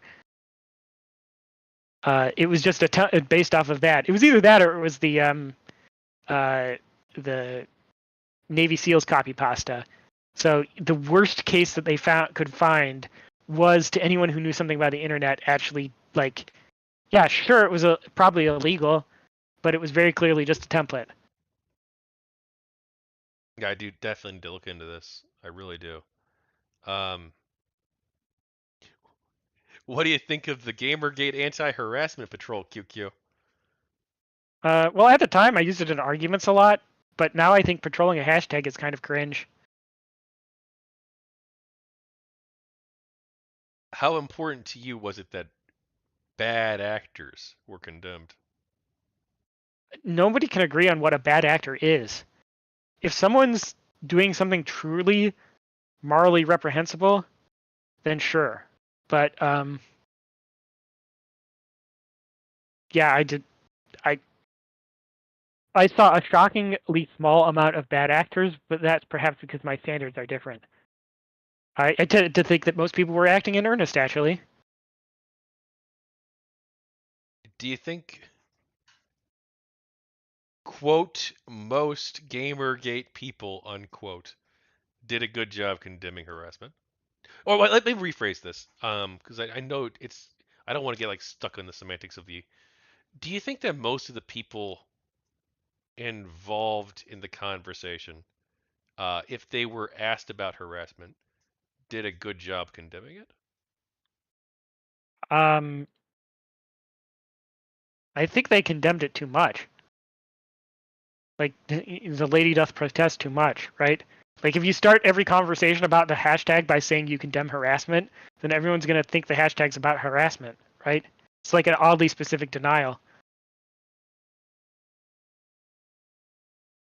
Do you think that that's why the media went with it and called us harassers? No, that's putting the cart before the horse. I think that um, the media called it harassment, and then everyone spent the rest of time starting every conversation with, well, we're not harassers, but, and that just reinforced it. If you saw someone, quote, and you can use your standards, of course. If you saw someone, quote, on your side, unquote, doing something you thought was bad, how would you handle that situation? I'd shitpost at them. So, like when you thought I was doing bad stuff with my moderation of the Discord server, Yeah, and you saw um, how much how much you can uh, how much trolling you can do with just a simple twit logger. did you troll me with the twit longer? I don't even remember, dude. Several. No, I wouldn't. I think it's vaguely coming back. I remember. I think we did like back and forth twit longers, didn't we? Or no? Yes, we did. No. What was the disagreement? The core disagreement about? You had a moderator that that people didn't like. And they wanted to stage a revolution. Oh, I think I'm well, vaguely familiar with who this was. But if it is who I think it is, they passed away recently. Ah, well, my condolences. And I don't remember any of the situation. Maybe it's someone completely different. Maybe it was a different mod because there were several mods, so it could have been someone else even. I don't want to like speculate if I don't know. Yeah, I don't remember exactly what it was, but basically the users didn't like their mod practices and thought that they weren't getting through to you. So they decided a little mischief was in order, and I just facilitated that. I don't want to take credit for anything. You don't have to talk about it, QQ. I know it's a very sensitive subject for you especially, but did you receive or experience any harassment during Gamergate? Legally actionable harassment, no, but I would say that the worst I felt was during that weird Acid Man incident. Did you with the dossier? Do you remember that? I've heard about it, including from Pterodax, but Yeah. I've not looked into it. What did Pterodax say about it? He said that he didn't think the dossier was real, that it didn't exist. Yeah, that's possible. But basically, I can summarize it like this. Um, I'll tell the full story, right? Acid Man, you've talked to him, right? Or are you going to talk to him? Well, he told me he was going to do the project. He said reach out to me on a different platform and we'll talk about it. And I sent him over the question list. This was a different question list because this was like my first draft. It was like the first draft of the questions. I sent it over to him so we could do the text interview, and that was like 3 months ago. And Okay. he's not really we've not really been in touch since, even though I've reached out to him several times on multiple platforms. Like, hey, what's going on? You still doing it or not? So Acid Man ran the GamerGate HQ board, right? Yes. And he became incredibly paranoid because he didn't like the way the posters on the board were behaving. And he was convinced that there is a cabal called the Cancer Crew who was coordinating behind the scenes and trying to shit up his board. And he thought that he could recognize the posting styles enough that he could identify which posts were and were not by the Cancer Crew. And he also thought he knew which Twitter handles were associated with it. So he put together a dossier of every single of information that he had about the Cancer Crew, and he posted it on his board. And he posted a screenshot of it. He didn't post the dossier itself. And the screenshot was of some kind of Linux file manager that showed previews of everything. And what it showed is a whole bunch of people's like social media handles, right? And then a small snippet of the start of each dossier he'd written about people. And the dossiers had different things in them, but one of the things that you could clearly see is that he had somehow found out the names of a bunch of people, because a lot of the files started with like name or real name colon, and then the rest was cut off in the file preview. And we had no idea what he was going to do with this. He posted the picture of the dossier and a picture of a time bomb and said tick tick tick. And we're like, what's he going on? And is he going to dox everyone? Like, what's he doing? So that made me a bit nervous. But we eventually found out what he was actually doing. He was turning it all into the FBI. No, I don't know what he thought the FBI was going to do with all that. Dude, that's what actually he was doing. awesome. Did it show up in the FBI report?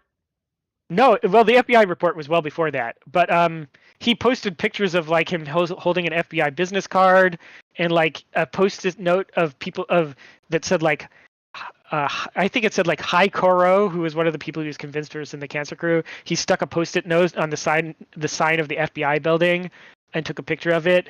And that's what he did. He just took this excuse the term or phrase, incredibly autistic dossier and gave it to the FBI. And all my worry was for naught because I thought, oh, he has all our real names. He's going to dump it publicly. My guess is we didn't have our real names at all, and he just gave what he had to the FBI, and they just went, what? What?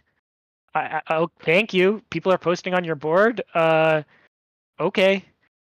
Uh, so yeah, I've taken several background checks since then. I've never FBI background checks, and I've never failed one. So whatever he was trying to do, it didn't work. Yeah, I don't know enough about the situation to comment on whether or not that was a good idea for him to go to the FBI or not. Like, because like let's face it, man, there were like some people who like were legit calling in bomb threats and shit to fuck with GamerGate and try and get it. Well, either to troll GamerGate or because they didn't like GamerGate and thought bomb threats were a good way to do it. Like that is illegal shit. Like they're So who knows what information he had on who. Yeah, and it was mostly just burgers and fries people that he had a list of. I don't know what he had against them. Some people who provably did not post on his board, so I don't know what he was doing. Like Dydron was on there. Why do you think the media largely didn't cover harassment against GamerGate supporters? Why would they? You have to really care about a hashtag to think that that was a problem. Have you heard about the ring theory of progressive harassment? No. Okay, there's a paper about this written by an anonymous poster, but basically the proggy moral code at the time was that everything is organized around centers of power, like Etherlabs, like people like Brianna Wu and Sarah Butts, and big figureheads like that, right? And then they have their inner circle, and then they have an outer circle there, and they have an outer circle there, and it organizes like a hub and spoke model, right? Like the Etherlabs at the center, and then everything fans out from there. And what that ends up being is things are only harassment if they go inwards towards the center. If the people at the center are harassing people more at the fringes, that doesn't count. But if people on the fringes are harassing people towards the center, then that does count. And that was their definition of harassment. So if you were Brianna Wu and you're telling your followers, kill yourself or whatever. I'm not sure she actually said that or not. That was just, you punching up. Whereas if someone said something to Brianna Wu or anyone else, that was punching down. Yeah, there is this weird elevation. Yes. Of like, oh my God, Brianna Wu received a death threat. And like, obviously, I don't support Brianna Wu receiving death threats. Like, to make it clear. Yeah. But like people were harassing. Especially with people like Sarah Butts, their bar was really low about what they considered harassment. Like really low. Whereas like, look, I don't talk about my own personal shit too much, but like, I don't know if I don't know if this was legally actionable or not, but like, I would consider it to be harassment. Like people calling my parents after I got doxxed. I know who did it too. Both the doxing and the calling of my parents. Calling them at 3 a.m., calling us all the time, ordering pizzas to the house, my parents' home, and harassing them, basically, because they disagreed with me on the internet. Like, that's like way more severe than like fucking tweets. But like, if Brianna Wu receives a tweet, it gets all this media coverage, whereas like actual shit that happens to people who aren't, e-celebs or whatever, nobody cares. And like, Brianna Wu probably did receive like worse shit than just tweets, like probably just because it's the internet and people are crazy, and you know how it is. Like and I said, people, but if you look at the FBI report, the one who possibly got it the worst was Anita Sarkeesian, and even that, like, just go read it. Well, let me ask. Yeah, I need to. Let me ask you. Like, was it all made up, basically, the Brianna Wu and Zoe Quinn stuff? I think that most anything that went on Twitter was very mild. Almost everything that went on Twitter was very mild. And like some of it was just stupid, right? Like I'm sure you talked about this with Pterodax. People would post a picture of themselves with a gun and send it at someone, and they would respond by saying, "This is a death threat." It's like, no, it's someone holding a gun. What does that have to? That's not really a Well, death threat. Pterodax did do that. It wasn't his Yeah, hand though; it was someone else's hand. He says. yeah, And like over 50 people mass reported it on Twitter. yeah. The So like, GamerGate people did. Like if you Sargon, Crash Matrix, Alan Harris, they all mass reported it. in, I I think don't they know. should I just have think because like it's optically, I think the right move, for the movement, insofar I as just it is think a that movement. again, if there was a few events that like happened right where if you someone would start doing the whole I need all the support I can get because I'm being harassed on Twitter, where you could just go and search it. I don't remember any specific names. You could go search their at and see that they weren't really getting any attention whatsoever. And I really just think that the reason why so many people cried harassment was because Twitter shattered. We kind of destroyed how Twitter used to work unintentionally. And the way that people like weird Twitter goons and things like that were using it no longer was viable. Well, in They couldn't all, just like if you look at a lot of the like there's the big weird Twitter accounts like Drill, right? But if you look at things like how like Nathan Grayson or something used to tweet, right? They were tweeting into a void. Like no one cared. So suddenly having people respond to them, I think was just overwhelming, regardless of the content. And of course, Twitter was like, "We're going to crack down on this," and they completely blew the whole thing up. People blame Elon Musk for blowing things up. No, he's he's knocking over the remaining pieces of rubble. Uh, everything blew up back then when they were like they took hashtags out back and shot them. They stopped working the way that they used to. They completely broke the trending algorithm on purpose. They were just like destroying Twitter on purpose to try and stop a bunch of gamers from shitposting. It was hilarious. yeah, I mean, I think it was Gamergate that is why they changed the way, because we could get stuff to trend anytime we wanted, pretty much. Yeah, That's how big we were. yeah, and they didn't like that, so they just like put a bunch of really nasty patches in there and kind of broke the platform, and made it so that what weird Twitter was doing wouldn't work anymore either. So Well, I mean, there's so I asked you if it was all fake. Um, the harassment that Zoe Quinn, Brianna Wu received, let's say. Um, I, yeah, but like I don't know. I there, mean, but like there could be stuff that we don't know, like private shit that happened, like yeah, doxing and like maybe like I don't know, right? There could be stuff that, but of course, I mean, these people would have 100% gone public with that, and yeah. Like I said, the and like that happened to everybody back then. Like I don't, why are these people put on a pedestal and like not other people? yeah, and like I said, the worst of it's probably in the FBI report, and you can go read that for yourself. And apparently So it's if not you're in there because like it wasn't that. Well, I have to look into the FBI report myself. I don't want yeah, to take your word you for it you'll entirely. you'll read it and you'll see some things that are fairly shocking, but then you'll go and look into it and you'll be like, oh, that's a meme. Do you have any thoughts on Zack Attack? Yes, and that is, um, Mombot blocked me, so I didn't see it. Oh, why'd I she didn't block really you? care about it. Uh, I don't know. I was GG Revolt. You shouldn't have harassed that woman who worked at Nintendo, dude. What the fuck? No, I mean No, that's but the like, thing. dude, I really, we do disagree here. We really do. I, I don't think Mombot would agree with you on that On rap? on rap. Yeah, I don't know. Maybe she disagrees. Like, I don't know.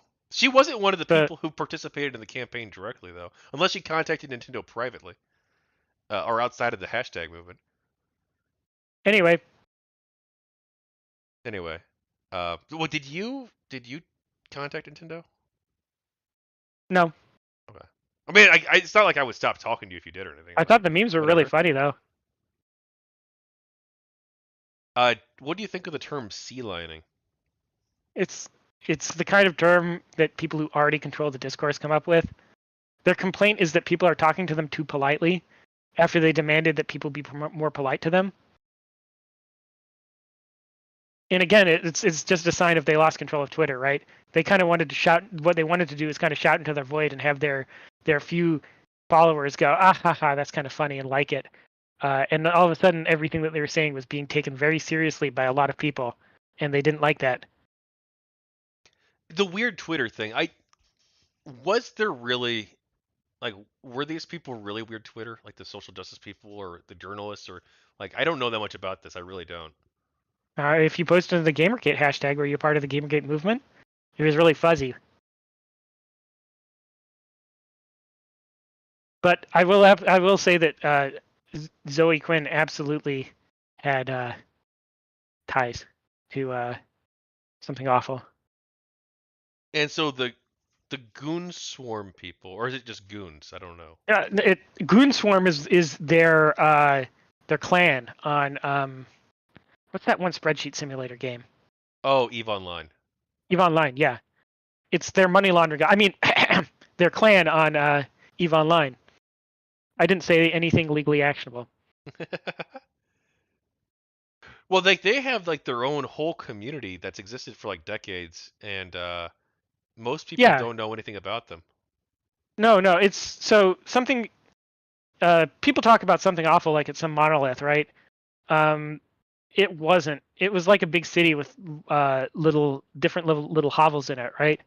Um, the Goon Swarm is not the same as goons, and most of something awful is not what we think about when we think of like something awful invading Reddit and things like that. It was a very specific community within something awful that that is like the original cancerous cell. Um, and that was what was it called? Shoot, what was it called? Uh, Laissez faire. Am I pronouncing that right? Laissez faire. I think so. All right, I've heard it said that way before. You know what I'm going to go into here. Like if someone else talked about this, the laissez faire bit. Well, it's hands off, no moderation, right? Or very little. Okay, so it started off because people were sick and tired of everyone shilling Ron Paul. This was back when Ron Paul was running, right? So they're like, we'll make a board on something awful called laissez faire, and then we'll gather all the people, uh, all the Ron Paul posters on that board, and they can talk about Ron Paul as much as they want and stop bothering everyone else, right?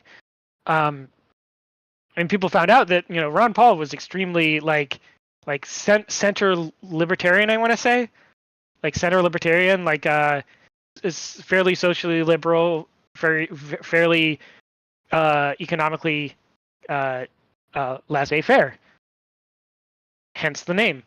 So what people found out is that you could go there and role play as like the most low tier progressive troll, and everyone would shit themselves. They could not handle the most like basic level of progressive trolling there. So that was really funny. So a lot of people started role playing as progressive trolls, and they came up with this very specific trolling style. And then that trolling style was so successful that it became real politic. Do you know what's interesting? What's that? It's a perspective most people I talk to about this stuff don't talk about. And I don't bring it up unprompted generally. But Yes. like I've heard it with you and I've heard it with Dydrin, where it's this Gamergate thing.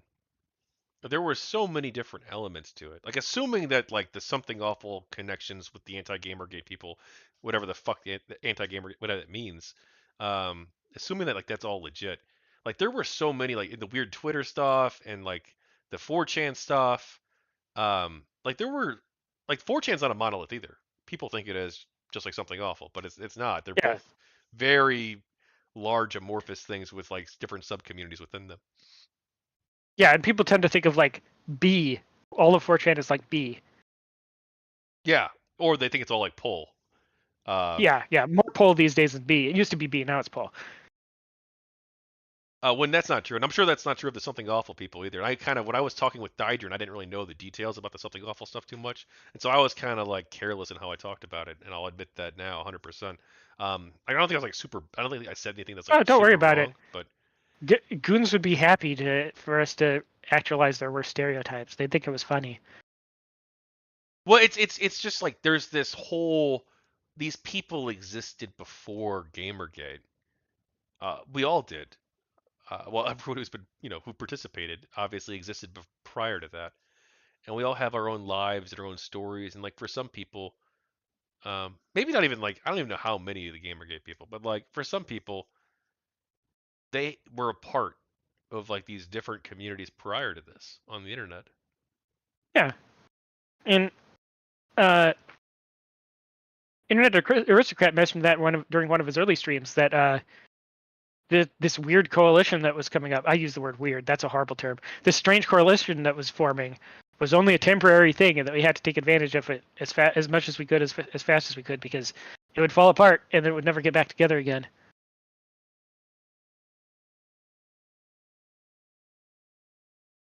So what do you think of the burgers and fries stuff? It was the best IRC channel at the time, and IRC is better than most other mediums to this day. So, I mean, IRC is kind of a dead medium, and the main problem with it is you're really going to end up exposing yourself if you don't know how to use it properly. But Burgers and Fries was on an IRC network that kind of mitigated that to an extent. Ryzen? Yeah, Ryzen. Ryzen masks your IP, so you can't easily get harvest people's IPs. Do most of them not So, do that? no, most of them don't do that. Most of them, your IP is like always visible to everyone at all times. Well, you could use a proxy, right? But Yeah, or with IRC, it's usually called a bouncer. Yeah. well, what do you like the best about it? It So one of the things he kept doing during the Thydrin stream is railing on about how they should have changed the name. But the thing about the name was it was exactly the right name to attract the right kind of person. So like, like I'm gonna do an analogy here. Analogies tend not to be very persuasive, so bear with me. You've seen like detective fiction or private eye fiction, right? I'm not. I mean, And I've seen some of it exist in the world, but like, I'm actually not. Like, you probably yeah, think that by my conversations, but no. okay. Well, there's always the scene where the private eye's at some high-end cocktail party and can't get any information about their target, right? So then they go to the seedy dive bar and they hang out there and they strike up a conversation with the guy who's like dressed in the most ragged outfit there, and he has exactly the information he needs for the case, right? That's what Burgers and Fries was. It was the seedy dive bar.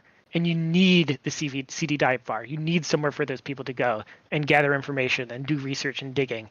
PR goes both ways in that sense. If you make everything squeaky clean, you kind of lose out on the people who put in actual work, who don't mind if they get a little dirty. And they did put up work. They did put in work. There's some of the stereotype of all they did was, East Lib drama and shitpost and things like that. But Burgers and Fries was where a lot of all of the early digging was done. People there helped set up the initial Get Good and Wiki. They did some early reaching out to games journalists to try and see if they were open to adopting ethics policies. The early moderation for the boards was not done directly on Burgers and Fries, but was done via IRC, and a lot of the mods for the boards hung out in Burgers and Fries as well. So essentially, they built all the early infrastructure. And then when they got kicked around a bunch and blamed for everything every time things got wrong, they no longer ran the infrastructure, and V got really mad about that because they thought that they were just burning everything down. And so V made a concerted effort to kind of get rid of anyone who was linked to Burgers and Fries for a while. And I think it had a bad effect on the hashtag long term because like it kind of sanitized things too much. You no longer had that seedy dive bar where people would hang out, and the early structure was like Burgers and Fries was like a think tank. Like everyone would go there and do their research and things like that. And then some people from Twitter would hang out there and they'd pick up on the parts that were ready for publication and they'd broadcast them out. And then the e-celebs are all on Twitter and they'd catch onto it there and they'd put it in their videos or on their streams or things like that and they'd talk about it. And it was like really good structure. But once you shut down the CD dive bar and cut them off from the rest of the hashtag, uh, things turned like way too much into like that fancy cocktail lounge. It was just too boring and sanitized, and I think it really affected the hashtag in a bad way. Huh. Actually, I don't know what the fuck my opinion of the burgers and fries shit is actually. Because like at the time during Gamergate, I was like, you know what? I don't really like the name. But like I don't give a shit. Like whatever. It's like a pretty small thing, and like whatever. I don't use the CD dive bar analogy, but like whatever. I don't really care. It's like a relatively small number of people, and like there's like doesn't seem to be like actually that much bad shit actually happening there, like the anti-Gamergate people said, because like we have the logs for it. It looks like a couple people were assholes. That's always going to happen in any community. But like whatever. Yeah, Like I don't. Like I wasn't like super butthurt about it. And and then after Gamergate, I'm thinking about it. Um, and I'm trying to approach this project, and I'm like super important to me that I be fair in the project. And by fair, I meant presented like a really balanced perspective between like pro and anti Gamergate people. Um, and like even though like both of those are amorphous things, with people with diverse viewpoints within each camp, right? Uh, and people who reject the label of a camp at all. So, but like it was important to me that it be super fair and super factually accurate. And so I'm like, really, the fucking burgers and fries shit. Like it probably is kind of sexist actually. Um, if people are meaning to do that for a slut, or like it's a slut shaming thing, and like whether or not people view that as sexist or not. And then like other people are like, no, it's actually not a slut shaming thing. It's an infidelity shaming thing. And that's what Aaron Joni himself says in the chat room. He says that he doesn't support slut shaming, but he does support infidelity shaming. Um, yeah, I whatever. think that I'm that not, to me that's entirely getting lost in the weeds. You but kind of like, need a place where people can um, be really derogatory, right? yeah. Like the CD dive bar. You're not going to get very far if you're in the CD dive bar and someone goes, those dames, eh, and you go, oh, that's slut shaming. They're not going to care, and you need places like that where they just don't care.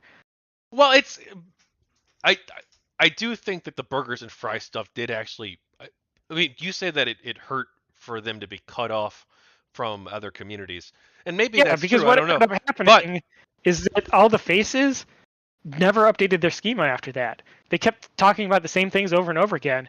Some of them were half truths, and that was despite the trolls and the autists like actually doing the work and researching the truth. Um, and say what you will about burgers and fries, but no one has ever been embarrassed by a burgers and fries leak because it's not possible to leak. The logs are public. Whereas anytime you see any fancy polished Skype group, Discord group, or worst of all, a Slack channel leak, oh, it's damage control city. let's be honest though. I think also like it is actually pretty bad PR to call your chat room that, and like it is going to turn away some people from the movement, and other people are going to be like, wow, maybe they really are a bunch of misogynists who hate women. I never have heard of someone who doesn't want to post on a hashtag because a different IRC channel under a different name existed. That seems like a weird reason to not want to post on a hashtag. Well, they weren't like entirely disconnected from each other, Oh, right? yeah, Like, well, yeah. yeah. But like, whatever, dude. Like, it's not a big deal. Like, it was a pretty small chat room from 10 years ago. Um, It was small. It was influential in the early days in ways that have largely been written out of history, partially because it doesn't want to be influential, right? Like they would be embarrassed at what I'm saying right now. But also partially because when V took charge, they really didn't like the old crowd, and kind of didn't want them to be uh, in charge of anything anymore. all right, all right. Sorry, give me 2 seconds. I stepped away from the computer for a minute, and I had my. All right, here it is. We've already talked about So GG Revolt. Oh, you want to say something real quick? yeah, one more thing. Like, you remember all the damage control that happens every time a Discord chat leaked, right? Or like a Slack channel or Yeah, something like but like that. I never cared about that much stuff too much because I'm like, oh, whatever, it's just stupid drama. So I didn't pay too much attention. Yeah. Every time something from Burgers and Fries leaked, it was just like, yeah, that's Burgers and Fries. And if it was particularly bad, Thydrin would remind everyone of the rules and ban someone, and that was it. Anything else you want to say about GG Revolt? Um, I think we covered almost everything. Uh, yeah, I will say I think it's really funny in retrospect. Uh, because like how liberating it was after a while to get labeled GG Revolt. Like that's what really finally cracked the it made me be less cringe overall because I stopped being such a hashtag cop. I was like, I can do whatever I want. It's fine. I'm free now. I don't need to live by these stupid social mores that everyone else is trying to enforce. It was great, All right, QQ and time. that was the main positive effect that it had, and that actually, ironically, has almost nothing to do with the board because that didn't take place on the board. That took place on Twitter. So now we're going to have to dive into this whole complex theory about how actually when progressives exclude people well, when people are excluded from society, um, that they become more radicalized. And when you were excluded from like mainstream GG stuff because of supposed, maybe not even that close or even real, GG revolt ties, you became more radicalized. Yeah, but what's wrong with that? Huh, no, no, it's just like an interesting observation. So like you're The kicked. reason why that strategy works for the progressives, though, is the salami slicing, is because it turns the right into a bunch of left behind, right? So the reason why there's the progressives are like one unified coalition and the right cannot get their shit together is because the right is made up of left behinds is what I call them. Well, And that is people who used to be left but they fell off the edge of the Overton window and now they can't be left anymore. So these people do not get along with anyone else in the right and they cannot form a coalition to save their lives. well, And it's just that again and again and again and again. People getting salami sliced off, turning into a left behind. Salami sliced off, turning into a left behind. So the right has nothing in common besides the fact that they don't get along with the people who kick them out. I don't think it is working for the left though, because well, one, Trump got elected, and two, he's possibly gonna get elected again, and that might be very, very, very bad for our entire society and democracy. It'd be funny though. I hope people place comedy slightly below living in a free society, but I guess we'll see how it all plays out, huh? Eh.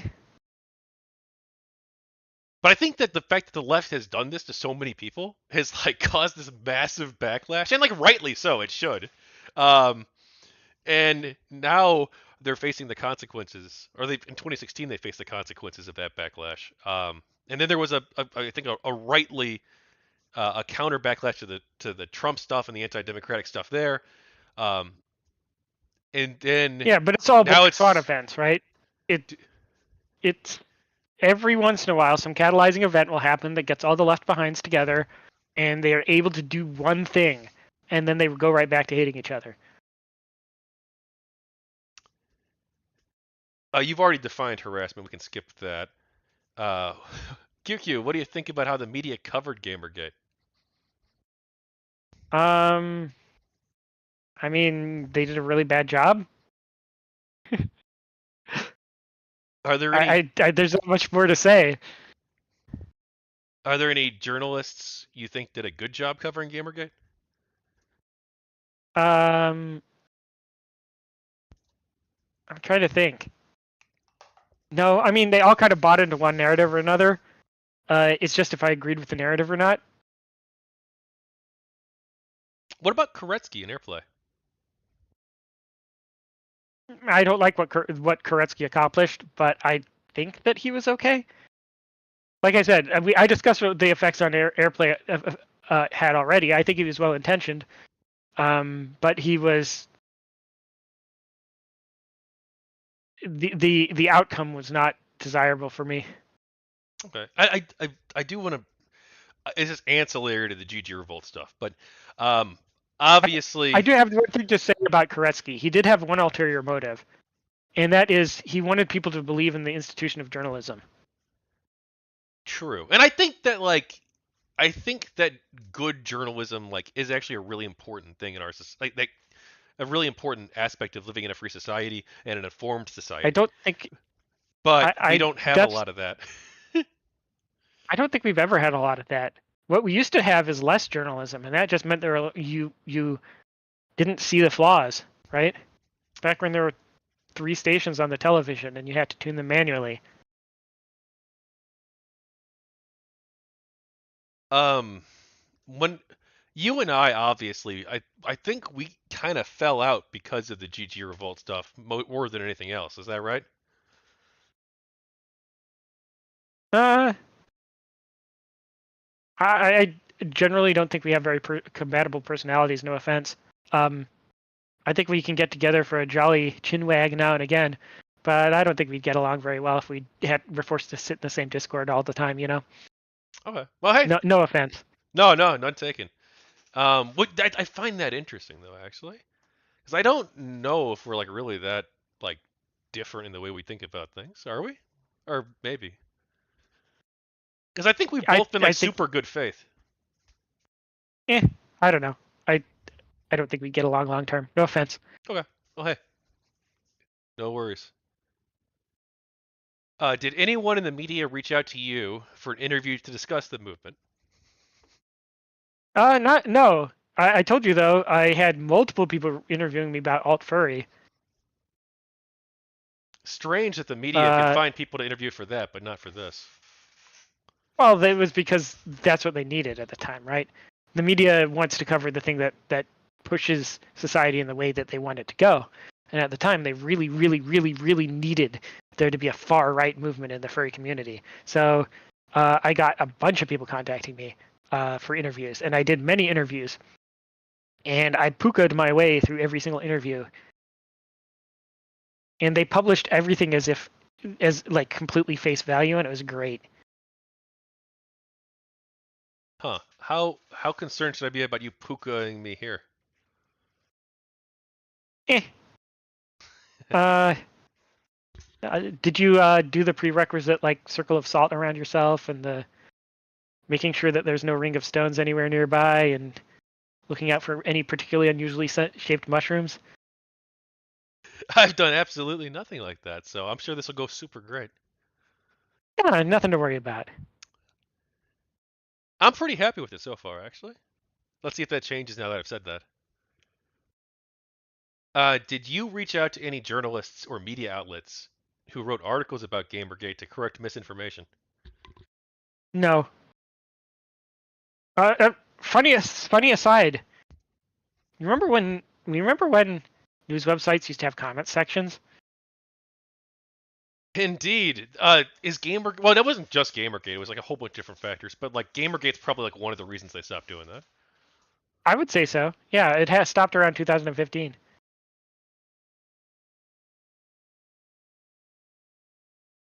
Are there any specific articles or videos you want to discuss? Yeah. How to End Gamergate, a divide and conquer plan for dissolving a toxic online movement by David Arbach. What about this article would you like to discuss? It describes airplay. Oh, this was before AirPlay happened. But he This puts was the idea before forward? airplay happened. It's How to End Gamergate, a divide and conquer plan for dissolving a toxic online movement. Go look it up real quick. I I've can look it read up. it at the time, but I didn't. Here, I'll look it up. Okay. David Arbach's piece. I thought he did a Yes. pretty fair job. He's pretty fair job at the It was time. it was published in Slate in 2014, like right after the hashtag was a thing, right? Okay, so what's the And he part where you? predicted Uh, uh, Scroll down to what might work. Talks with no preconditions. I guess that's Hmm. could be defined as being airplay. Cleaning house, getting rid of the bad actors, basically. I guess. Yeah, both teams. All right, declaring an amnesty that didn't happen. But we did. I mean, Yeah, look, that's the one these are place like where it fell apart. these are like. They, that was attempted, but it was kind of shut down by the bomb threats. Well, I mean, we weren't really like enemies with the other panelists.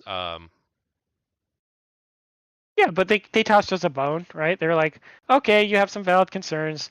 If you stop harassing women, then we'll make a Kunkla award.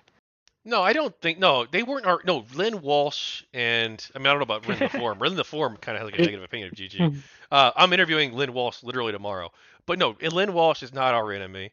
Um, No, it's just funny because I'm reading this article and I look at it and it's like exactly what he said to do to end Gamergate is what Airplay did, that's which is one reading of it. roughly, yeah. I But don't think it was intentional. I don't think Koretsky had it in mind, but it served exactly that purpose. I mean, these are basic things. Like, okay, if you're gonna, like, how do you want to end this movement that David Arbach thinks is toxic, but has some good ideas and has some legitimate concerns? And like, it's basic stuff. Like, talk to them. Like, that's a basic Yeah, thing, right? And then the so funny is thing is you should have seen the reaction to it at the time. I thought most people. I wasn't around in Not Gamergate at the not time. from the people in the hashtag, from the people who are virulently opposed to the Oh yeah, existence of the hashtag. they hated him. They Yeah. hated him. I know. Yes. Yes. So what you say is super simple, obvious stuff. And not to them, it wasn't. Yeah, because like yeah, like literally like talking to yeah, like it should be that's the problem, right? They have this ideological blinders on where they want to attack everybody and destroy everybody because they view the world in this way, in this non-pluralistic way. Anyway, dude, you want to get back to it, or is there anything else about the article you want to talk about, or another article? Nah, there weren't very many good articles, honestly. A lot of the ones that were like, uh, I use this term loosely, pro GG. Uh, they were pro GG, and that was a problem, right? Like, I'm not saying that you can't have it's Gonzo. I have no problem with Gonzo journalism, but writing it from the perspective of this is a movement. Already, I'm getting a bad taste in my mouth. So Even let my me. own articles were pretty bad. My old videos, I sometimes cringe when I'm watching them. Oh, yeah, I sometimes cringe at my old videos too, but Yeah, those that remain. I do want to ask you though, what do you think about Orbach's article as an act of journalism? as an act of journalism, Yeah. I don't know. I kind of think that like, what did the SBJ say that journalism is? I did, They SBJ has so SBJ had a very interesting thing that they did, right? And they did it for a very specific reason. They wanted the absolute maximal definition of journalism possible. And Koretsky talked about this a lot, right? an act of journalism. Journalism is an action, And not a. yeah, journalism as an action. Yeah. They wanted the maximal definition of it. So roughly anything is an act of journalism, and there was a very specific reason for that. Do you know why? Because they're a organization of journalists that gets dues from journalist members. No, it's much more simple than that, and it's actually somewhat noble. Um, it's because of laws regarding the protection of journalistic sources. They Oh, want the most protection for people possible. So, since almost anything is an act of journalism, that means that it's very hard to compel anyone to reveal their sources.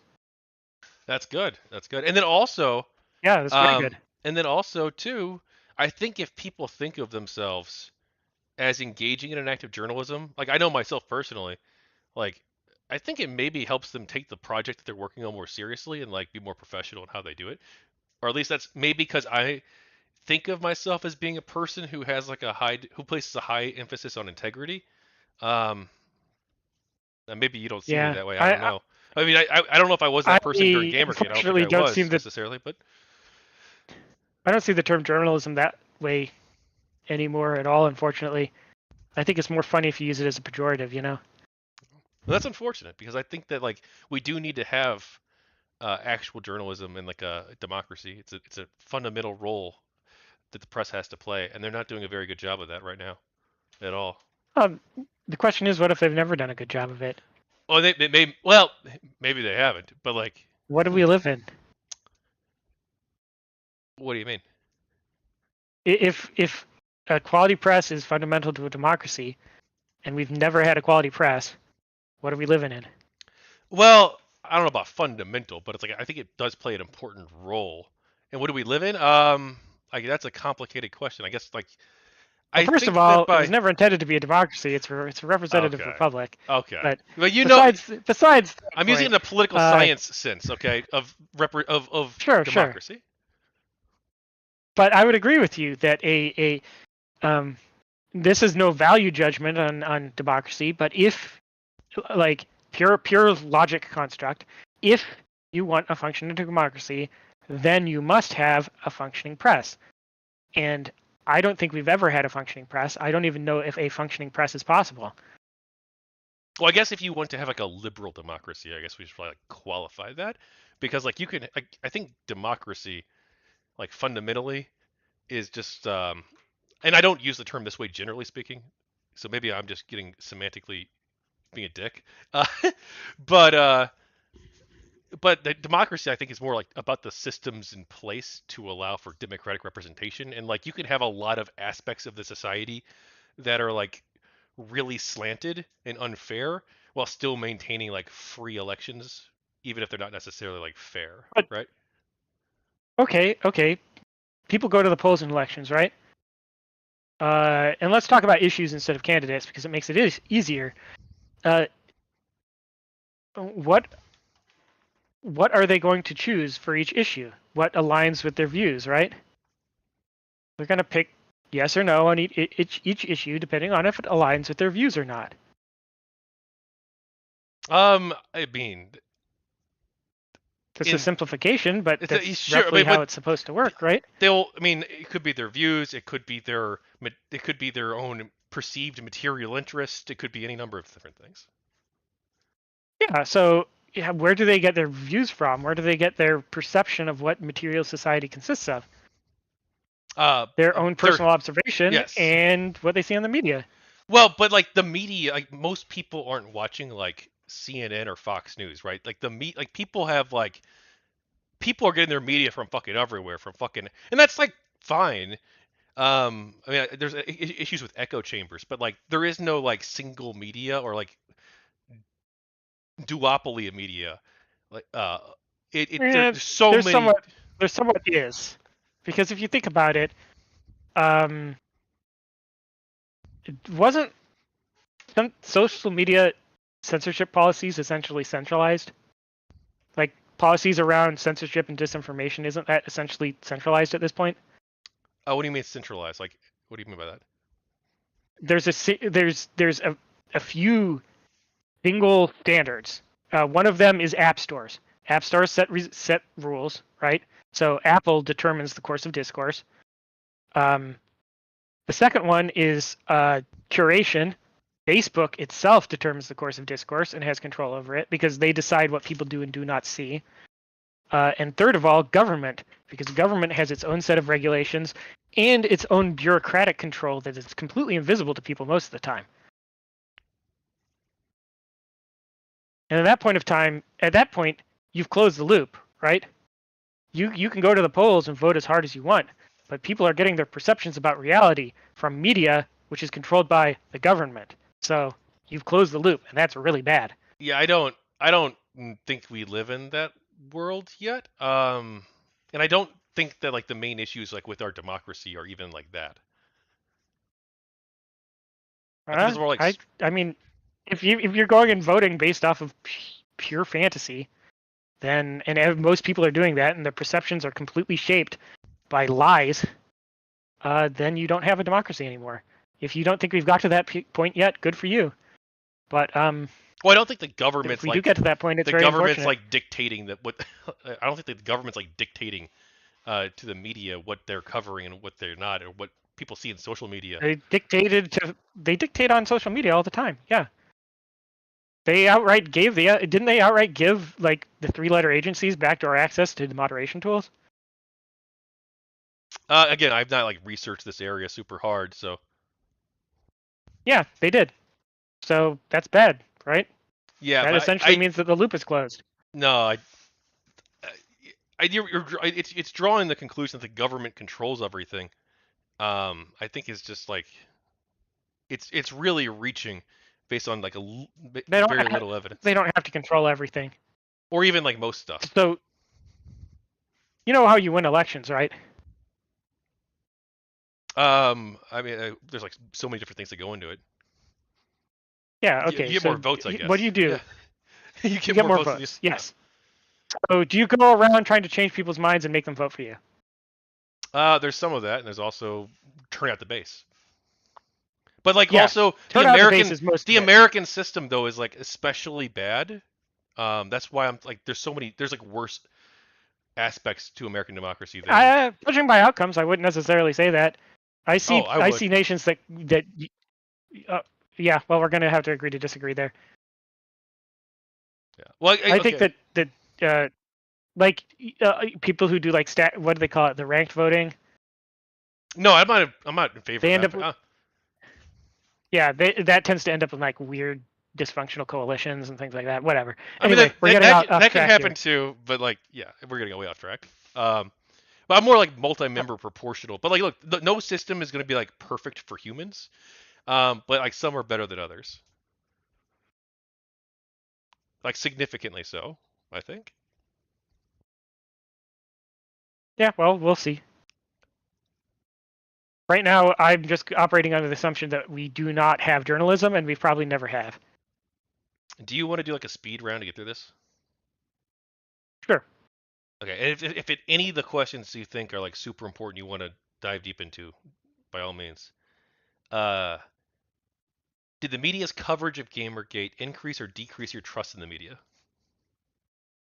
Well, I just said I have no trust in the media, so it's decrease. If a journalist who got GamerGate wrong in your view is reading this right now, what do you want them to reconsider? The career. That's a good answer. I knew you were gonna say that too. I was like, yeah, that's good. If the media wanted to learn from how they covered GamerGate and reform and do better, and how they cover things in the future, what do you think they could learn if they tried? Nothing. Have you seen the GamerGate Wikipedia article? Yes, and it exposes a major flaw in Wikipedia in that Wikipedia is only allowed to cite secondary sources and not primary sources. That means that the entire reality on Wikipedia is constructed by journalists. Yeah, you're right. Why would you like to see quote the narrative unquote on GamerGate change in your lifetime? Yeah, I'd like to see it be talked about as a hashtag where everyone had fun shit posting. Honestly, I'd be more okay with that than I'd be okay with the current narrative. Great. Has your conscious experience as a human been made worse to any degree because of the negative media narrative about the negative narrative about Gamergate? Maybe back in 2015 where I took it way too seriously, but now it doesn't affect me. That's mostly because I didn't do a face reveal, though. Until now. Hi, everyone. What's your favorite video game? Now, that changes all the time. Probably Perfect Dark, but it aged like really badly. I can't get anyone to play it with me. Do you play the I'm original or waiting for the Windows release to come out. do you play the original or the remake? Remaster. I still have my N64 hooked up most of the time, so the original. I never owned an Xbox One. I did play the remake at a family member's house, and it was very good. But right now they're doing the decompilation project, and it's almost complete, and they're going to have a Windows port of Perfect Dark soon. Oh, nice. Yeah, based on being a retro gamer, by the way. I have my Thank you. PS2 hooked up right now. I just played Ace Combat 5 for the first time. Oh, nice. Yeah, I got an N64 too, but not that many games. I mean, I got maybe like a half dozen games, but you know, most of them They're I'm not like. expensive, man. They are, and uh, well, like one, my friend group, they don't like N64 games that much. Like they don't like hate them. They're not like ever wanting to do it. Like they'll play PS2 or Xbox or something with me, but they're not big into N64. Yeah, you go to a retro game store and you look at the games and like the absolute N64 shovelware that no one knows about is like $60 for a cartridge. It's ridiculous. And yeah, a lot of the games age really badly for people who didn't experience it in the moment, and that's unfortunate. They're still working out how to make people move in 3D. They didn't really get it, and only a few games actually landed on like proper dual stick controls. I think Turok really worked out how to do that first on the N64, where they had move and strafe on the C buttons and look in the joystick. Ah, yeah, And that works roughly how modern FPS is controlled, just backwards, right? Your left thumb's doing what your right thumb normally does. yeah, true. Do you think GoldenEye or Perfect, which one's better in terms of its well, in terms of any way you want to look at it? Uh, Perfect Dark is better by every possible metric that you could write on a whiteboard.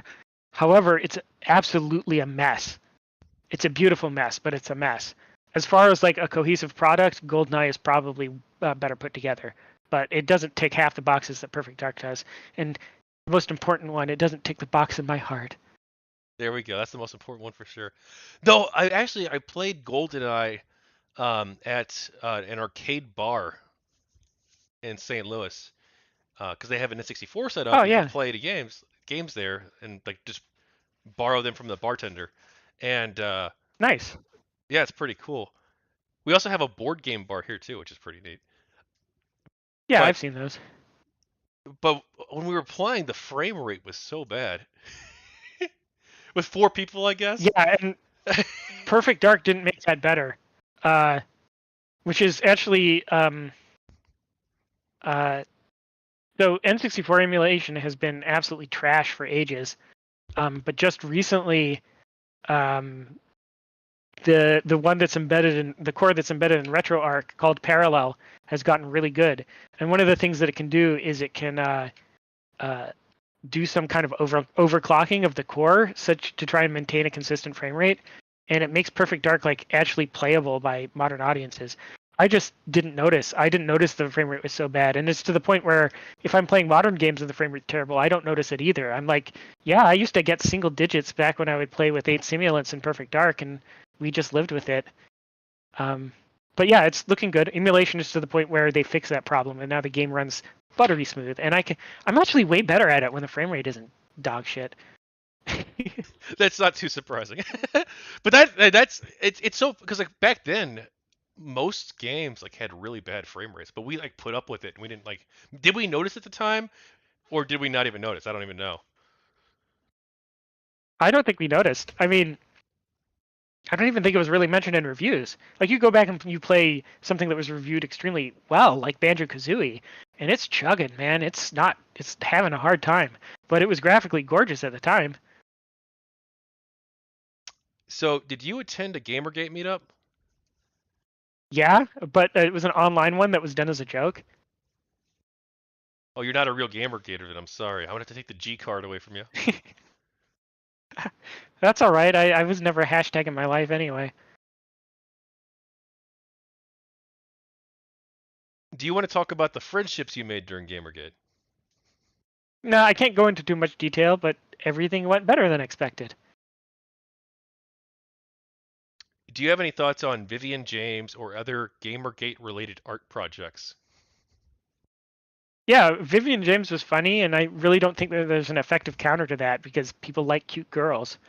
But I will say this: you remember Tashi Tiani's art project?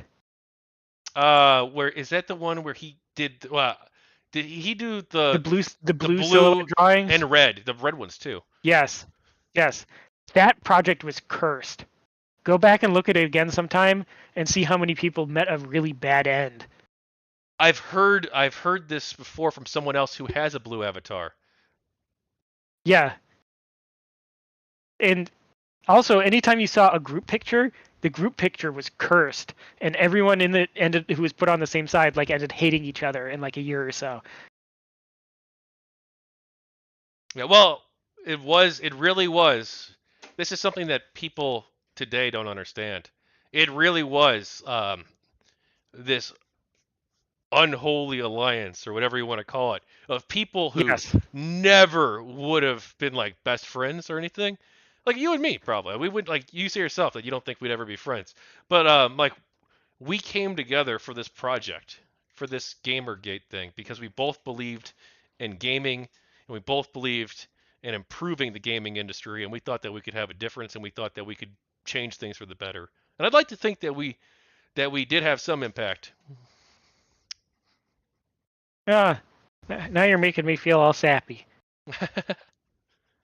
Someone told me the other day, and by the other day I mean like 2.5 months ago, they said, Tachyon, I'm glad that GamerGate was big enough for you and for me. That's what they said. Aw, Yeah. Oh, do you like the GamerGate music? I don't want to know what this is. Like Let GamerGate me live in sings. blissful Okay, all ignorance. right, all right, all right. Never mind. Well, forget about it. Some of the V musical was funny. You have to really, really take a light heart with regard to some of that. Like you have to be like 15 layers of irony shit posting to be able to pull that off. What was your favorite moment during GamerGate? The conspiracy videos. It's some of the best persuasive narrative video I've ever seen. Although it did fall apart by the third or fourth. I don't even think Jim can pull that off anymore. I think he hasn't been able to for a long time, actually. You have to hand it to him. His content was extraordinarily entertaining and well Yeah, done. and it was structured well too. It was structured like textbook perfect with like a call to action at the end of every single one, up until the third or fourth one where it all fell apart. But yeah, it was very very persuasive, and I'm not knocking him for I mean he has his own issues he's dealing with right now. So but yeah, they don't make him like that anymore. No one does. Also, If I really like dropping some of the bombshell videos that I made that no one had any counter to. A lot of them aged really badly because it was about some current event, but like occasionally I just put something out and it would be like no one had any response, and it was great. Nice. That was a fun moment. if you could have changed one thing about GamerGate, what would it be? Uh, Less hashtag cops, more wide topics of discussion. What would you personally have done differently during GamerGate? Taking it less seriously and had more fun. Normally, I ask people, let's say it's 10 years from now and an online movement is looking for GamerGate for guidance for their movement. What advice do you have for them? Now, you could either answer that straight, or I could put a spin on it and say, 10 years, let's say it's 10 years from now, and a hashtag, people using a hashtag are looking to GamerGate for guidance for their hashtag. Well, What advice do you have for them? I'll actually base this on my experience with alt furry. Here's what you need to do. First, one of the things with GG was it was always no leaders, right? But what you have to do is pick a leader, set an agenda, and set a time limit. It sunsets on this specific date, right? And then, depending on what kind of movement it is, it may be optimal to declare it as explicitly right wing. You really think the leader thing is the best route? Uh, Somewhat. I mean, here's the main issue: is that the time limit is critical. Leader optional, but if you want to do what you like to do, which is say this person is a part of it, this person isn't a part of it, this person was a third-party troll, this person was GG Revolt, and you try and do that without a leader, it looks goofy. Yeah, I can understand. I can understand why you say that, and I can understand why some people might look at that from the outside and be like, "What the fuck?" But I think it was worthwhile doing at the time. Still, like, I like the whole GG Revolt thing. We're never going to agree on this shit. Um, I think like, maybe we would. Maybe we could have like some meeting of the minds. But like, I don't like hate the GG Revolt people necessarily. Like I did back then, because it's just that they were so bad optics, dude. And like I also Yeah, think and the I think Allison that if rap thing was your bad. enemy is journalism, if you if your enemy is journalists, you will inherently have bad optics. So you might as well have a little fun while you're doing it. Um, Now when it comes to the time limit, depending on what the movement is, couldn't that potentially just like your enemies just wait out the clock? Possibly, but it prevents cancer. But also, who's gonna like stop the movement like The after like leader. the time limit? But like someone else will just like start something new or whatever. Yeah, exactly. But that's what happens anyway. What happens if you don't set a time limit and you don't declare a leader is that every time uh, the agenda changes, there's a petty power struggle. Someone declares themselves the leader, impromptu. They don't really do it. It just happens, right?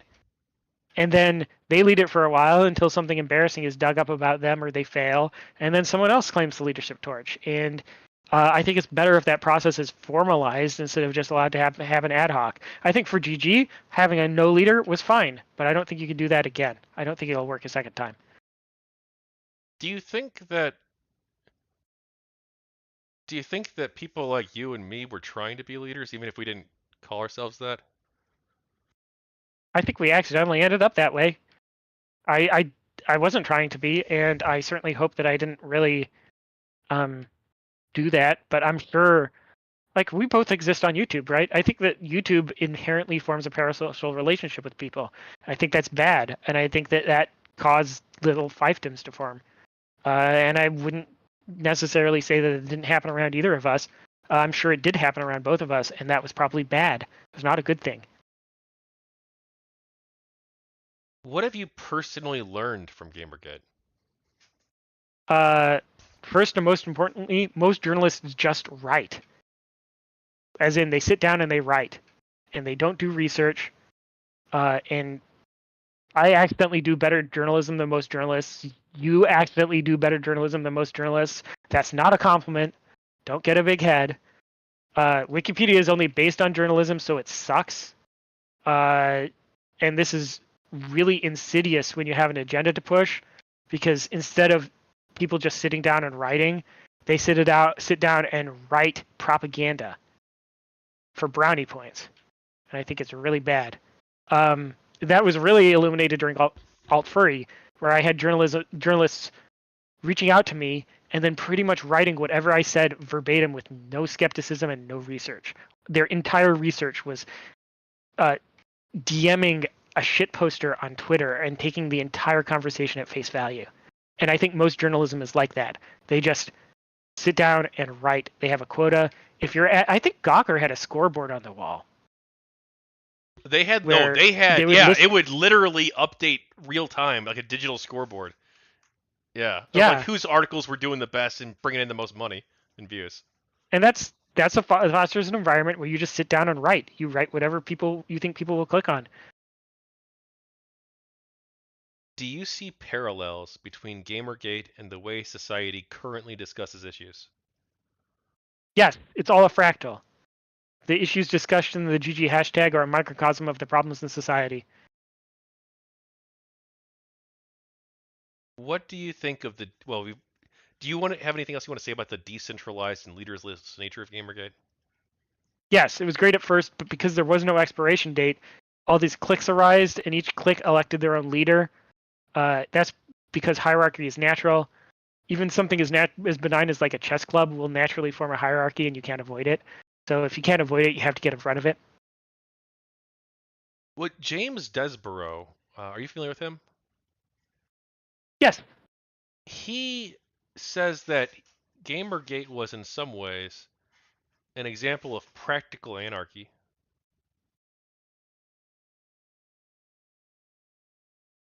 I've had many Twitter arguments with James Desborough. I would say that what he thinks of as anarchy and what I think of anarchy is completely like no overlap. Okay. Have you read the culture books? The what books? The culture That's a no. books by okay. Because I think that's kind of like what his version of anarchy is, like an idealized version. Um, but you'd have to ask him. We talked about it a little bit when I interviewed him. Yeah, I mean, uh, I'm a gamer. I think of anarchy in the terms of what it is in civilization, right? It's what exists when a system has come to an end and a new one is about to begin.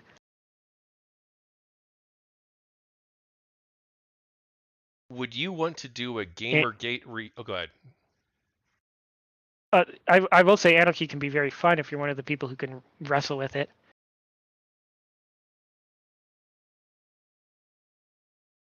Would you want to do a GamerGate reunion, sort of a big meetup once every 10 years or something like that? No, What if it's an online one as a joke? no. Okay. I have already worked out with the people that I want to be around. Have you ever thought about writing a book or other project related to GamerGate? No, I kind of think it it does very well as an oral history. I want to touch upon that. I know we're nearing the end. I don't want to take too much of your time up. Sorry. Um, oh, it's mostly Sure, me. It's mostly me rushing it because I have to go to bed in like like an hour and a half. Um, no problem. but Maybe part of my puka mischief is keeping you up past your bedtime. no, no, no, no. It's fine. I still have like an hour and a half to do it. But I want to eat dinner, but I don't want to eat dinner right before I go to bed. Um, That's how so you get nightmares.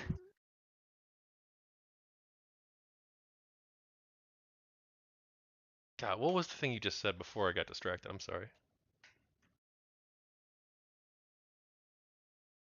Oral history. Yeah, it'll be lost then, I think.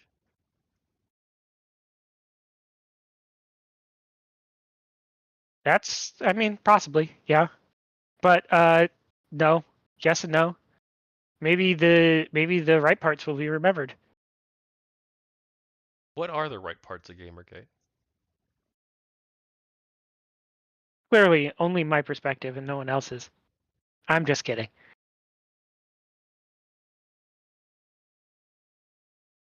Do you think if the world forgot Gamergate happened and like it got erased from the entire historical record and no one ever talked about it or knew about it or researched it or learned anything from it ever again throughout all of human history, do you think that would be bad or I good? don't think that that's possible.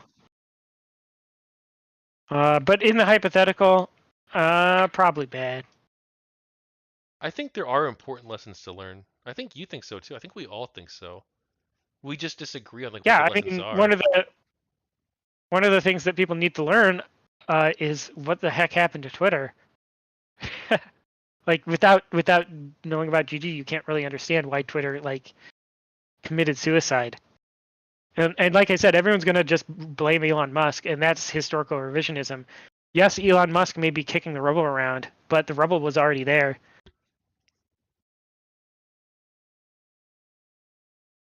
You know, I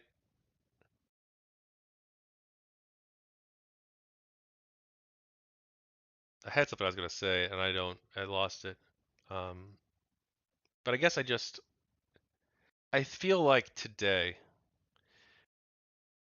with the narrative that we talked about, I feel like the Gamergate history has already been almost lost. Not really. If you want to find it, you can. Um, for most of the stuff, like I have been able to. But Yeah, aside from but that's projects part of like the this, oh, sorry, go ahead. That's part of the reason why it works really well as an oral history, though, is because you can really pitch it to people as like this transgressive secret, and that tends to make it like people listen to you when you pitch it like that. But I've also seen people discuss Gamergate in the wild, um, and like half the time they get like half the facts wrong, no matter what side they're on. Yeah, they'd do better if it was whatchamacallit, old school epic poem. Maybe you could write one of those. That'll be the third book about Gamergate.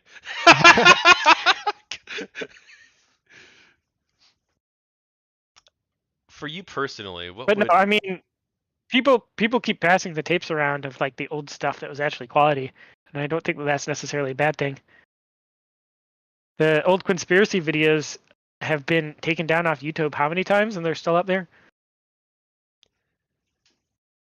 Yeah, but a lot of stuff has been lost. A lot of even quality stuff has just disappeared, or it's in an archive somewhere, but nobody knows the original link. Or if like anyone, sorry, nobody necessarily, but like if you went looking for it, you're Yeah, probably not going to find it. Like there's a I was lot of sad stuff to like see that. that the Thydrin, Shari Vegas, and Sox's old GamerGate happening streams, you can't find them anymore, and I don't know where those are. I think I do have a local copy though. You know what? You can try. It's a super duper long shot. Well, just you could one like just DM Thydrin and see if he's got a backup. But I think I have a backup. if you go to web.archive.org, the Internet Wayback Machine, they only occasionally do it with videos, like maybe like Yeah, 5 to 10 seconds at I've a ripped time. streams from there before. Yeah, it you can influence them to archive certain videos if there's something you really want to keep.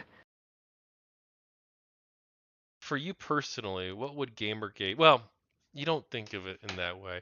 What would have made your involvement in this thing happen? Shoot, how the fuck do I? Should I just throw it out there open ended and you answer it however you feel comfortable? Yeah, go for it. What would what would what would victory look like to you? The death of the hype machine. Well, in that, was Gamergate successful in your eyes? No. Okay. Anything else you want to expand upon that about why it was or wasn't successful? Or Uh, mm, I'm trying to think of how to put it. I think that it asked the wrong questions. As in, let's say that we'd gone out there and gotten exactly the reforms from journalism that we'd asked for. I think the problems in society that were the original impetus behind the creation of the hashtag would still have existed. could you lay out for me what you think the original impetus was? Just go watch Jim's original 2 videos. That's what the hashtag was started off of.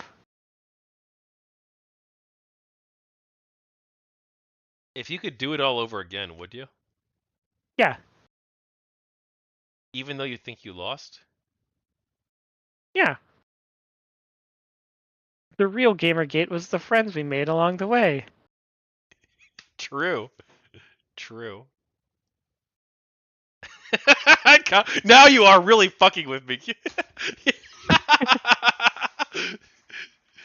But like, you know what? Yeah. I mean, it's not. You're not. I mean, look, I'd do it all over again too. I really would. And so would like most of the people I've talked with. Even some of the anti-Gamergate people. Um, yeah. Interdasting. Well, not the people who claim that they got harassed, but like not like. But it's like I interviewed Brianna Wu and she said like she'd do it all over again.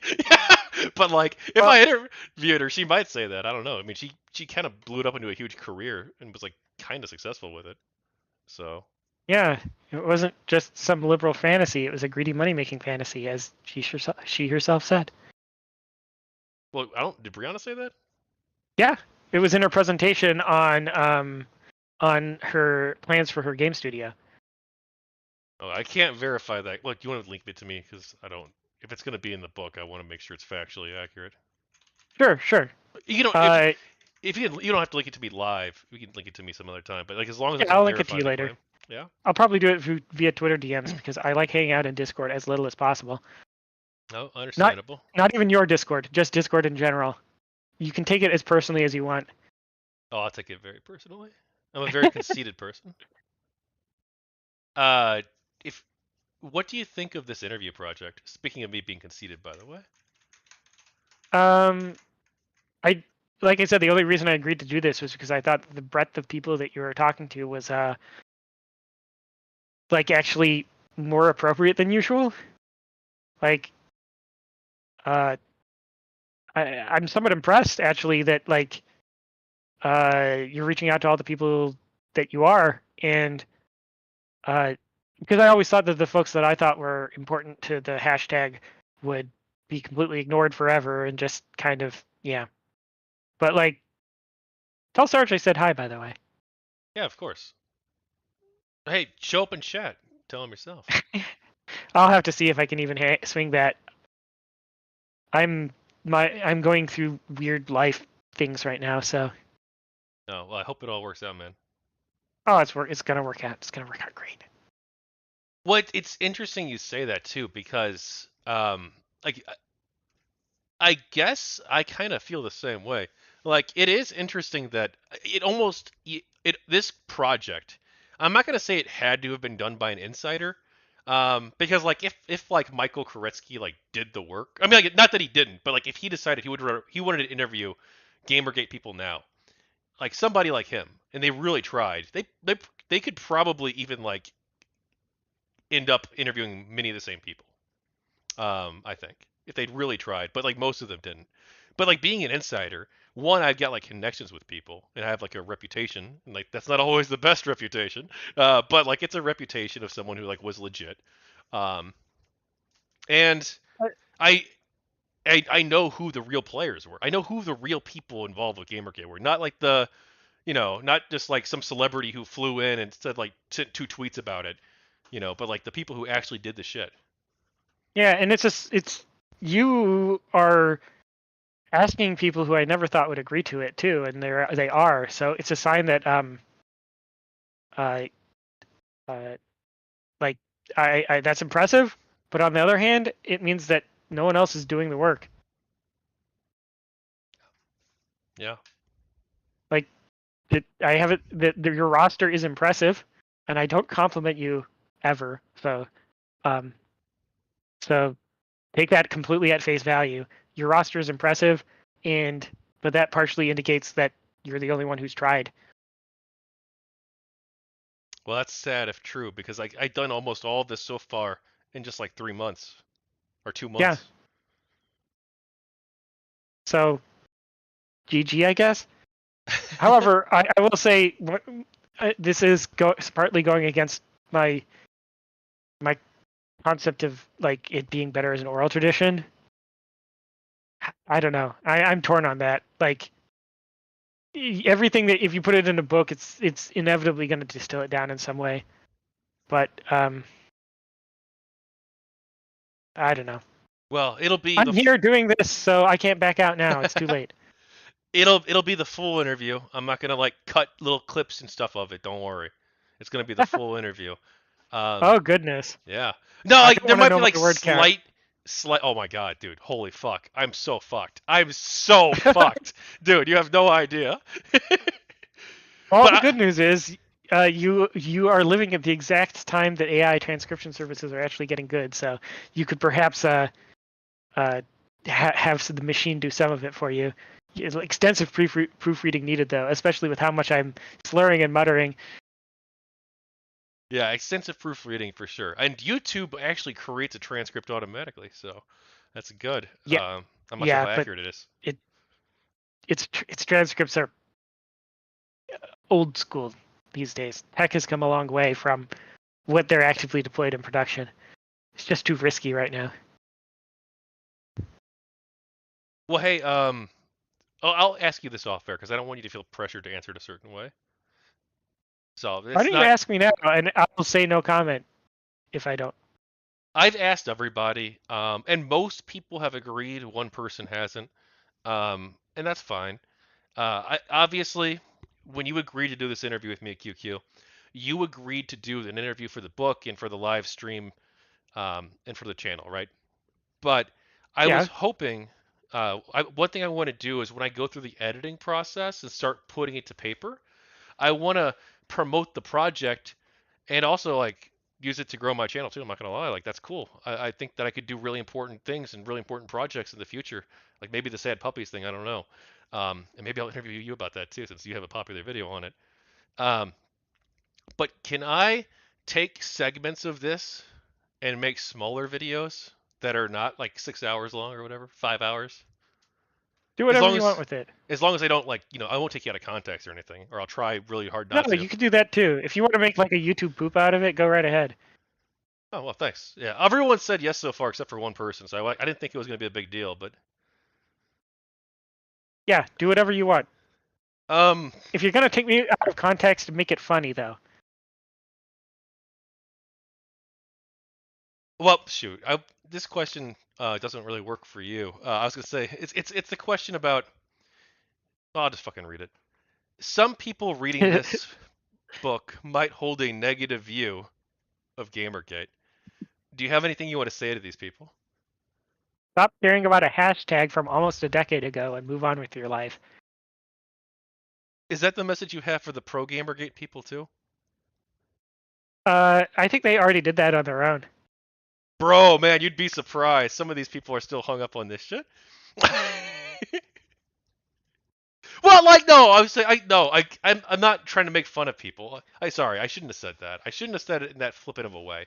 Um, like a lot of people think that this was a huge deal, and for a lot of people in their personal lives, it was a huge deal, and like maybe in society, it was like kind of a big deal, and maybe even bigger than that.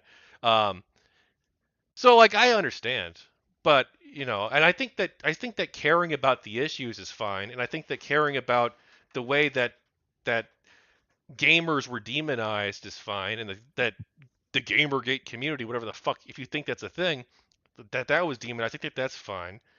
Um, and I think that wanting to do historical projects like this is actually really fucking good. Like I'm glad that the documentary guy Raymond Wallman, I'm glad that that he did his documentary.